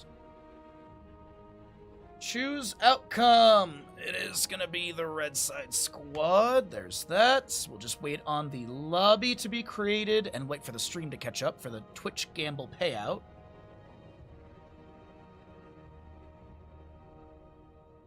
Okay, there's that. Stream is caught up. Good stuff. All right.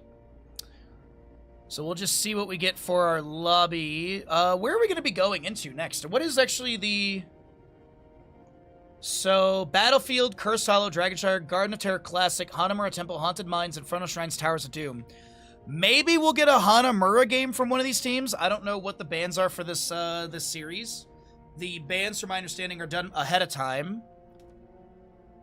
So I don't know what they've gotten rid of starting things out.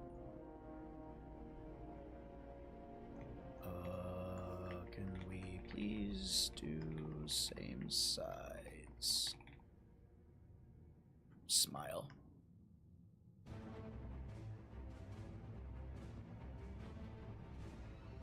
Yeah, what's up, Cam? How you doing, bud?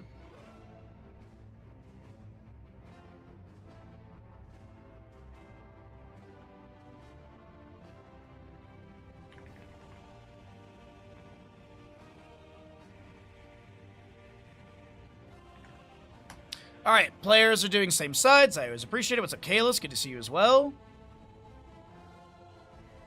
And it's going to be Infernal Shrines, everybody. Keeping it Diablo themed.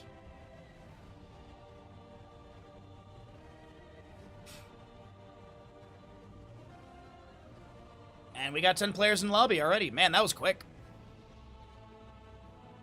Everything is set up and ready to go.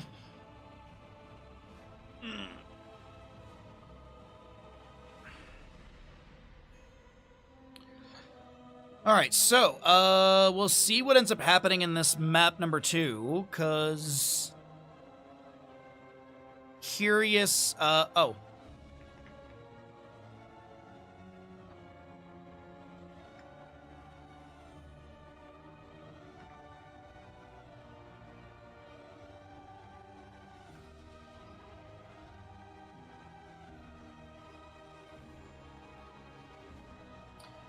I'm doing all right. I've been up since 3:45 today, so I've been awake for 5 hours already. And, yeah, it's been a great day of casting so far.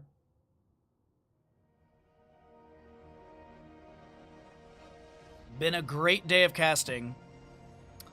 And, we're in the third best of 3 of 4. So, even if this is a 2-0, which we hope not, we still will be having another best of 3 after this. The next best of 3 will be, I think it's Palinka versus... no, it's going to be Gummis versus VVQ. Will be the my final best of 3 I'm casting today. And then tomorrow, there's 4 more best of 3s as well, starting at the exact same time.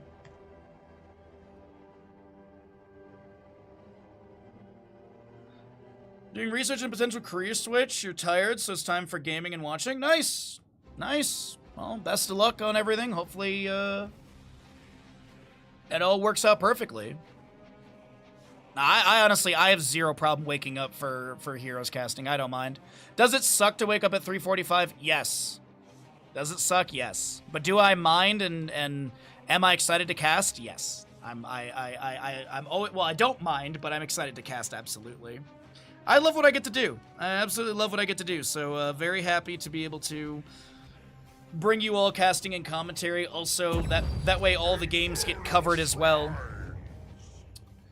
Here we go! Infernal Shrines for map number 2. In the blue is going to be Team Palinka. On the right, in the red, is going to be Team VVQ.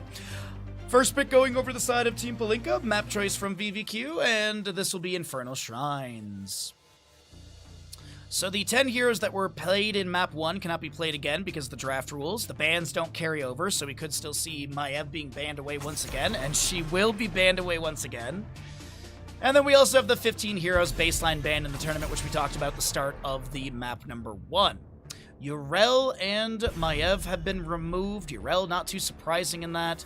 Johanna could be another. This was a Johanna ban in map number 1 as well, so it could be a Johanna ban, which I don't think is bad for Infernal Shrines.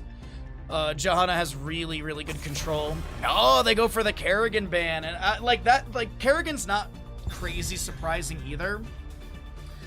Kerrigan has really good wave clear. When she gets her baseline stacks up, she's just a monster with 325 additional ravage damage on top of your base scaling in-game. What are we gonna see with the Yrel ban, or what will also be the... What will be the other ban with the Yrel? It's going to be Falstead removed. I believe that was the same ban from Team VVQ in map number 1. So, Infernal Shrines, like, Dahaka's up if they want that mobility. Leoric is up if they want that early. It could just be a, like, early Garrosh, actually. I think Garrosh was... I don't think it was Falstead. I think it was, like, Garrosh was one of the bans out from VVQ, so we could see him. I think Infernal Shrines is a decent map for him. The Crusades calls. But that Johanna, which was not banned, is going to be picked up. So that's what they want to. That's what they want to grab.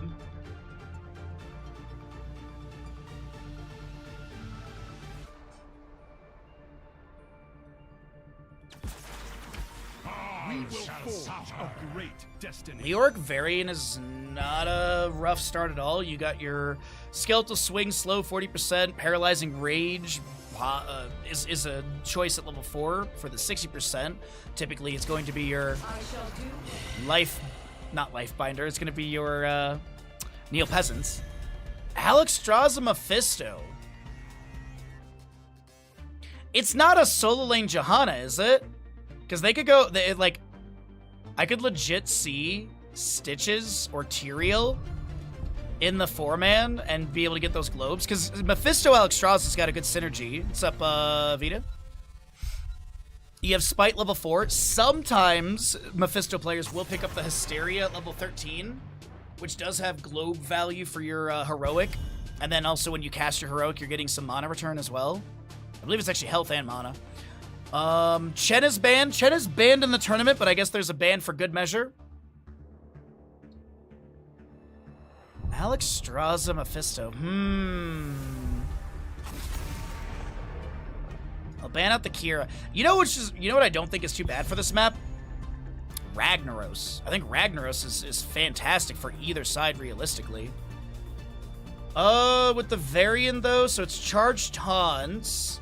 Maybe they just look for like something simple. Okay. What are they gonna do with the Cho'Gall? It's a Twin Blades Variant for sure. Wait, is it Morales? Not Nano Booster, sorry. Stim Drone Twin Blades Variant? I know it's wild, but I mean, maybe? Maybe, everybody?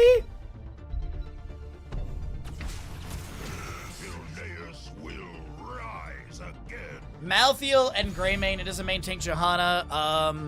I gotta be honest, this is a scary draft to go into with Cho'Gall. You've got percent-based damage with Mephisto at level 16. Ana checking in. There's an Ana, not a Morales. We have Malthael and Greymane.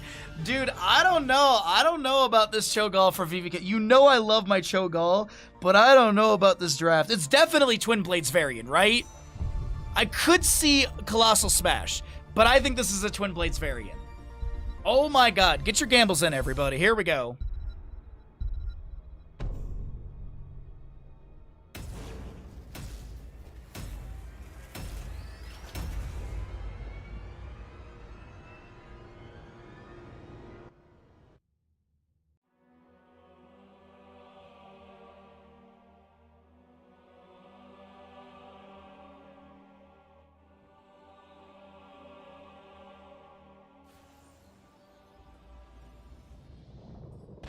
Prepare yourselves for battle, heroes. Wow, wow, wow. Let's get into it. Here we go, everybody. Twitch gamble 20,000 on VVQ to win this. Alrighty. In the blue. Excuse me, I drank tea too quickly there. In the blue, we have Team Palinka with your Greymane, Malthael, Mephisto, Alexstrasza, Johanna. Team VVQ in the red will be your Varian, Leoric, Cho'Gall, and Ana. Viciousness, Greymane. We also do have your Fear the Reaper, Unyielding Power. You do have your Abundance upgrade with the Circle of Life and Zealous Glare Johanna. Taskmaster, Consume Vitality, Calalus Tide, Contact Healing, and Lion's Maw for Varian? Wait, what? No High King's Quest, really? Cho'Gall solo lane? I have no idea what to expect with this draft. It's a best of 3. Should be in the stream title.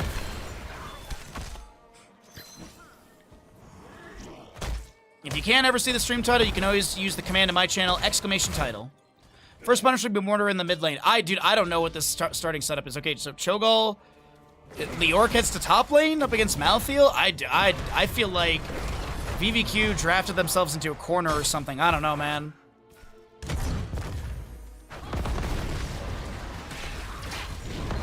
Surging Fist goes in. And a few more heals onto the Cho'Gall as well.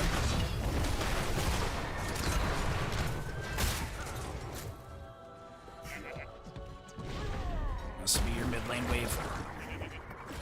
having a Dread Orb thrown at it. I'm literally just staring at the top bar, waiting for level 4 to roll through. I want to know what Varian's going into with this Lion's Maw level 1. Is it really going to be a taunt Varian? Ana getting doses onto this gray main here. Lion's Fang gets a little bit of a slow. Bite a grenade onto the healing circle of Alexstrasza, or sorry, the abundance of Alexstrasza is really nice. I would love to see Rutek take anti-healer at level 7 to make it a 2.5 second healing debuff. It's already at 1.75 seconds. Taunt from Varian. Debilitating dart level 4. Dude, I'm blown. Like, where is the damage? Like, Cho'Gall has some damage, but I really thought there would be like a Twin Blades Varian.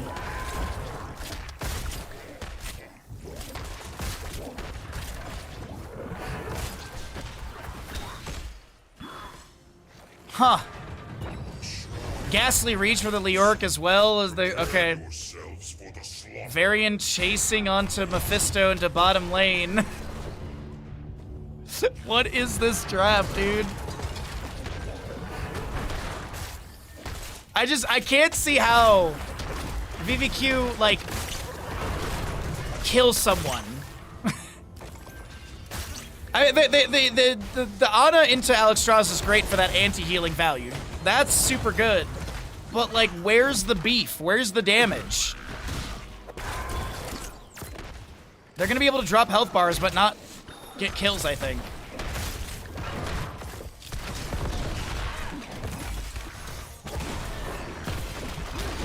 Well, 15-5 in defenders. First objective is being contested. We do have taunt from Varian landing onto Zaxi. The drain from Leoric applied. Alexstrasza pops Dragon Queen and heals up the allies with a double abundance circle. And yeah, 29-12 in defenders. Skullmaster connects onto this Leoric. He'll apply a drain to Greymane. And that's all we're gonna see. Yeah.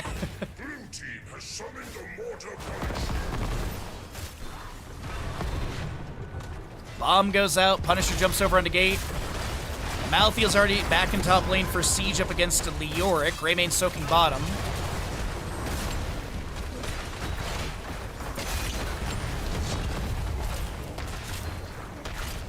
Jump onto the Cho'Gall.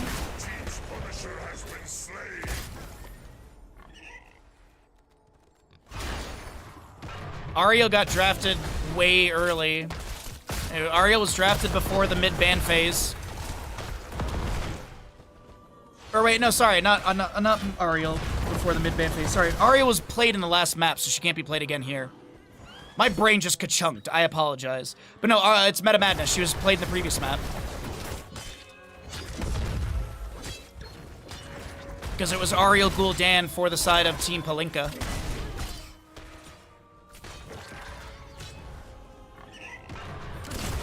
Mephisto shades forward.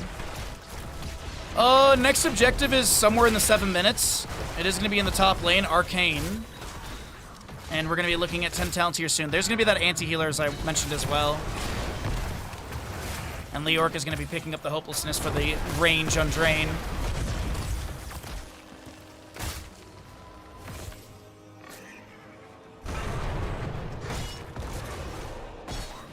Yeah, the tournament name, when translated, is Meta Madness. Also, by the way. But also, it does say that it's Meta Madness rules in the title. Curse Bullet, Tormented Souls, Blessed Shield. I'm assuming Lifebinder, Endurance of Hate. Indeed, on both of those. Cho'Gall gapping the camp from mid lane. Waiting for the Punisher announcement. Oh no, we're still like a minute out from that. Never mind. But the heroics for the side of VVQ will be picked up. Bite a grenade. Okay, they have the nano boost onto Cho'Gall. I was talking about how nano boost to Cho'Gall is really good. Upheaval, nano boost, Entomb, shield wall, and twisting nether. As the Entomb does catch the Johanna. And I take back everything I said about a lack of damage because the damage is prevalent, present, and it is enough for the triple kill.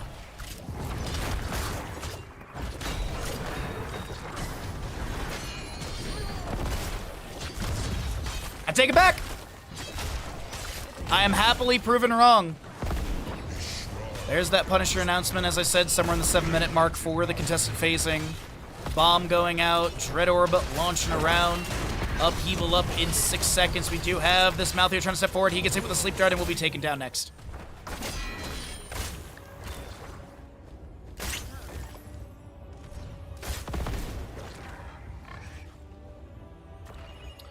Alright, 18 stacks for the Mephisto. He needs 2 more to be able to get his 100 extra damage.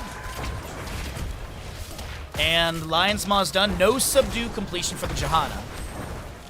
She has to hit the entire enemy team because Cho'Gall only counts as 1. The only hero that benefits off of Cho'Gall is Butcher. So he gets double stacks for the heroic takedown. Nano boosted Cho'Gall, Twisting Nether was used as well as the Upheaval. We do have Mephisto taken down first, the Alexstrasza and a few others caught inside this Entomb. A Wing Buffet pushes them back. We do have Lior taken down. The taunt from Varian goes out. This is Malthael. Greymane will actually be traded with the Varian, so it's 2 for 2 so far. Johanna, Alexstrasza, Malthael versus a Cho'Gall Ana.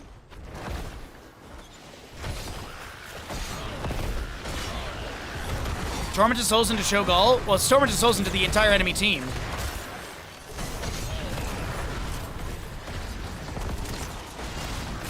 Upheaval pulls the Alexstrasza back in. There's going to be a Rune Bomb, some Dread Orb value as well. The Orc trying to Wraith Walk. Skeletal Swing has that range increase with the Ghastly Reach level 4. And Xaxey's the next to go down. Another Skeletal Swing pickoff. 32-26, and it is going to be Team Palinka. I think they will lose this objective. Also 13 talents here to Team VVQ.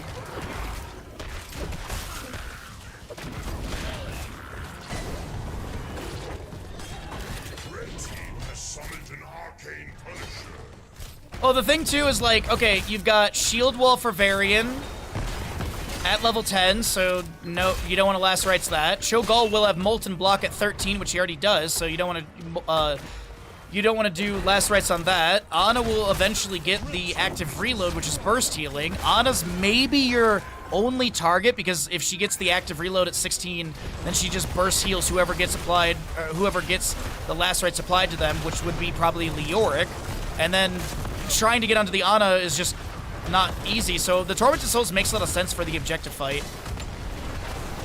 Punisher jumps onto Mephisto. Punisher will be going down. And next Punisher is going to be 11 minute 58 about for the announcement. Bless Shield goes out from Johanna. Malthael Tormented Souls getting a lot of damage into the enemies here, but that is also going to be Ana. Debilitating Dart applied. She's getting a few more autos into Xaxey. And the Shrike healing is there, but this will be... Wait, Ana? No, she's dead. Also, Varian will fall to the Greymane in mid lane.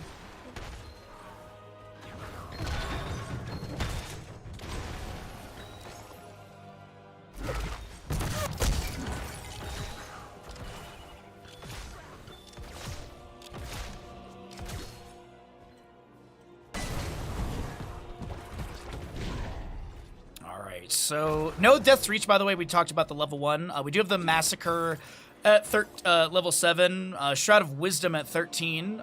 Maybe Mortality at 16. Ana's up in 2 seconds. It's 4 to 8 in kills. And a little bit more than a minute for the objective announcement. And 16 talents here. I think we should have 16 for both sides. Getting 16... Getting a whole level for Palinka, I think, is very doable within the minute plus that they have.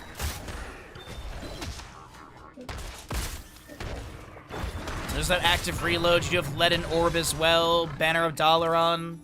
Leoric is gonna go into Unyielding Despair and Crushing Hope at level 13-16. No Mithril Mace or the Spectral Leech 13-16 combo. I was watching the upheaval there, but Johanna had a nice timing of the Iron Skin, so she won't be pulled out of position. And Leaden Orb and Runic Bomb do open up the bottom lane fort gate where the next Immortal is going to be happening. Oh, we do actually get the Rune Gauntlet for the Cho'Gall. Base attacks reduce the cooldown of Cho and Gall's heroic ability by 6%. Taunt into the Johanna. No Shadow oh, it is Shadow Throw level 13. So yeah, there's going to be that mortality as well for the Malthaels, noted by Twitch chat. And level 16 for the Greymane is going to be going into the Alpha Killer as well. More percent-based damage. You do have Mephisto Lightning Reaction.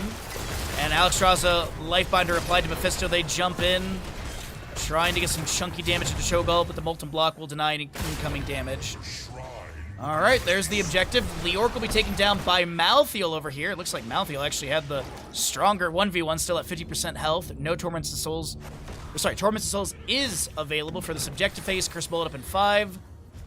We've got a few other heroics still on cooldown. Leorc, 25 seconds currently. He might be able to cheat death if he lands a drain onto Holy Chicken, and will be able to do so. Cho'Gall gets a quick wave of bottom just to push up their own. And the objective is ready. 8 seconds on Leorc Death Timer. Mephisto is able to retune Dur's origin locate. Wait a minute, hold on. The upheaval pulls, but Cho'Gall's a little bit low here. Greymane getting chunked. He gets the Lifebinder, but doesn't trigger in time. The Durance of Fate onto many enemies. Doesn't set up any sort of counter kill. Zaxi, this Malthael, a little bit low, gets a regeneration globe from the wave. It is 16, 18, 19 to 9 in Skeletal Defenders. Nano Boosted Cho'Gall dives in, bomb goes out. And Malthael's trying to back away. Cho'Gall Surging Fist to chase in, upheaval to try and pull some people behind Cho'Gall. It is going to be pings on the Malthael. He will be taken down. Leorc is unable to Wraith Walk out, and he gets picked off. But you have managed to get quite a few kills. It is Mephisto trying to steal a few more Skeletal Defenders, and he's up to 28 with the team. The enemy of Team VVQ will have 22. Mephisto keeps diving in, stealing more.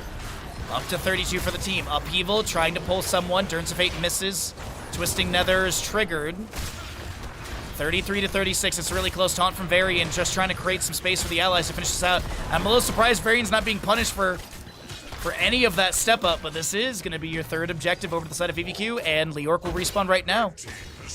Cho'Gall possibly flanking. Malthael about to respawn, but he's got to make the rotation.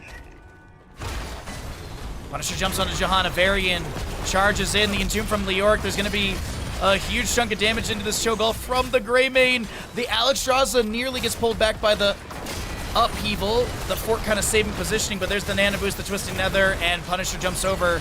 The Varian shield wall won't be enough. He will be taken down. Nano Boost expires. Malthael trying to rip apart the enemies, but he is being dotted up by the Ana. And this is going to be a Malthael trading. Leorc falls to the damage over time. Punisher, oh wait, no, Greymane. Upheaval, onto Greymane. Twisting Nether. Sorry, the Shadow Flare's going out.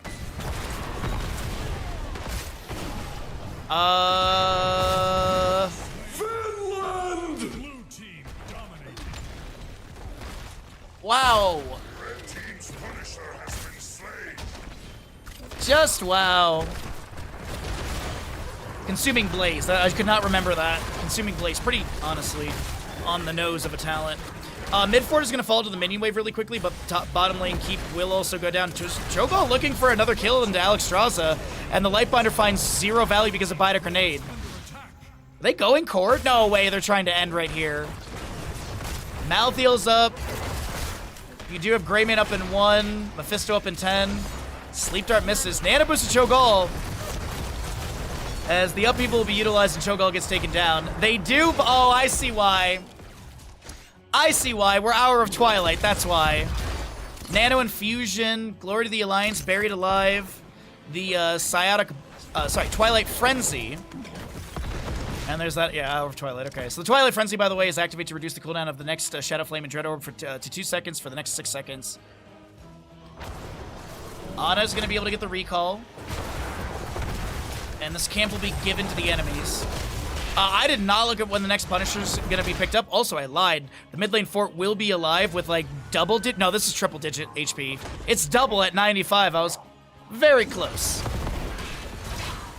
Unspeakable Horror, Ritual of Life, Storm Shield for the Johanna with the Blinded by the Light.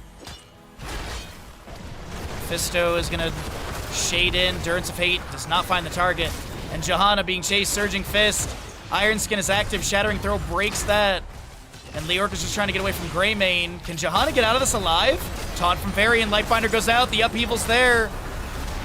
And that's the Nano Boost into Cho'Gall. As well as your Malthael still chasing in. But his Tormented Souls is, I mean, it was there. That's all it's really going to do. I hear a taunt from Varian. Cho'Gall looking for the Surging Fist. Nano boost up in 44 seconds. 1 second on a Twisting Nether. Upheaval was just utilized. There's the Twisting Nether immediately activated. A big damage coming through, and Alexstrasza will be the target. Holy Chicken trying to create a little bit of space for the Mephisto. Nice Molten block to avoid the Durance of Hate lockdown. And now Zaxi falls as well. The mid lane Punisher is available, but this might just be advanced through bottom lane to win the game. It's Mephisto Greymane for the next 30 to 42 seconds. First bullet lands. Surging Fist in. Greymane pulled back. Sleep Dart into Mephisto, and they just collapse onto Greymane. He will fall. Is there going to be another Finland, or is this just going to be a map number 2 victory? Finland. Twisted Nether activates after Mephisto shades away. Upheaval does not get the pull. They're going for it. They want it. They won't get it. GG, well played. Team VVQ will be able to get this map number 2 and make it a 2-0 victory here in our third of 4 best of 3s. All right, well, you know what that means, everybody. We are getting ready for the final best of 3 of the day. So let's go ahead and show you some stats. Let's get some ads out of the way. We'll show you talents as well. And remind you that if you'd like to support the channel, if you're enjoying yourself here, be sure to consider subscribing. If you've already been gifted a sub, if you'd like to continue your sub from someone that may have gifted that to you, that's also very much appreciated, as that does help out with our Partner Plus for the month.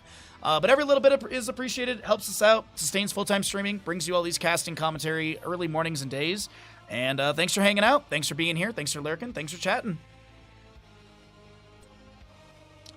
All right, so our final series is going to be Gummis versus VVQ. Okay. All right. So we'll update our score here. And then I can also make that normal sized, and this will be Gummis. Now we can pay out this gamble. It is VVQ who wins.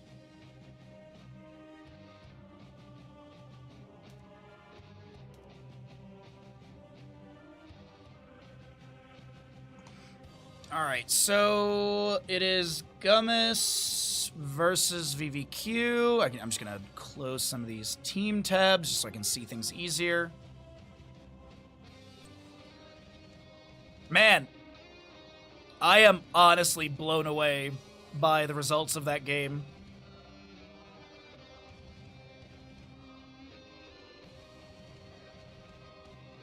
I am quite blown away by that. I really didn't think the Cho'Gall was going to have enough gas in the tank. I really didn't. But they did. What is Partner Plus? Partner Plus is, so if you hit 100 sub points, Tier 1 sub is 1, Tier 2s is 2, Tier 3s is 6 sub points. If you hit 100 sub points before the month is over, your all Tier 1 resubs and gifted subs are a 60-40 split, 60% coming my way, 40% to Twitch, rather than it being 50-50. If and when we eventually hit 300 sub points per month, we then have a 70-30 split on all Tier 1 gifted subs and resubs. That is effectively it. So yeah, it has to, reoccurring Tier 1, Tier 2, or Tier 3 are very appreciated. If you do not have the funds for that, it is understood. If you only have the available funds for Prime Gaming, I understand. Unfortunately, Prime Gamings don't count. I think that's really dumb, personally, but either way.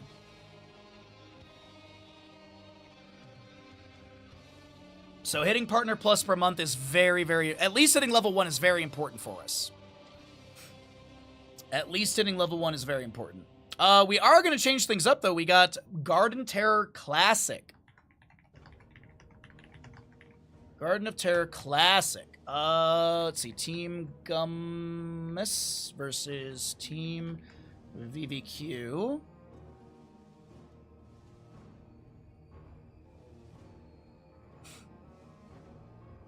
And then, what time is it? It's 9:13. I don't think the pizza place opens up till, like, noon. What time does the pizza place open? Dude, I am so excited for pizza today. I'm so excited for food today. I'm so hungry right now. Ale Works. They open at 11 a.m. Okay. So, if this series goes max duration, we'll be pretty close to 11 a.m.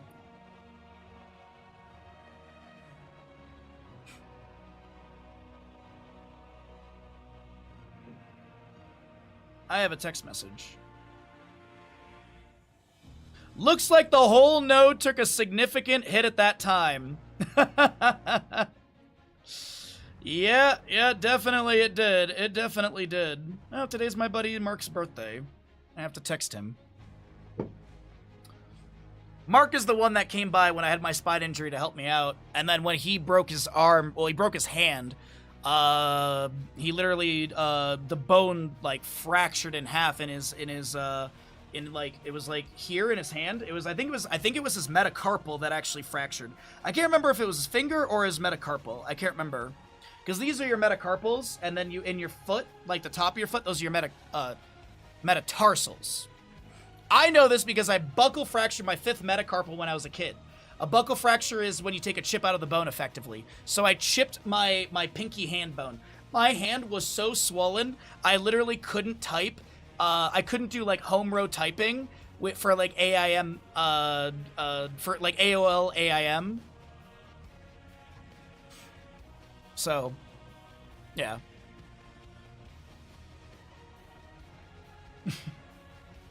Good times, good times. And I buccal fractured it by I was sword fighting my friend while riding down the hill, and I fell, and the ski pole in my hand, like I hit it like that on the ground. Oh man. You kind of glad you talked me into making big breakfast? That's okay.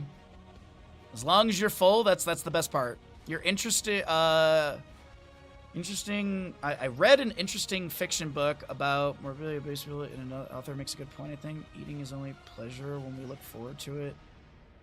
Eating is the only pleasure we look forward to every time. I gotta be honest, there's some days I really just wish that we had Jetson pills, and you just take a pill and you have a turkey dinner in your belly.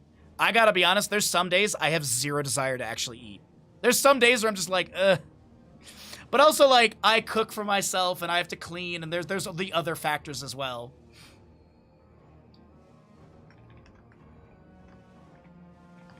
But there are some days where I'm just like, I just don't care about eating.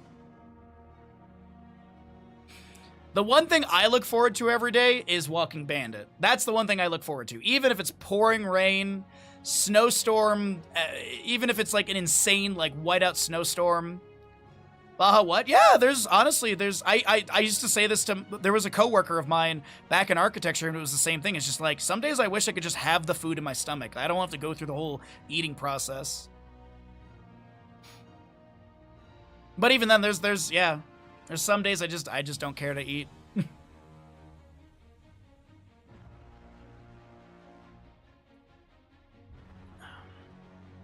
The thing with sleep though is that some days I fall asleep and then I sleep for 3 hours and then I stare at the ceiling until my alarm goes off. So there's that factor of sleep as well. So I don't look forward to sleep sometimes, because sometimes sleep I don't get it. When does the HOTS casting start? Well, now that you're here, Kaimo Tripson, now we can start. We can start now because you're here. Thank God.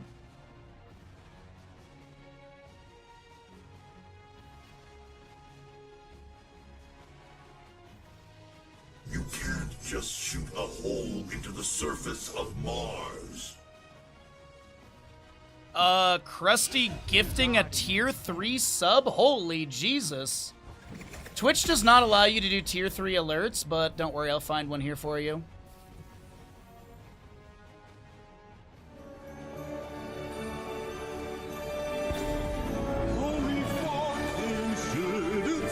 Tier 3 sub. Jesus Christ, what the fuck? It's big. Oh my fucking God. Tier 3 sub. Holy shit, what the fuck? It's big. That is the tier 3 alert. Get the blade Stella. Welcome back, everybody, into our Meta Madness tournament. Thank you so very much, Krusty, for the Tier 3 gifted sub. I hope this Tier 3 gift helps for the Partner Plus goal. I am sorry to inform you, as I said, it is reoccurring Tier 1, Tier 2, or Tier 3 subs. So gifted subs, unfortunately, don't affect that. You have to be the one to have the reoccurring sub. But I appreciate the Tier 3 gifted sub. That is wickedly generous. And, Lumpy, enjoy your Tier 3 for the next month. All right, so we're here in the final best of 3 of the day. On the left is going to be Team Gummis. On the right is going to be VVQ. And this is going to be our final best of 3 of the day. We do have some housekeeping to let you all know about, as the Meta Madness style of draft is in play. Heroes that are picked and played are unavailable for future maps within the series. So Tyrael can no longer be played in the remainder of the series. Bans don't carry over, so Johanna Yrel, which was banned by Team Gummis, could be picked in map number 2. Garrosh Maev could be picked in map number 2, so long as they're not banned again. Li Ming and Varian will be picked up by the side of Team Gummis, and as also a reminder, on top of the Meta Madness draft style, which is heroes can only be picked once and played once, we have 15 heroes that are banned away baseline in the tournament. Anduin, Blaze, Brightwing, Chen, Chromie, Diablo, Genji, Hanzo, Hogger, Junkrat, Lucio, Mal'Ganis, Stitches, Sylvanas, and Valo. My blades are yours. So those are the baseline bans in the tournament. Those heroes cannot be picked. They don't need to be banned. There have been a couple Chen bans here and there to really, nail down the fact that Chen is out of this. No, I think it was just an accidental ban. But either way, that is, I believe, all the housekeeping for that, as we get a Tyrael, Rhaegar, Sonya for the side of Team VVQ.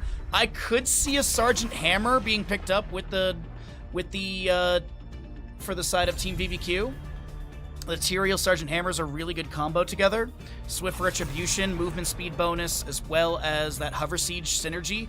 Basically, with Swift Retribution at level 7 and the Hover Siege at level 7, Sergeant Hammer has a 90% movement speed. So she only has 10% debuff rather than 50% at a 50% movement speed. We'll see what ends up happening here, as we do have Li Ming Varian. And the Falstead was also banned away by Team VVQ. Malfurion is grabbed. That's really, honestly, I love this a ton. Charge, Taunt, Sulfurous Smash, Entangling Root, Li Ming damage. Yeah. I mean, I will say this. Thank you again, Krusty, for the Tier 3 gifted sub.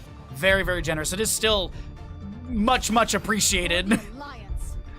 Jaina will be picked up with the Tyrael and such, and then Greymane.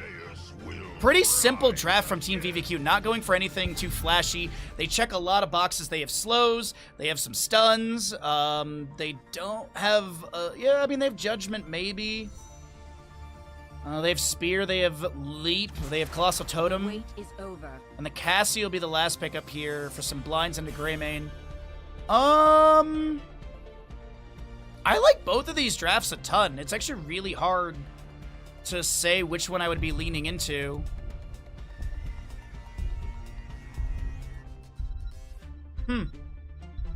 I think late game Ragnaros will be a monster. Let's find out together, everybody.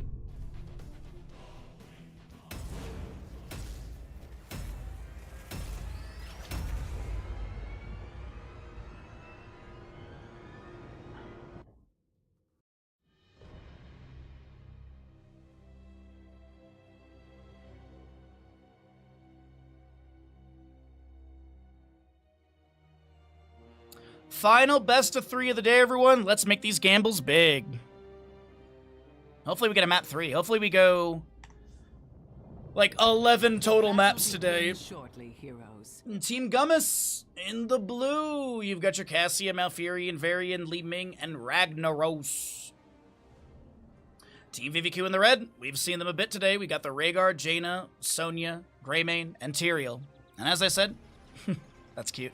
As I said, final best of 3 of the day, so make sure you get your gambles in, as we have Justice for All, 10 seconds. Viciousness, Furious Blow upgrade with the Seismic Slam, 5, 4, or Furious 3. Seismic Slam upgrade with Furious Blow. There we go. It is going to be your Colossal Totem and Fingers of Frost for the Jaina. Now, keep in mind, this is classic Garden of Terror, so they need to pick up the seeds, and then they will summon their Garden Terror, which they can pilot in lane with a character. Charge Strikes, Entangling Roots is upgraded with the Emerald Dreams, Shield Wall, sorry, Overpower for the Varian. Aetherwalker, and Ragnaros will not be going into Shifting Meteor level 1, gonna pick up the Sulfurous Hungers, okay. Shifting Meteor has been pretty much the only level 1 I've been seeing. We do get the Engulfing Flame for the Blast Wave here and there, but it is pretty much just been Shifting Meteor level 1.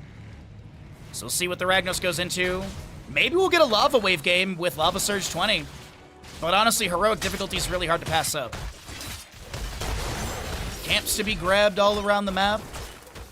And as I mentioned, this is classic Garden Terror Classic, so you have really, really protected camps. I mean, look at this. Look at how much protection there is for the Siege Giant camp. There's such a long rotation to get into that. Tyrael was checking the enemy Siege Giants. He is going to be in the bush. We've got a little vision set up here, just harassing onto the Malfurion in the rotation out, but that's going to be still significant damage into the fort gate of top lane. Greymane rolls back out of the Worgen form, able to sustain his Inner Beast. And this is the entire top lane. Gate and 2 towers taken down. Malfurion, Moonfires continue to fire out.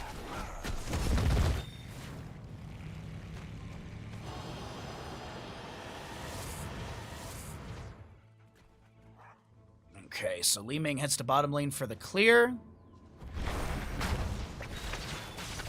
Yeah, by the way, if we just get 50 people in the chat to tier 3 sub, we'll have enough sub points for the Partner Plus level 3. We just need 50 tier 3 subs. Reoccurring.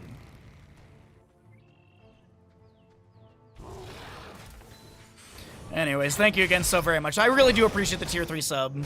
I appreciate you trying to help out with the Partner Plus. Arcane Orb, sidestepped by the Tyrael. Steps back into the bush. The Eldrunes might throw him down to the ground. The taunt from Varian. There's a root from Malfurion underneath that. Smite goes down. And a cleanse from Rhaegar.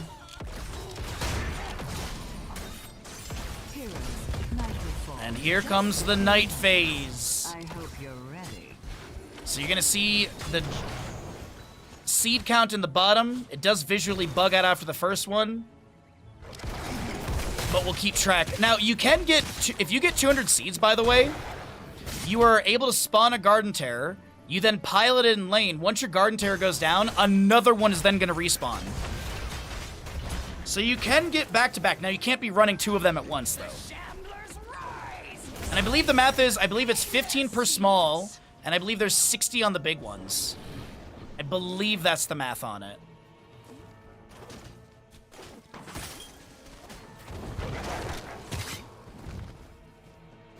But we're looking at 15 to 45. Neither of the major Garden Terrors have been worked on yet. We do have this bottom lane wave pushing onto Fort Gate. Possible flank coming out from Team VVQ into this. Greymane lunging in. Taunt from Varian goes out. And this is going to be Blizzard down on the ground. Greymane, can he get out of this alive? Lightning Fury from Cassia will confirm first blood for the side of Team Kummis.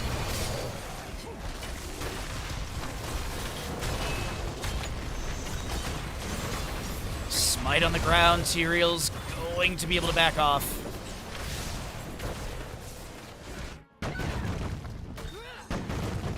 And so he continues to blast her way through this wave. It is Swift Retribution level 7. You got Wisdom Duelist Greymane. Ice flows. We do have that Hand of Ragnaros as well for the Empower Sulfurous. Neither team has looked at either of these larger... Oh, wait, hold on. Just kidding. All right, so if they complete this without any steal from Tyrael, we will be able to confirm exactly how many seeds. It would be really nice to know for us, because they had 15. And if Tyrael steals none, we are going to see exactly how much they get. So it looks like it is... Yeah, it is 60. I was correct. Okay, cool. So yeah, 15, 15, 60, and 60.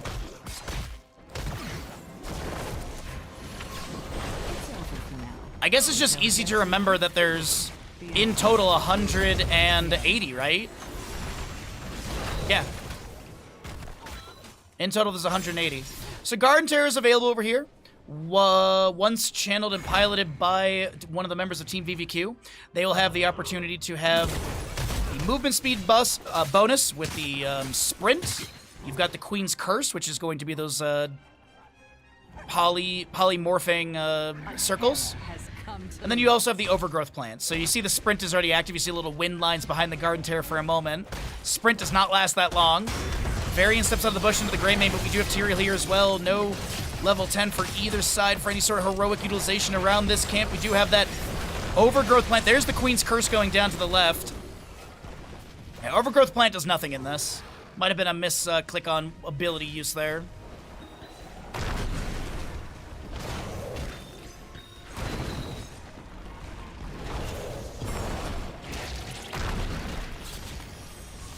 If it was a permanent change to your split instead of just for a year, I'd be hesitating to smurf. I appreciate you, Ninja. Yeah, you gotta sustain it every single month as well to keep it going in the future. On top of that, that's a nice silence from Malfurion with the Twilight Dream. Lava Wave from Ragnaros. It is Wave of Force, varying with the Warbringer Valkyrie. And that Twilight Dream, we do get the Bloodlust for Rhaegar. I was not anticipating that. Neither, I think, was the Jane anticipating this rotation. Water Elemental Leap, go for the throat, and Judgment Tyrael as Ragnaros gets taken down to top lane.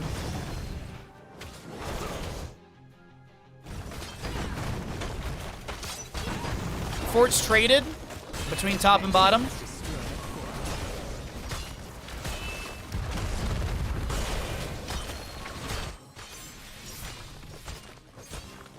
We'll see Siege Giants also stolen away in the top lane.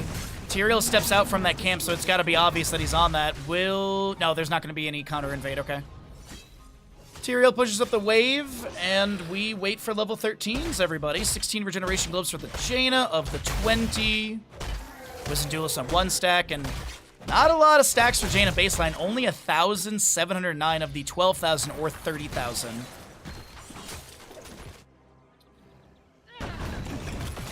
Probably getting close to another objective announcement. I think we've got maybe 30 to 45 seconds for that. Charge taunt from Varian onto Greymane. Valkyrie comes out. That's going to be leap from Sonya. Go for the throat. Bloodlust from Rhaegar. That is your Malfurion taken down. Water Elemental from Jaina summoned, and she'll be able to get the Cone of Cold to take down Cassia. Only another 700 HP, or sorry, another 1,000 damage has been dealt as Jaina's up to 2,700. Mid lane wave is a little bit back, but we do have Siege coming through. Li Ming is going to try and break away. Varian charging, and this will be Sonya whirlwinding to back off of this, and now Varian cannot get out of this alive and will be taken down.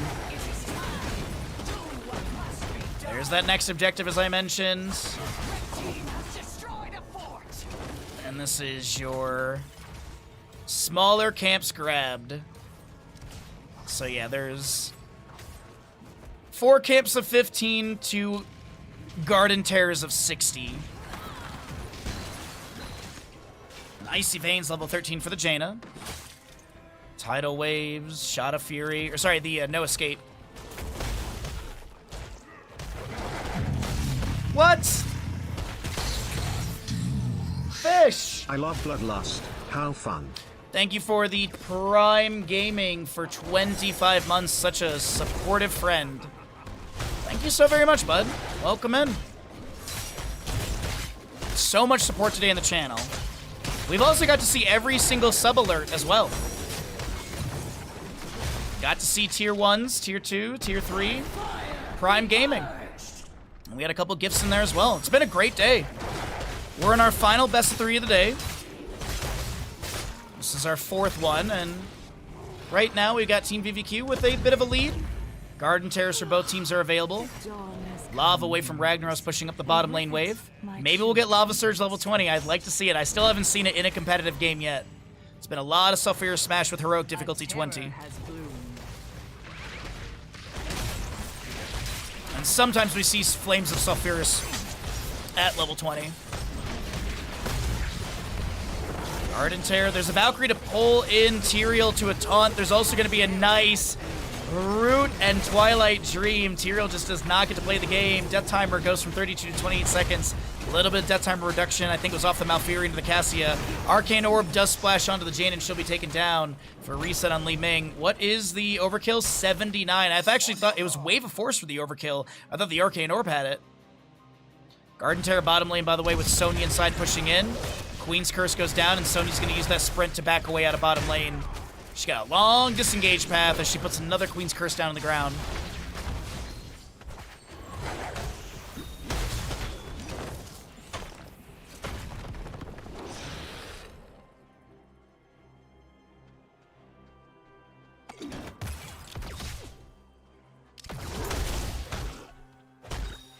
Garden Terror bottom lane is still up.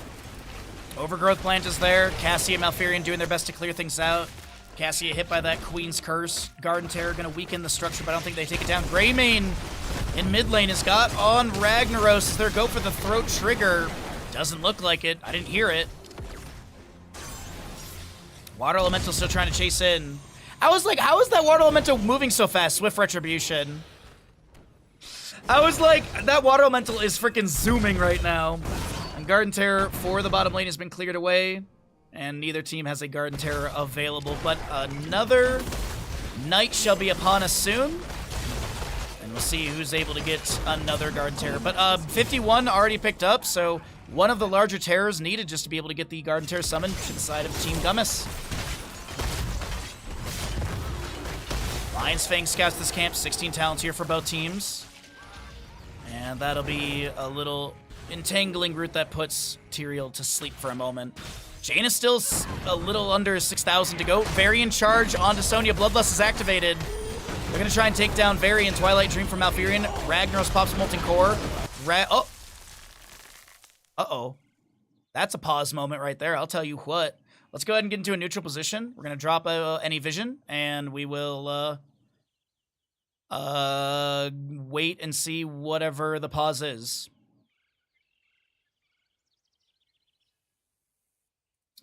Let's see. Ragnaros is done with level 1. Jaina's done with level 1. Wizened Duelist at 16 stacks. You lose half upon death, so if Greymane were to die here, which he is about 50% as you can see at the top bar, he would be dropping down to 6. Or sorry, 8. Man, why am I mathing so... anyways. Unfettered Assault as well. Heroic-wise, Lava Wave is up. Go for the Throat and Water Elemental. Looks like there's something going on with the pause, but I don't speak Polish, so I don't know what they're saying.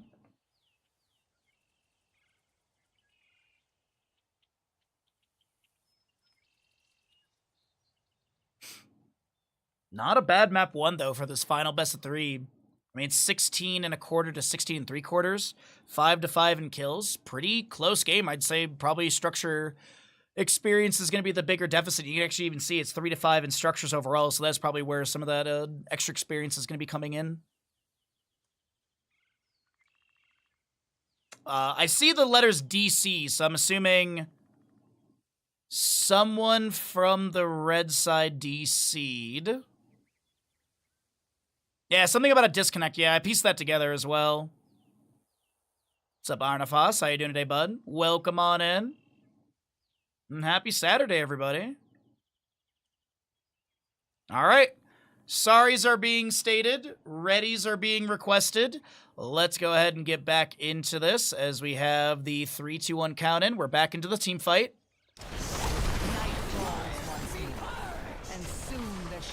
Lava Wave summoned in mid lane by Ragnaros. Molten Core is still active. Varian trying to chase in. But I don't think this team fight will be sustained. Wave of Force trying to maybe push some of the enemies into that Arcane Orb, but it won't get the displacement they were hoping for. Neither team gets a kill. No one dies. 10 seconds until the night phase begins. Hi to know. Thank you so very much. I appreciate that, bud.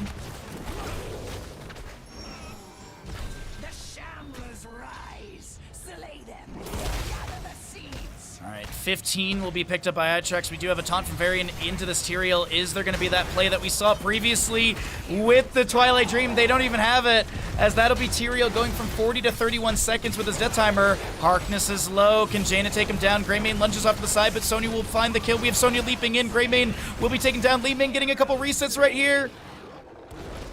And can this Jaina Rhaegar back off? It looks like they will be able to do so. Uh-oh, wait a minute. Jaina, does she have the kill? Oh, no. Malfurion Moonfires keep going out. Rhaegar comes up with a chain heal. Earth Grasp Totem slows down Love Call. And mid lane Siege Giants push in. Top lane Bruiser Camp Siege Giants. Looks like Bruiser Camp is being thinned out by the Siege Giants. Bottom lane Wave is stacking up a bit. Still have a Catapult as well. All right, Team Gunnis.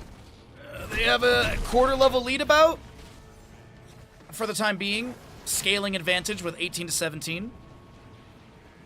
And it's 82, 83 to 46.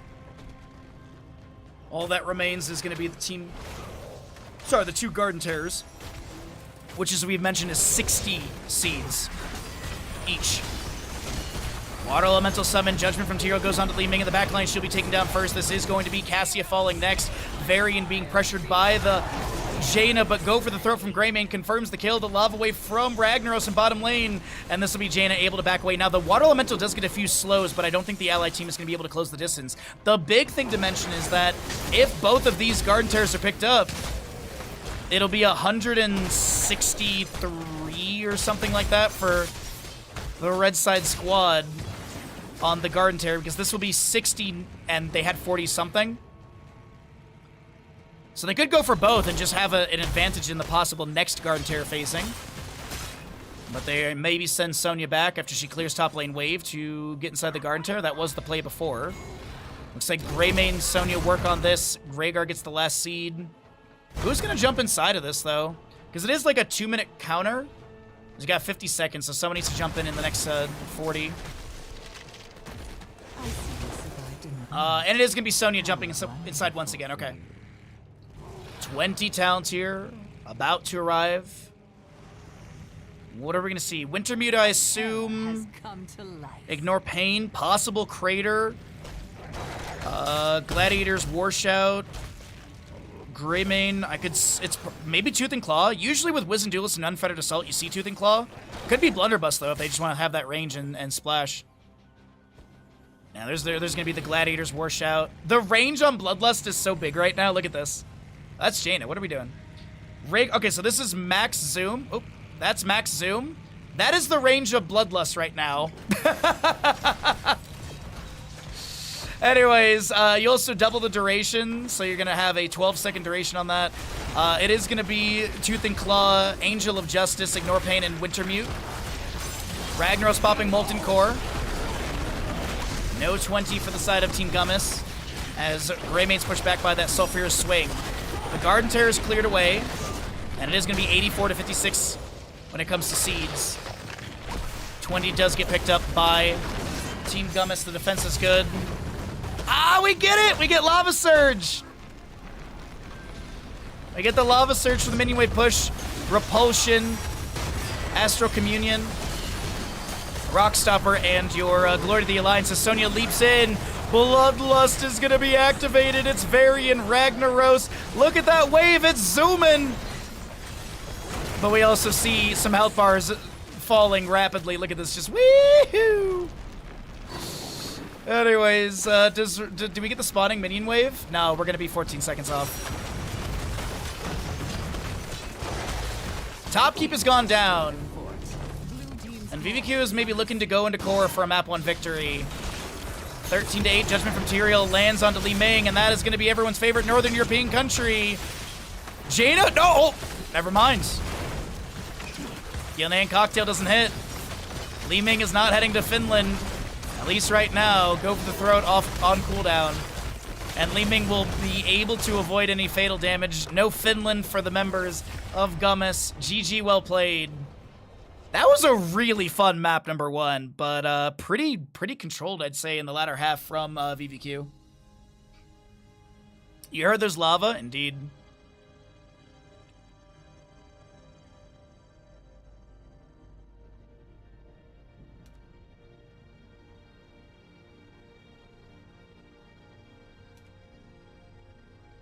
All right, we're going to go ahead and pay out the gamble. We'll get rid of the ads, and we'll get ready for what could be the final map of the day. Be sure to support the channel if you can. We're 8 subs away from upgrading our September Baja Ross to a video game-inspired painting. This month, we're going to be doing something inspired by Monster Hunter. Monster Hunter was the recommendation this month, and Monster Hunter does have some really cool scenery, so that's going to be the inspiration this month. But last month, we did... The last couple months have been really, really good paintings. But either way, we're going to run those ads, pay out the gamble, and get ready for map number 2.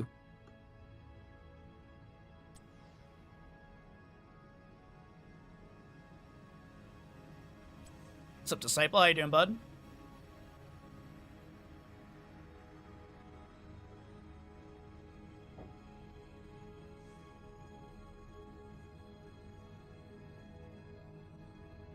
So, Gamble goes there. That's all good. Stream is catching up.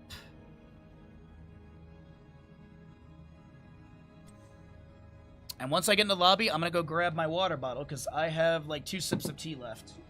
Worked out pretty good with our tea today.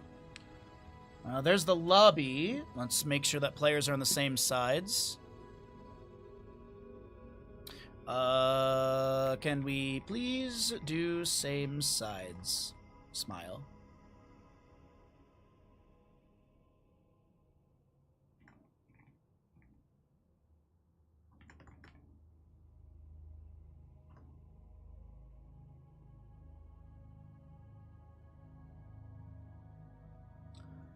Infernal Shrines is the next map. Adds... There we go. Alright, I'm gonna go grab that bottle of water really quick.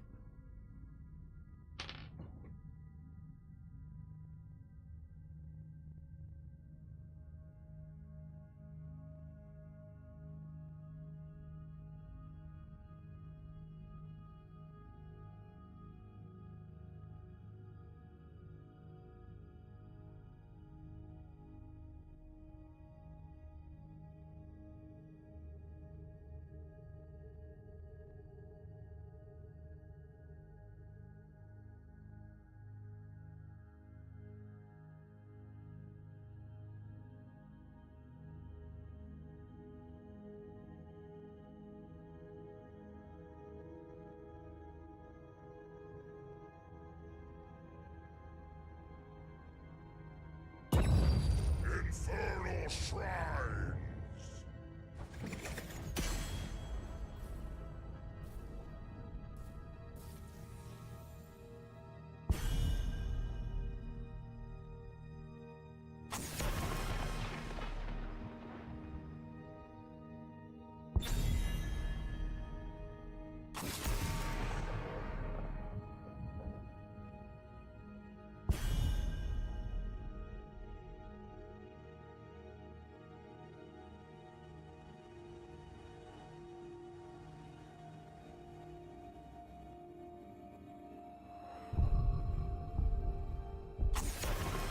Alright. I got water. Open this up, and we got our draft. Welcome back, everybody, into what could be the final map of the day. We have in the blue Team Gummis, which will ban out Cho and the Urel. We've got Garrosh to be removed by Team VVQ. Is this going to be a Maiev ban? Maiev has been really prominent in the ban phase in today's games. There it is. Big priority for Maiev for a lot of teams. So first pick, Johanna, as Infernal Shrines will be our map number 2. So Gul'dan, really good for this map. His wave clear, shrine clear is all good. As I mentioned, we do have the 15 heroes that are pre-banned, so right now there is effectively 29 heroes unavailable for map number 2. But if we go to a map number 3, Urel could be drafted so long as she's not banned. This tournament, you are able to ban heroes multiple times. This is not the same as the Light Hots tournament. That's a different draft rule. This is just utilizing the Meta Madness draft style, or Feelers, however you want to call it, with the tournament baseline bans. If I'm not mistaken, I might have to ask Ridzu about it. I believe the baseline bans were voted on by their community. Tassadar Leoric on the right. No Diablo available as he is part of that ban list, so we won't be able to see like Tassadar Diablo combination. Johanna Falstad Dahaka. We got a double global to the side of Team Gummis. What do you want to ban here? Ariel's up. They're going to get rid of Alex Straza. Okay, Alex Straza for Infernal Shrines is really strong. Dragon Queen has got good control around the objective point. You do have double heals, effectively, because you can put out the Abundance, and then you can pop Dragon Queen, then you get her, I think it's Preservation in the Dragon Queen form, because they renamed things. Make my life more difficult. Or they have secondary naming. Tassadar Leoric, not much of the draft has been shown. They're going to get rid of a Zeratul. I don't think they're going to Vikings with a Falstad Dahaka. I don't think so. Zeratul can be a nuisance to Vikings Viking composition, so I think they just don't want to deal with it. And also, I believe Team VVQ does have a pretty good Zeratul player on their team as well. A lot of lockdown. Stormbolts, Hammer of Justice, Force Wall, Skeletal Swing Slows. I don't know where we're going to go at level 4. I've been seeing a lot of variety with the Leorc players. On this map, it's been a lot of Neil Peasants, but we also did get the Consume Vitality and Ghastly Reach. We haven't actually had any Paralyzing Rage today, which is a little surprising. Yo, what's up, Shy? Welcome on in, bud. Last 2 picks. Deckard and Kira. Okay. Damage is pretty good. Mobility is nice. Lockdown is there. I really do like the Gummis draft quite a bit. I think there's a lot of fantastic factors for this. Drag into Scrollless Ceiling, Haradra Cube. You got Emerald at level 7 for some healing debuff. What are we going to see for this last pick, though? Is it just going to be... I don't think it's just Tassadar. I think they need something... sustained damage to play into this. Tracer pickup is nice. Sustained damage to chase in. Pulse Bomb to harass in the back line. Pretty good draft from both sides. Let's go ahead and load on in. Could be the final game of the day. Let's make the gamble big.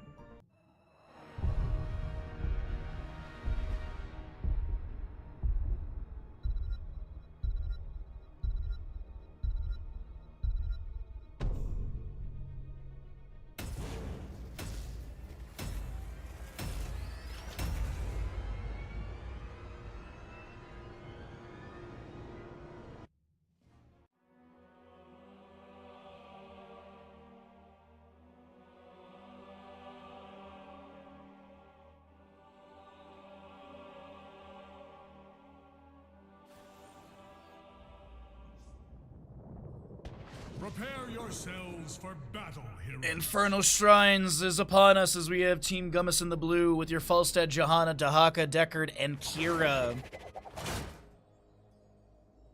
To the right of the map is going to be the crew of VVQ with Team VVQ with the Tracer, Tassadar, Uther, Muradin, and Leoric. Looking for the 2 of victory. We'll see if they can find it. The battle begins in Twitch gamble's going, and we got a big gamble on the right side squad to make it a 2 of victory.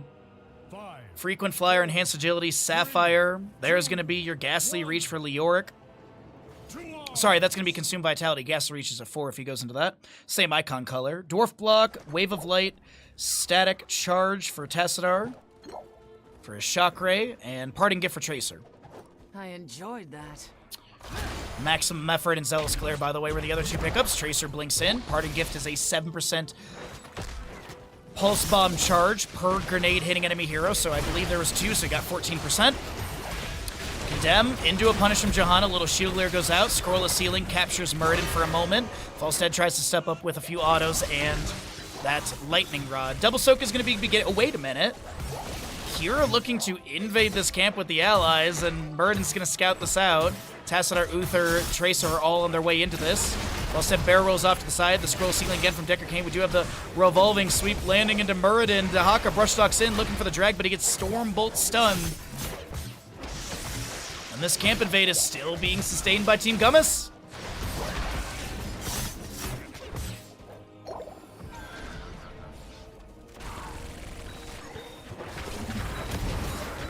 Tracer's going to be able to blink away out of bottom lane. Haradra Cube with the Sapphire was applied, and I do believe Kira Falstead will start working on another Impaler camp. Mid lane gets small amount of damage. First Punisher will be frozen in the bottom of the map. And still have a good minute till the announcement, minute and a half till the contested phase at 3 minutes in game time. Revolving sweep onto Muradin, scouted by the Johanna in the bush. The Haradra Cube goes out. Scrollless Ceiling will get the root. Shock Race from Tassadar connecting Pulse Bomb onto Kira. She's really not too concerned with that. Another, ooh, that's a good Sapphire slow as well. And Muradin's able to avoid the root this time by just sidestepping. Yo, what's up, Be Crazy? Happy Saturday, my friend.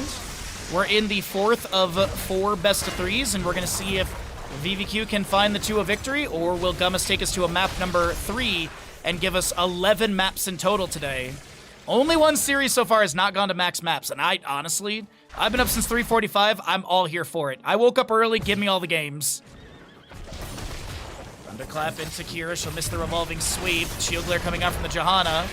Force wall with the electric fence level 4 coming out from that Tassadar. And first blood over to the red side squad. Might be a double kill, but no. Johanna's Iron Skin is active.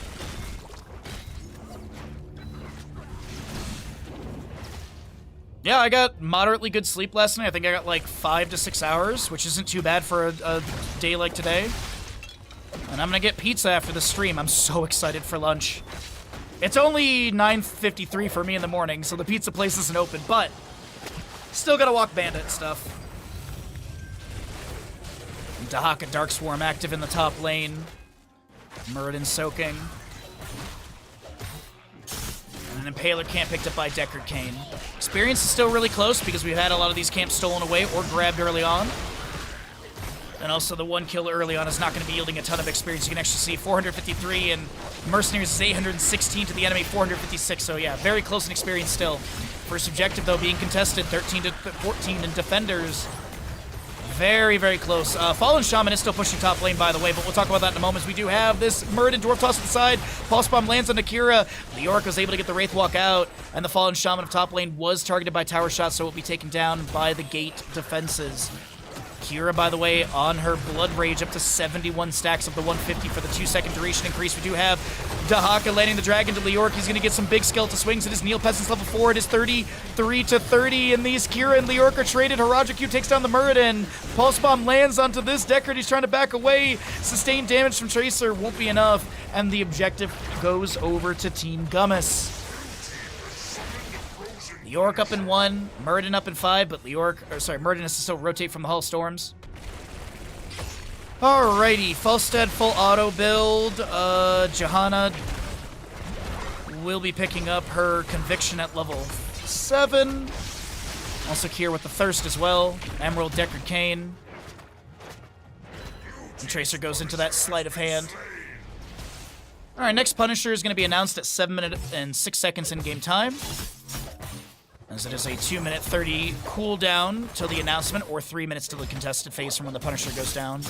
In case you didn't know. But until then, we should be able to get to level 10s. We'll go ahead and cycle through the other numbers, get an idea of what the damage healing experience looks like here at map number 2 of the final best of 3 of the day. Dwarf Toss from Muradin, Shockwave from Tassadar, neither of those connecting onto this Johanna. Arcane for the mid lane. What is our mid lane setup right now? Right side gate's taking a bit more damage. Pulse Bomb onto Dahaka. He's able to use his burrow to avoid that damage. Also has the Lurk Restraint trigger to clear out the mini wave. Skeletal Swing from Leoric. Drain is applied. Tracer dragged, and the Darkstorm comes through. And Tracer gets taken down by the Nexus forces. 3 to 2 and kills. Another invade onto another camp, and look at that camp deficit. It was like 800. It was at 1,500 to about 700, rounding for ease. Man, Gummis is pulling away with map number two so far. Revolving sweep, healing debuff for 4 seconds, and Deckard Cain snipes the kill into Tassadar. The old man does not like the Protoss, apparently.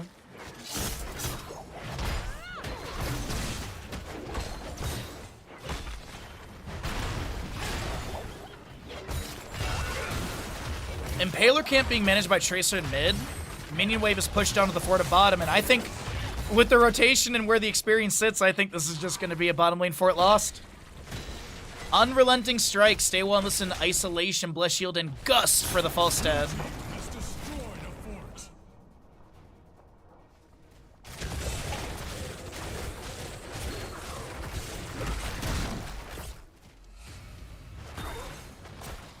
And 86 stacks for Falstad. Stay Well and Listen to mid lane.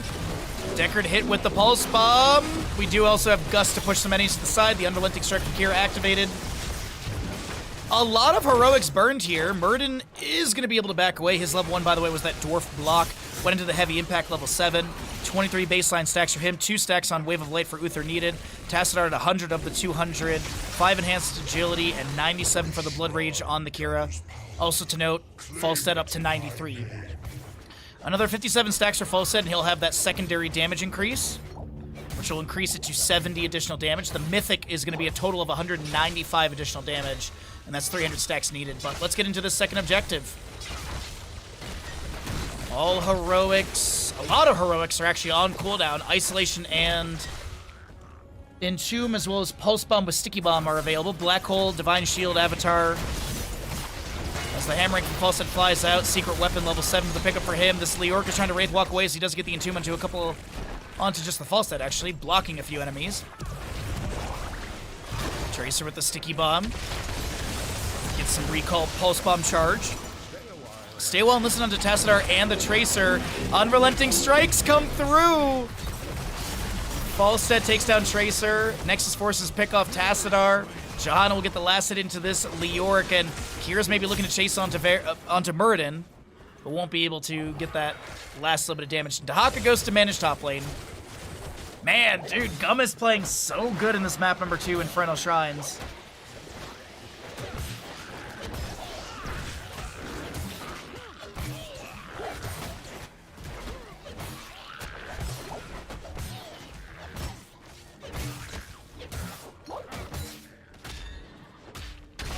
Level lead, talent tier advantage, Ancient Blessings, Ferocious Stalker, Chainsaw as well. You do have your sustained wins for the Falsehead and Blessed Hammer. Not only activatable every 30 seconds, but also every third basic attack against enemy heroes releases one of those hammers. Contempt from Johanna, trying to get the subdue in bottom lane, won't be able to complete it. We do have the Entomb from Leoric coming through. Black Hole from the Tassadar into a Shock Ray as well. Kira will land the grapple hook, but misses the revolving sweep. The unrelenting strikes go out, and they're not going to focus onto the Tracer. I think maybe Kira's anticipating the bleed damage to win out that, or to achieve that kill. And Muradin is unable to back away. Man, I gotta say, Gummis, they want that map 3, and it looks pretty promising.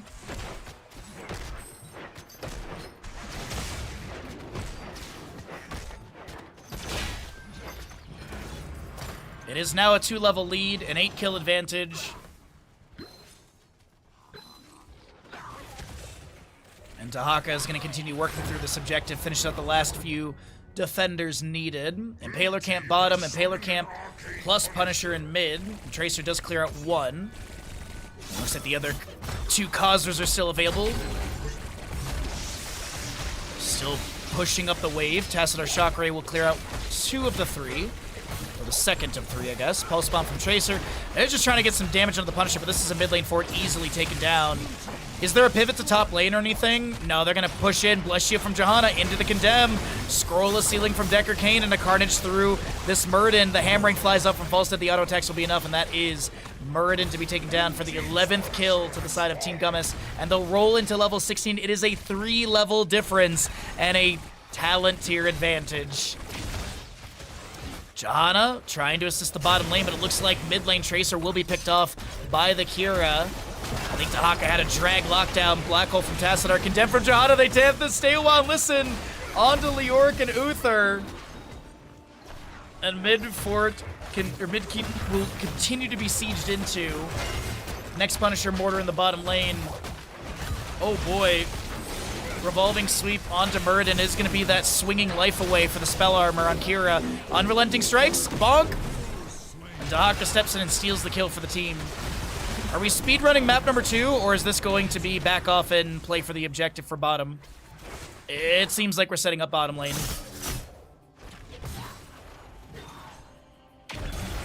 Tracer tries to take down Argus.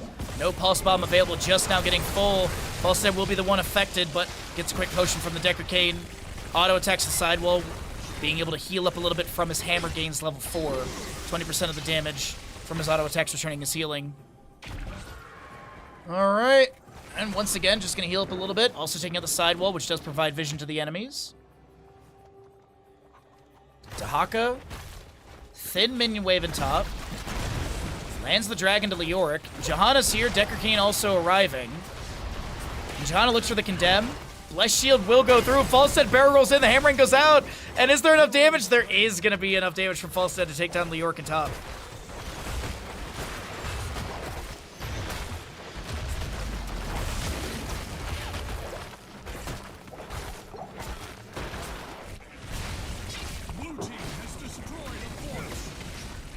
Another fort to be taken down. The Mortar Punisher's got to be really close to the announcement. Kira lands the revolving sweep into this Muradin. Falstead with some damage over the wall. Is there going to be anyone on this point? Johanna does get here. Pulse Bomb onto the Dahaka.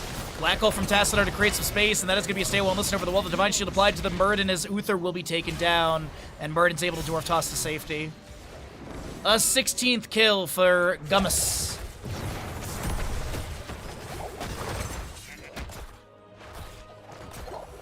Also a 4-level lead. And there's that next shrine for bottom lane. Minion wave advancing into keep. Muradin, Tassadar for defense right now on bottom. Tracer Leorc soaking up in top. Just trying to get to level 16, I think. Stormbolt misses. 197 stacks for Falstad, 198 for the Kira. 145 on that Tassadar, 25 for Muradin. He's been stalled for a while on the hammer time. The last time I checked it was like 23. Ritsu, thank you for the raid. Welcome in, Raiders. If you are raiding in, be sure to drop a follow. We have follower mode on. It's to avoid the bots. Thank you so very much for the raid. And we are in the final best of 3 of your tournament. And this is going to be map number 2. The crew of Gummis have been rallying, and they have a 14 kill advantage, a 3-level lead. No talent tier advantage anymore, at least for the time being. And we do have our third Punisher popping up right now. Gummis trying to take us to a map number 3, which would be, at least on my stream, 11 of the 12 potential maps we could have had today, which I love as much here as possible. Thank you again for the raid, as we do have Black Hole from Tassadar, the Scroll of Sealing, the Isolation from the Dahaka. Kira's going to be able to jump onto the Tassadar. We have Falstad falling on the left of the Muradin. Uther will be picked off on the right. Tassadar picked off by Kira, and here comes the Unrelenting Strikes. Boom! Revolving Sweep with a Swinging Life away for the Spell Armor. The Hydra Cube going out for the healing debuff, and this is going to be Muradin, the last defender trying to get away from Dahaka, but the Dark Swarm won't be enough. Muradin Dwarf tosses. Meanwhile, in the bottom lane, the Punisher is working on this keep, and I do think we are going to be heading into a map number 3 in the final best of 3 of the day. Thank you, Stark and Ninja, for the shoutouts. I appreciate it.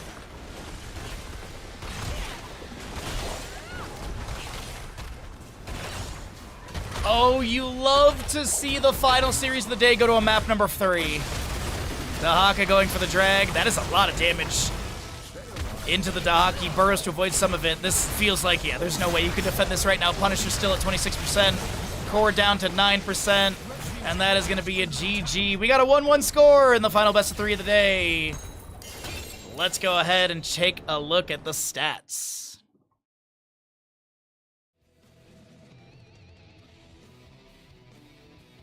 And thank you so very much for the raid again. I really appreciate it. If you got to post stream and take care of yourself, by all means to do so. But we are going to go ahead. We'll show you the stats. We'll show you the talents. And then we'll roll out the final block of ads today. If you have a Prime Gaming and would like to use it to support the channel, it's much appreciated. If you'd like to start a reoccurring Tier 1 sub, Tier 2 or 3, that would help us hit Partner Plus a little bit faster. But thank you again so very much for the raid. Welcome into the new followers as well. And let's go ahead, get those ads out of the way, and roll into map number 3, the final map of the day. Where are we going to go? I hope it's Towers of Doom. I love a good map 3, Towers of Doom. So it is going to be Gummis with that payout. There is your score updated. When the stream catches up, we can then roll out the ads.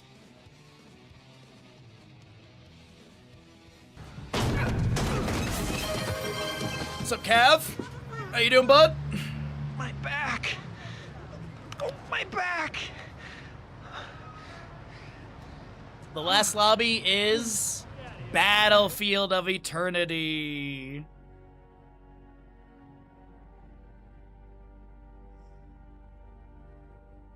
It hurts to see you in a hoodie.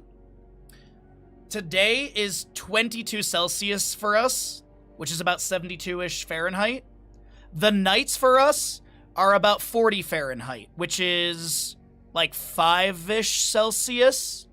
So the house right now is very nice and cold. I'm also wearing sweatpants today, too.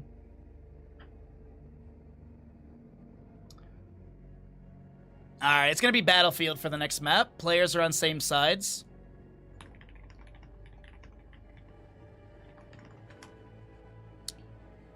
And we will write up the prediction. We'll give you 10 minutes on the gamble. 15 minutes on the gamble.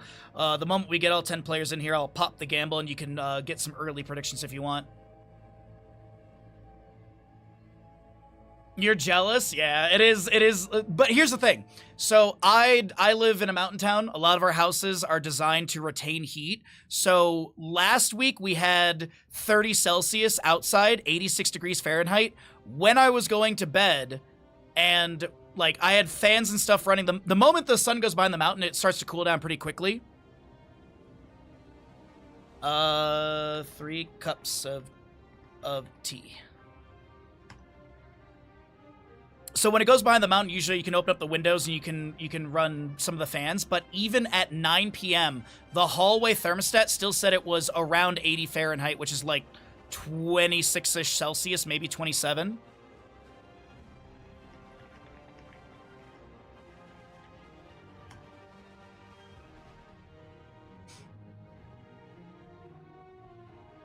All right, so Battlefield, final map. I see 10 players. There is the gamble written ahead of time in case you would like to get your predictions in early. But yeah, like today is it's gonna, like, Monday it's gonna jump back up in temperature, I think. So Monday I think we're gonna go back up a little bit. But I'll any sort of cool days we can get up here, I'll take them. Because also, like, AC is not a thing in a lot of these houses. In some of the mansions that you have, because it's a tourist town. There's a lot of like mansions and stuff like that. This is the area where Zuckerberg bought 2 mansions on the West Shore and like connected them or whatever. The Godfather house is here as well. The Godfather house is in Tahoe as well, if you've ever been curious. But either way. Yeah, AC is like really only a thing for those kind of houses. I have like a single standalone unit that's in my bedroom, and when it's super hot, I'll run that for like 2 hours before I go to bed, and I'll like close the door and everything to make the bedroom cold. But yeah, it's a bit hot sometimes.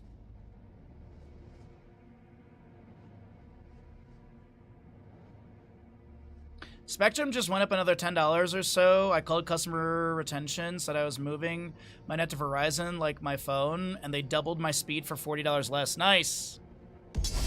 Battlefield of eternity. All right, everyone. The final ads of the day are done. The final map of the day is ready to go. Thank you again, Ridzu, for the raid. I really, really do appreciate that. If you did raid over, be sure to follow. As I mentioned, we do a follower mode on. It's just to avoid the bots, and the disappointment is measurable. Gummis will get rid of the Cho. Actually, it's Gull. We will have your Garrosh also banned away. And Battlefield of Eternity for the final map in today's 4th best of 3 series. What else do you want to get rid of here?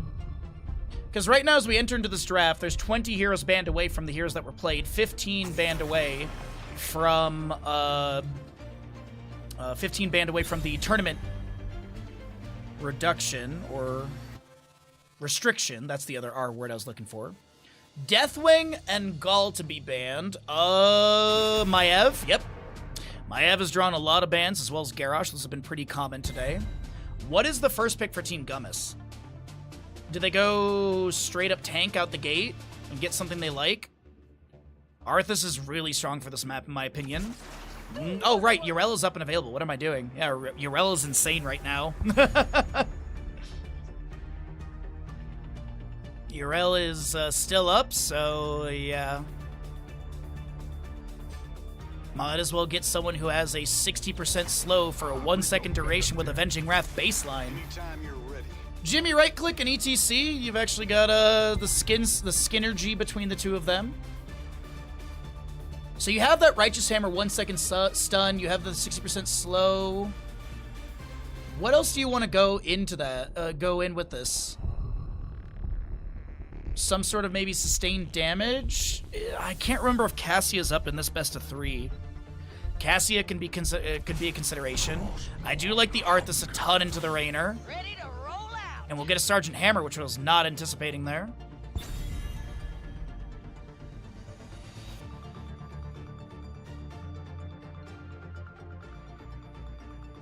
Why does Spectrum always raise the bill? Isn't that illegal? It's America, you know? Laws only apply to people that are poor, okay? I laugh, but it's sadly true. I laugh, but it's extremely true.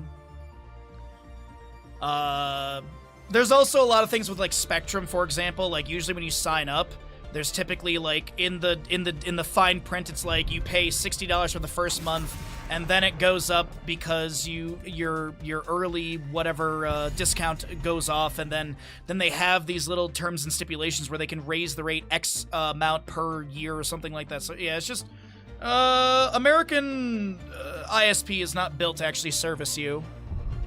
Like a lot of products in America, they're not there for you. They're there for you to pay for it and not get value, like insurance. All right, let's focus in. Let's focus in. We got ETC, Raynor, Mephisto, and Alexstrasza. Okay. Circle of Life maybe for Alexstrasza, level 1. Spite Mephisto has synergy. Doubt it's Hysteria. ETC could also get some globes as well, but I mean, it's not like Proc Rock gets any extra value outside of when you hit the 20 globes, you have that healing to allies. It's not like there's more globe value. You got a Sergeant Hammer, Arthas, Urel. You need a healer. Legally distinct Mario Thrall, and Ana. It's a weird draft from Gummis, I'm not gonna lie.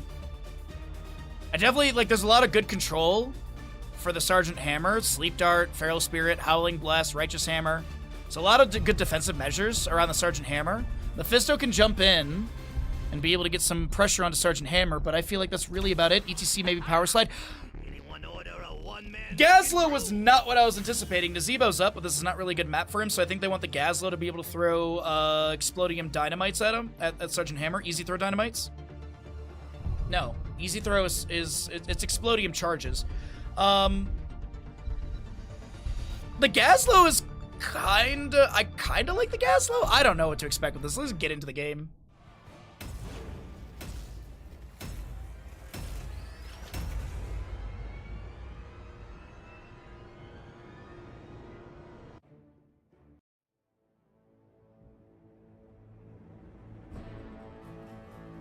Final map, final gamble. Thank you all for being here with me on this cozy Saturday.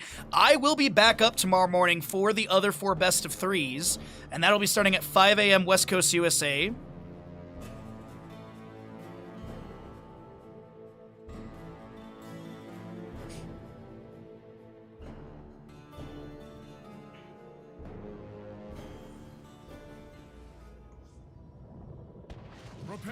No Chromie for the hammer, because Chromie is one of the 15 banned away heroes. Exclamation pre-ban if you want to see the pre-banned heroes in the tournament. What's up, Umber? You're just in time for the final map of the day. On the west is going to be Gummis. You got your Thrallana, Arthas, Urel, Sergeant Hammer. To the east is VVQ with your Alexstrasza, ETC, Mephisto, Gazlowe, and Raynor. And if you did get raided over, be sure to follow the channel. We do have follower mode on. It's a 0-minute follow. It's just to get rid of bots. Please do consider following. We do stream Here's a Storm typically 4 days a week of the 6 days we stream. I only take Mondays off because I do need to take a day off. But yes, Wednesdays and Fridays are typically the variety day. Tuesday, Thursday, Saturday, Sundays are typically Heroes casting. Crash Lightning Thrall, I was thinking it would be. I mean, Crash Lightning is often picked up on Battlefield. Contact Healing, Frost Presence, Dauntless, and Advanced Artillery for the Hammer.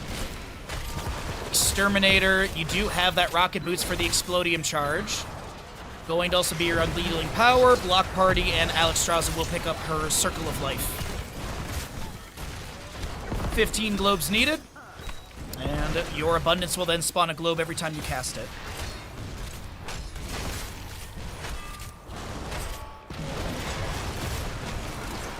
Thrall is just gonna spray at the ETC, and ETC will have a spray of his own in the bush. Urel in top lane is up against a Raynor and a Gazlowe, and keep in mind Raynor Exterminator is going to be having a permanent buff onto minions and mercenaries from his Inspire, but with this 4-member bottom lane out from Gummis, they're blasting through the fort gate with the Sergeant Hammer, and Mephisto is trying his best to jump in and get some damage here and there, but Skull Missiles poke a little bit. You get 20 stacks, you get the 100 extra damage. 40 stacks will get you that secondary charge.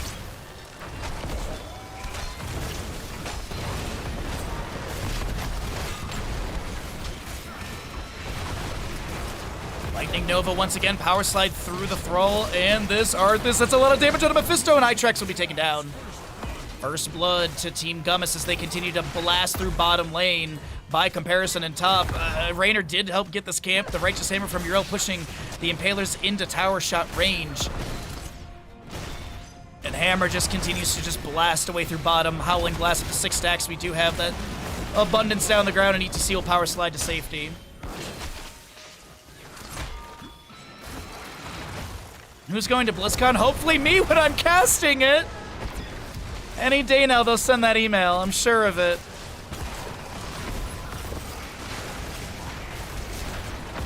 Power slide in from ETC, trying to push Hammer forward and body block a little bit, but Argus will not be taken down. First objective is going to be here, north-south positioning into the east-west race sides, as it is scripted for the first objective. When we compare top and bottom, the gate has been taken down to top lane, but this is still bottom lane fort dropped to about a third of its health. Raynor working on the Fallen Shaman up top. For bottom lane, this is also the west side Fallen Shaman from Gummis. No Stellar Blade after? Today? No, dude, I've been streaming for almost 6 hours. I'm gonna go get some lunch. I'm gonna walk Bandit. I got a 20-second delay on stream, too. I don't want to play Stellar Blade with a delay. Howling Blast into the Raynor, Feral Spirit. I will be picking up Stellar Blade on Wednesday again. Power slide from ETC trying to back away the Skull Missiles from Mephisto up to 18 stacks. Fallen Shamans in top and bottom are going to be pushing in. I just want to check really quickly. Raynor did not inspire the top lane Fallen Shaman, okay.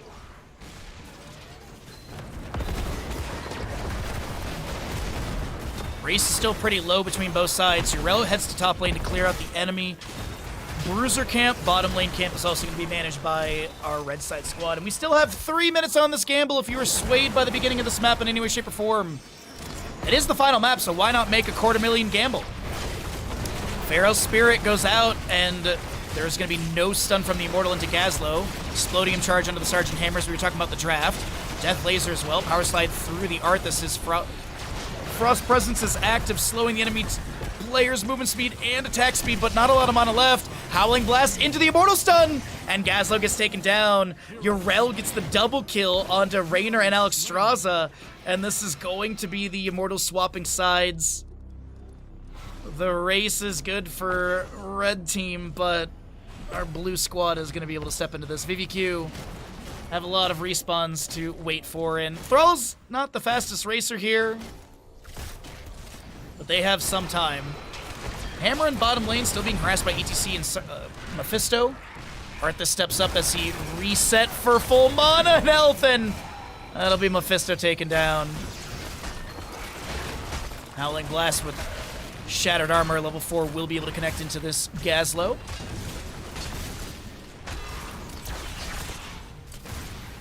What's up, Captain Howdy? Bottom fort goes down to the Hammer Ana. And we still have Thrall on the left just autoing. Though Raynor will finish out this Immortal for his team. Level lead is started. Talent tier advantage is no longer there, but it still is like a level and a quarter in favor of Gummis. VVQ will get this objective. Will they get any siege value that yields the fort gate? I don't know.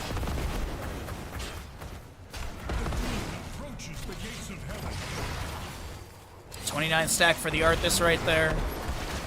Mephisto shades forward with Lightning Nova to clear or get some extra damage. And Skullmus is up to 33 stacks, does have that Spite level 4. And Alexstrasza is 11 of the 15 regeneration globes. This Immortal is going to get the fort gate, and that's really it. Okay. Raynor Gazlo continue to push up top lane. We do have the easy peasy Dimensional Ripper, as well as your Master Blaster. And next objective is close to 8 minutes in game time. And while we wait, we got 10 Talontiers coming up. Let's cycle through the other numbers. Righteous Hammer from Uriel trying to steal this camp. Penetrating round pushes onto Arthas. Rel is on the point, but she's a little bit low. The Avenging Wrath, and she will be traded for Raynor. Alex draws the pops Dragon Queen. Flame Breath's coming out. Healing goes down the ground. ETC might be looking for a power slide onto the Sergeant Hammer. She has the Hyper Thrusters. Gazlo Explodium Charge gets a root or a stun onto 2. And Arthas gets nano boosted. Howling Blast lands into this Mephisto. A flank sundering from Thrall. And ETC is able to power slide to the side. Alex Strauss is unable to back away from the Sergeant Hammer, and she will confirm the kill. Gazlo's on an adventure, and I don't think he's going to be discovered.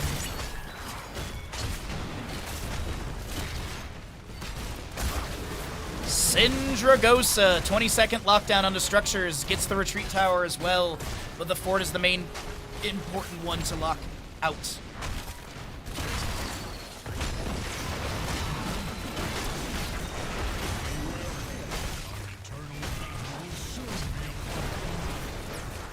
Syndragosa lockdown is going to expire here. The next Immortal is ready for contest in 20 seconds. Thrall is up to 16 stacks for his Crash Lightning, by the way, so he does have that 270 additional damage on the subsequent bounces. It is not off the first bounce. Not the initial, so it's the subsequent bounces after the initial. So 270 plus his baseline scaling, which is going to be 131, so it's 301 damage for the extra bounces, because the initial hit is 262. And he does lose stacks upon death, but he can only drop to 15 at this point. Loses 4 stacks upon death. See if he can get to that 30 mark for the additional 325 on top of the 270. Sundering Nano Boost. Syndragosa, Ardent Defender, Napalm Strike. Consume Souls, Moshpit. As ETC, Moshpit will connect onto this Arthas. He gets the Nano Boost. It is Hyperion as well. And Gazlo with his Robo Goblin. He'll activate that right there to be able to back away for the self-cast Unstoppable. Mephisto trying to chase on Sergeant Hammer. She'll get the Hyper Thrusters to back away. And Unyielding Power has been completed. 40-second cooldown, by the way, for the Robo Goblin. Fallen Shaman of top lane is working on the fort. Hammer's going to go deal with that. The Impaler camp in bottom lane pushing on to keep gate. That's going to be Syndragosa slowing down this Raynor. He also got hit with a Death Coil, which has that 50% slow for 1.25 seconds. Another Righteous Hammer pushing back the enemies. Feral Tire is going to connect. Monotide level 4 for the Thrall. Does also have Rolling Thunder 7, so he has that extra bounce. And 22 stacks for that Crash Lightning. Fallen Shaman cleared out of top lane. Impaler Camp Catapult in bottom. Mephisto's going to have quick clear on this with Lightning Nova, Raynor auto attack as well. Immortals will be heading into the race potential sides. Avenging Wrath onto ETC. Sundering also coming out from the Thrall. Nano boosted Thrall as he's going to look for some Chain Lightning hits. 23 for him. Might make it 24. Wait a minute. Lifebinder goes out, and that is going to be Gazlo living. Lifebinder does have a small... I say small, but right now at level 11, it's 739 initial healing to both targets. Well, over 2 seconds, but still. Power Slide from ETC. Hyperion summoned by the Raynor, trying to create some space for the allies to step up. Impaler camp of bottom lane. 1 Impaler left still. Howling Blast. Death Coil again.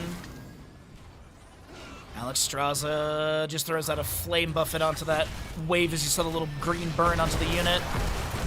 Skull Missiles continue to just blast out from Mephisto. No level 13 for the side of Team VVQ, as they're down by 7 kills.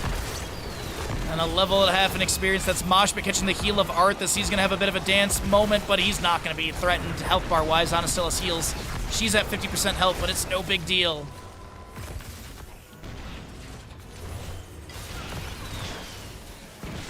We do get Yrel with Repentance. So her Avenging Wrath is now a 85% slow for 1.75 seconds. I don't know why this is in the game.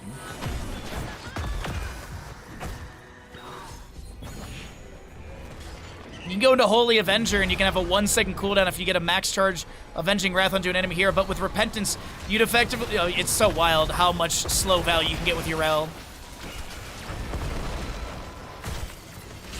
Not a lot of heroes have a baseline 60% slow.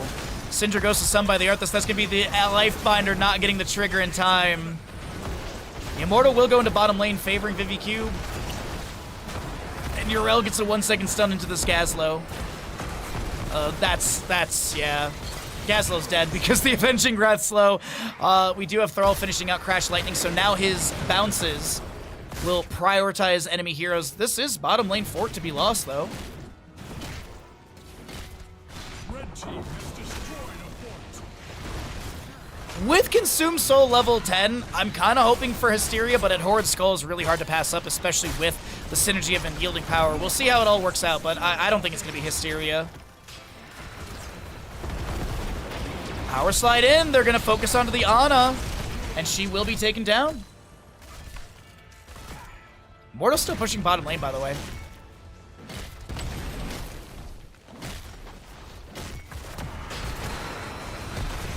Death Coil bouncing around. Mephisto jumping in. He does go into that at Horrid Skull. Consume Soul activated. Some slow, some damage. A kill on to Hammer. The Mosh Pit activated. Yrel's dancing. And she manages to get the Ardent Defender activated. Divine Steed insta-mount interrupted. And Yrel, after the Ardent Defender expires, will immediately be bursted by Raynor and VVQ. They're rallying here. They're doing a really good job of rallying. I didn't like when the Punisher went down, but we gotta be close to the next announcement. Where's my experience? Yeah, Minions is still down by about 3,000. Passive is 2,000. It is still about a 5k difference between the two teams, as Mercenaries has made up a little bit there, and Heroic Killser is closing in to equal.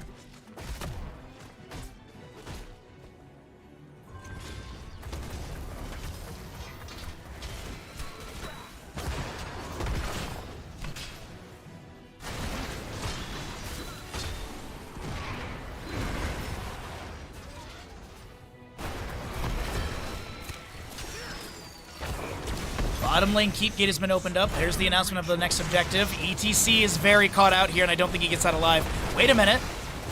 He does have the power slide to back away. Syndra goes to gets a slow. ETC is going to try and get a power slide out after the Howling Blast goes out. He's able to sidestep it. No, his ETC is so dead. That's a really unfortunate death right there. 35 seconds as your objective is about to be up in 5.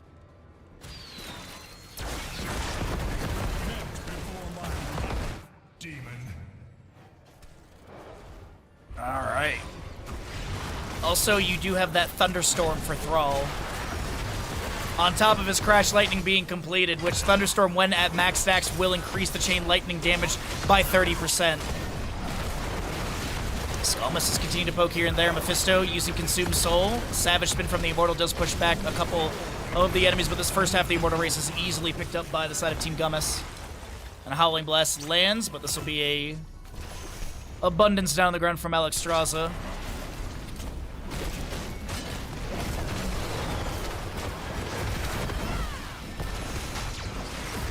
Howling Blast again onto this Mephisto. We do have ETC being pushed around by the Concussive Blast. Alex Straza pops Dragon Queen. Has another big heal on the ground. Mephisto jumping forward. A lot of damage into the Sergeant Hammer, and she's looking to back away. And it is 16 talent to your advantage to the side of Gummis in this fight, but somehow VVQ are holding on. I don't think they're going to win this Immortal, though, and it does look like this will be a very healthy Immortal going into top or bottom. Top. Top lane, Alarian, and he is looking hefty on this damage. 1,660 damage into structures. Looking at 23,250 points of health, and probably similar in shielding. So 46,500. Yep. Big Immortal for top lane. We do have 16 talents here, though, picked up by VVQ in this. They have ETC and everyone for the defense. Mephisto shading forward. Syndra goes to summoned by the Arthas as well. Howling Blast going out. That's a lot of damage into the Mephisto. And I don't believe he got into that circle fast enough for the Abundance heal, but did, of course, get a Globe and a well tap.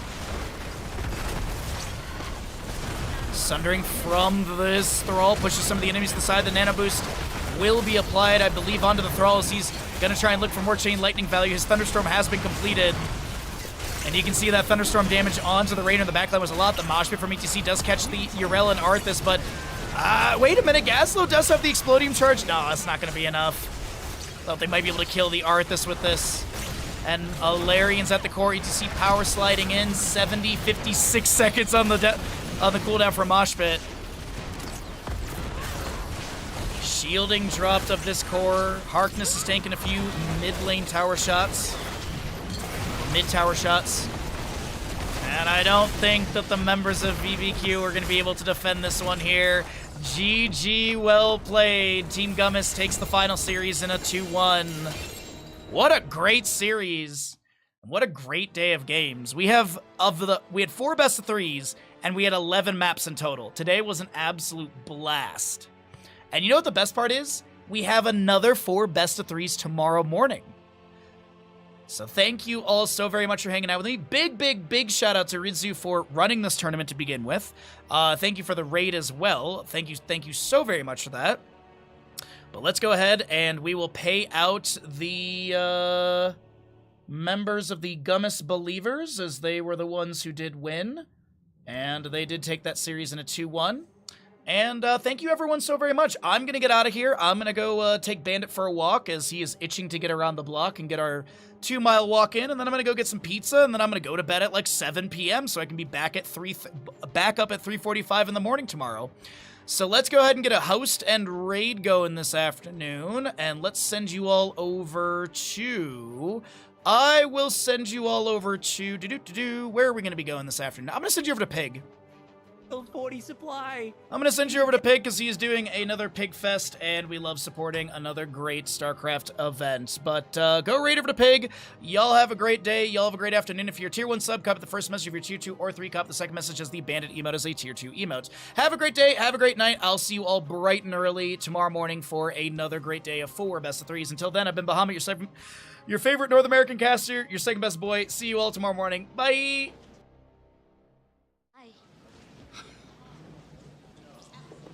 Have a lovely day.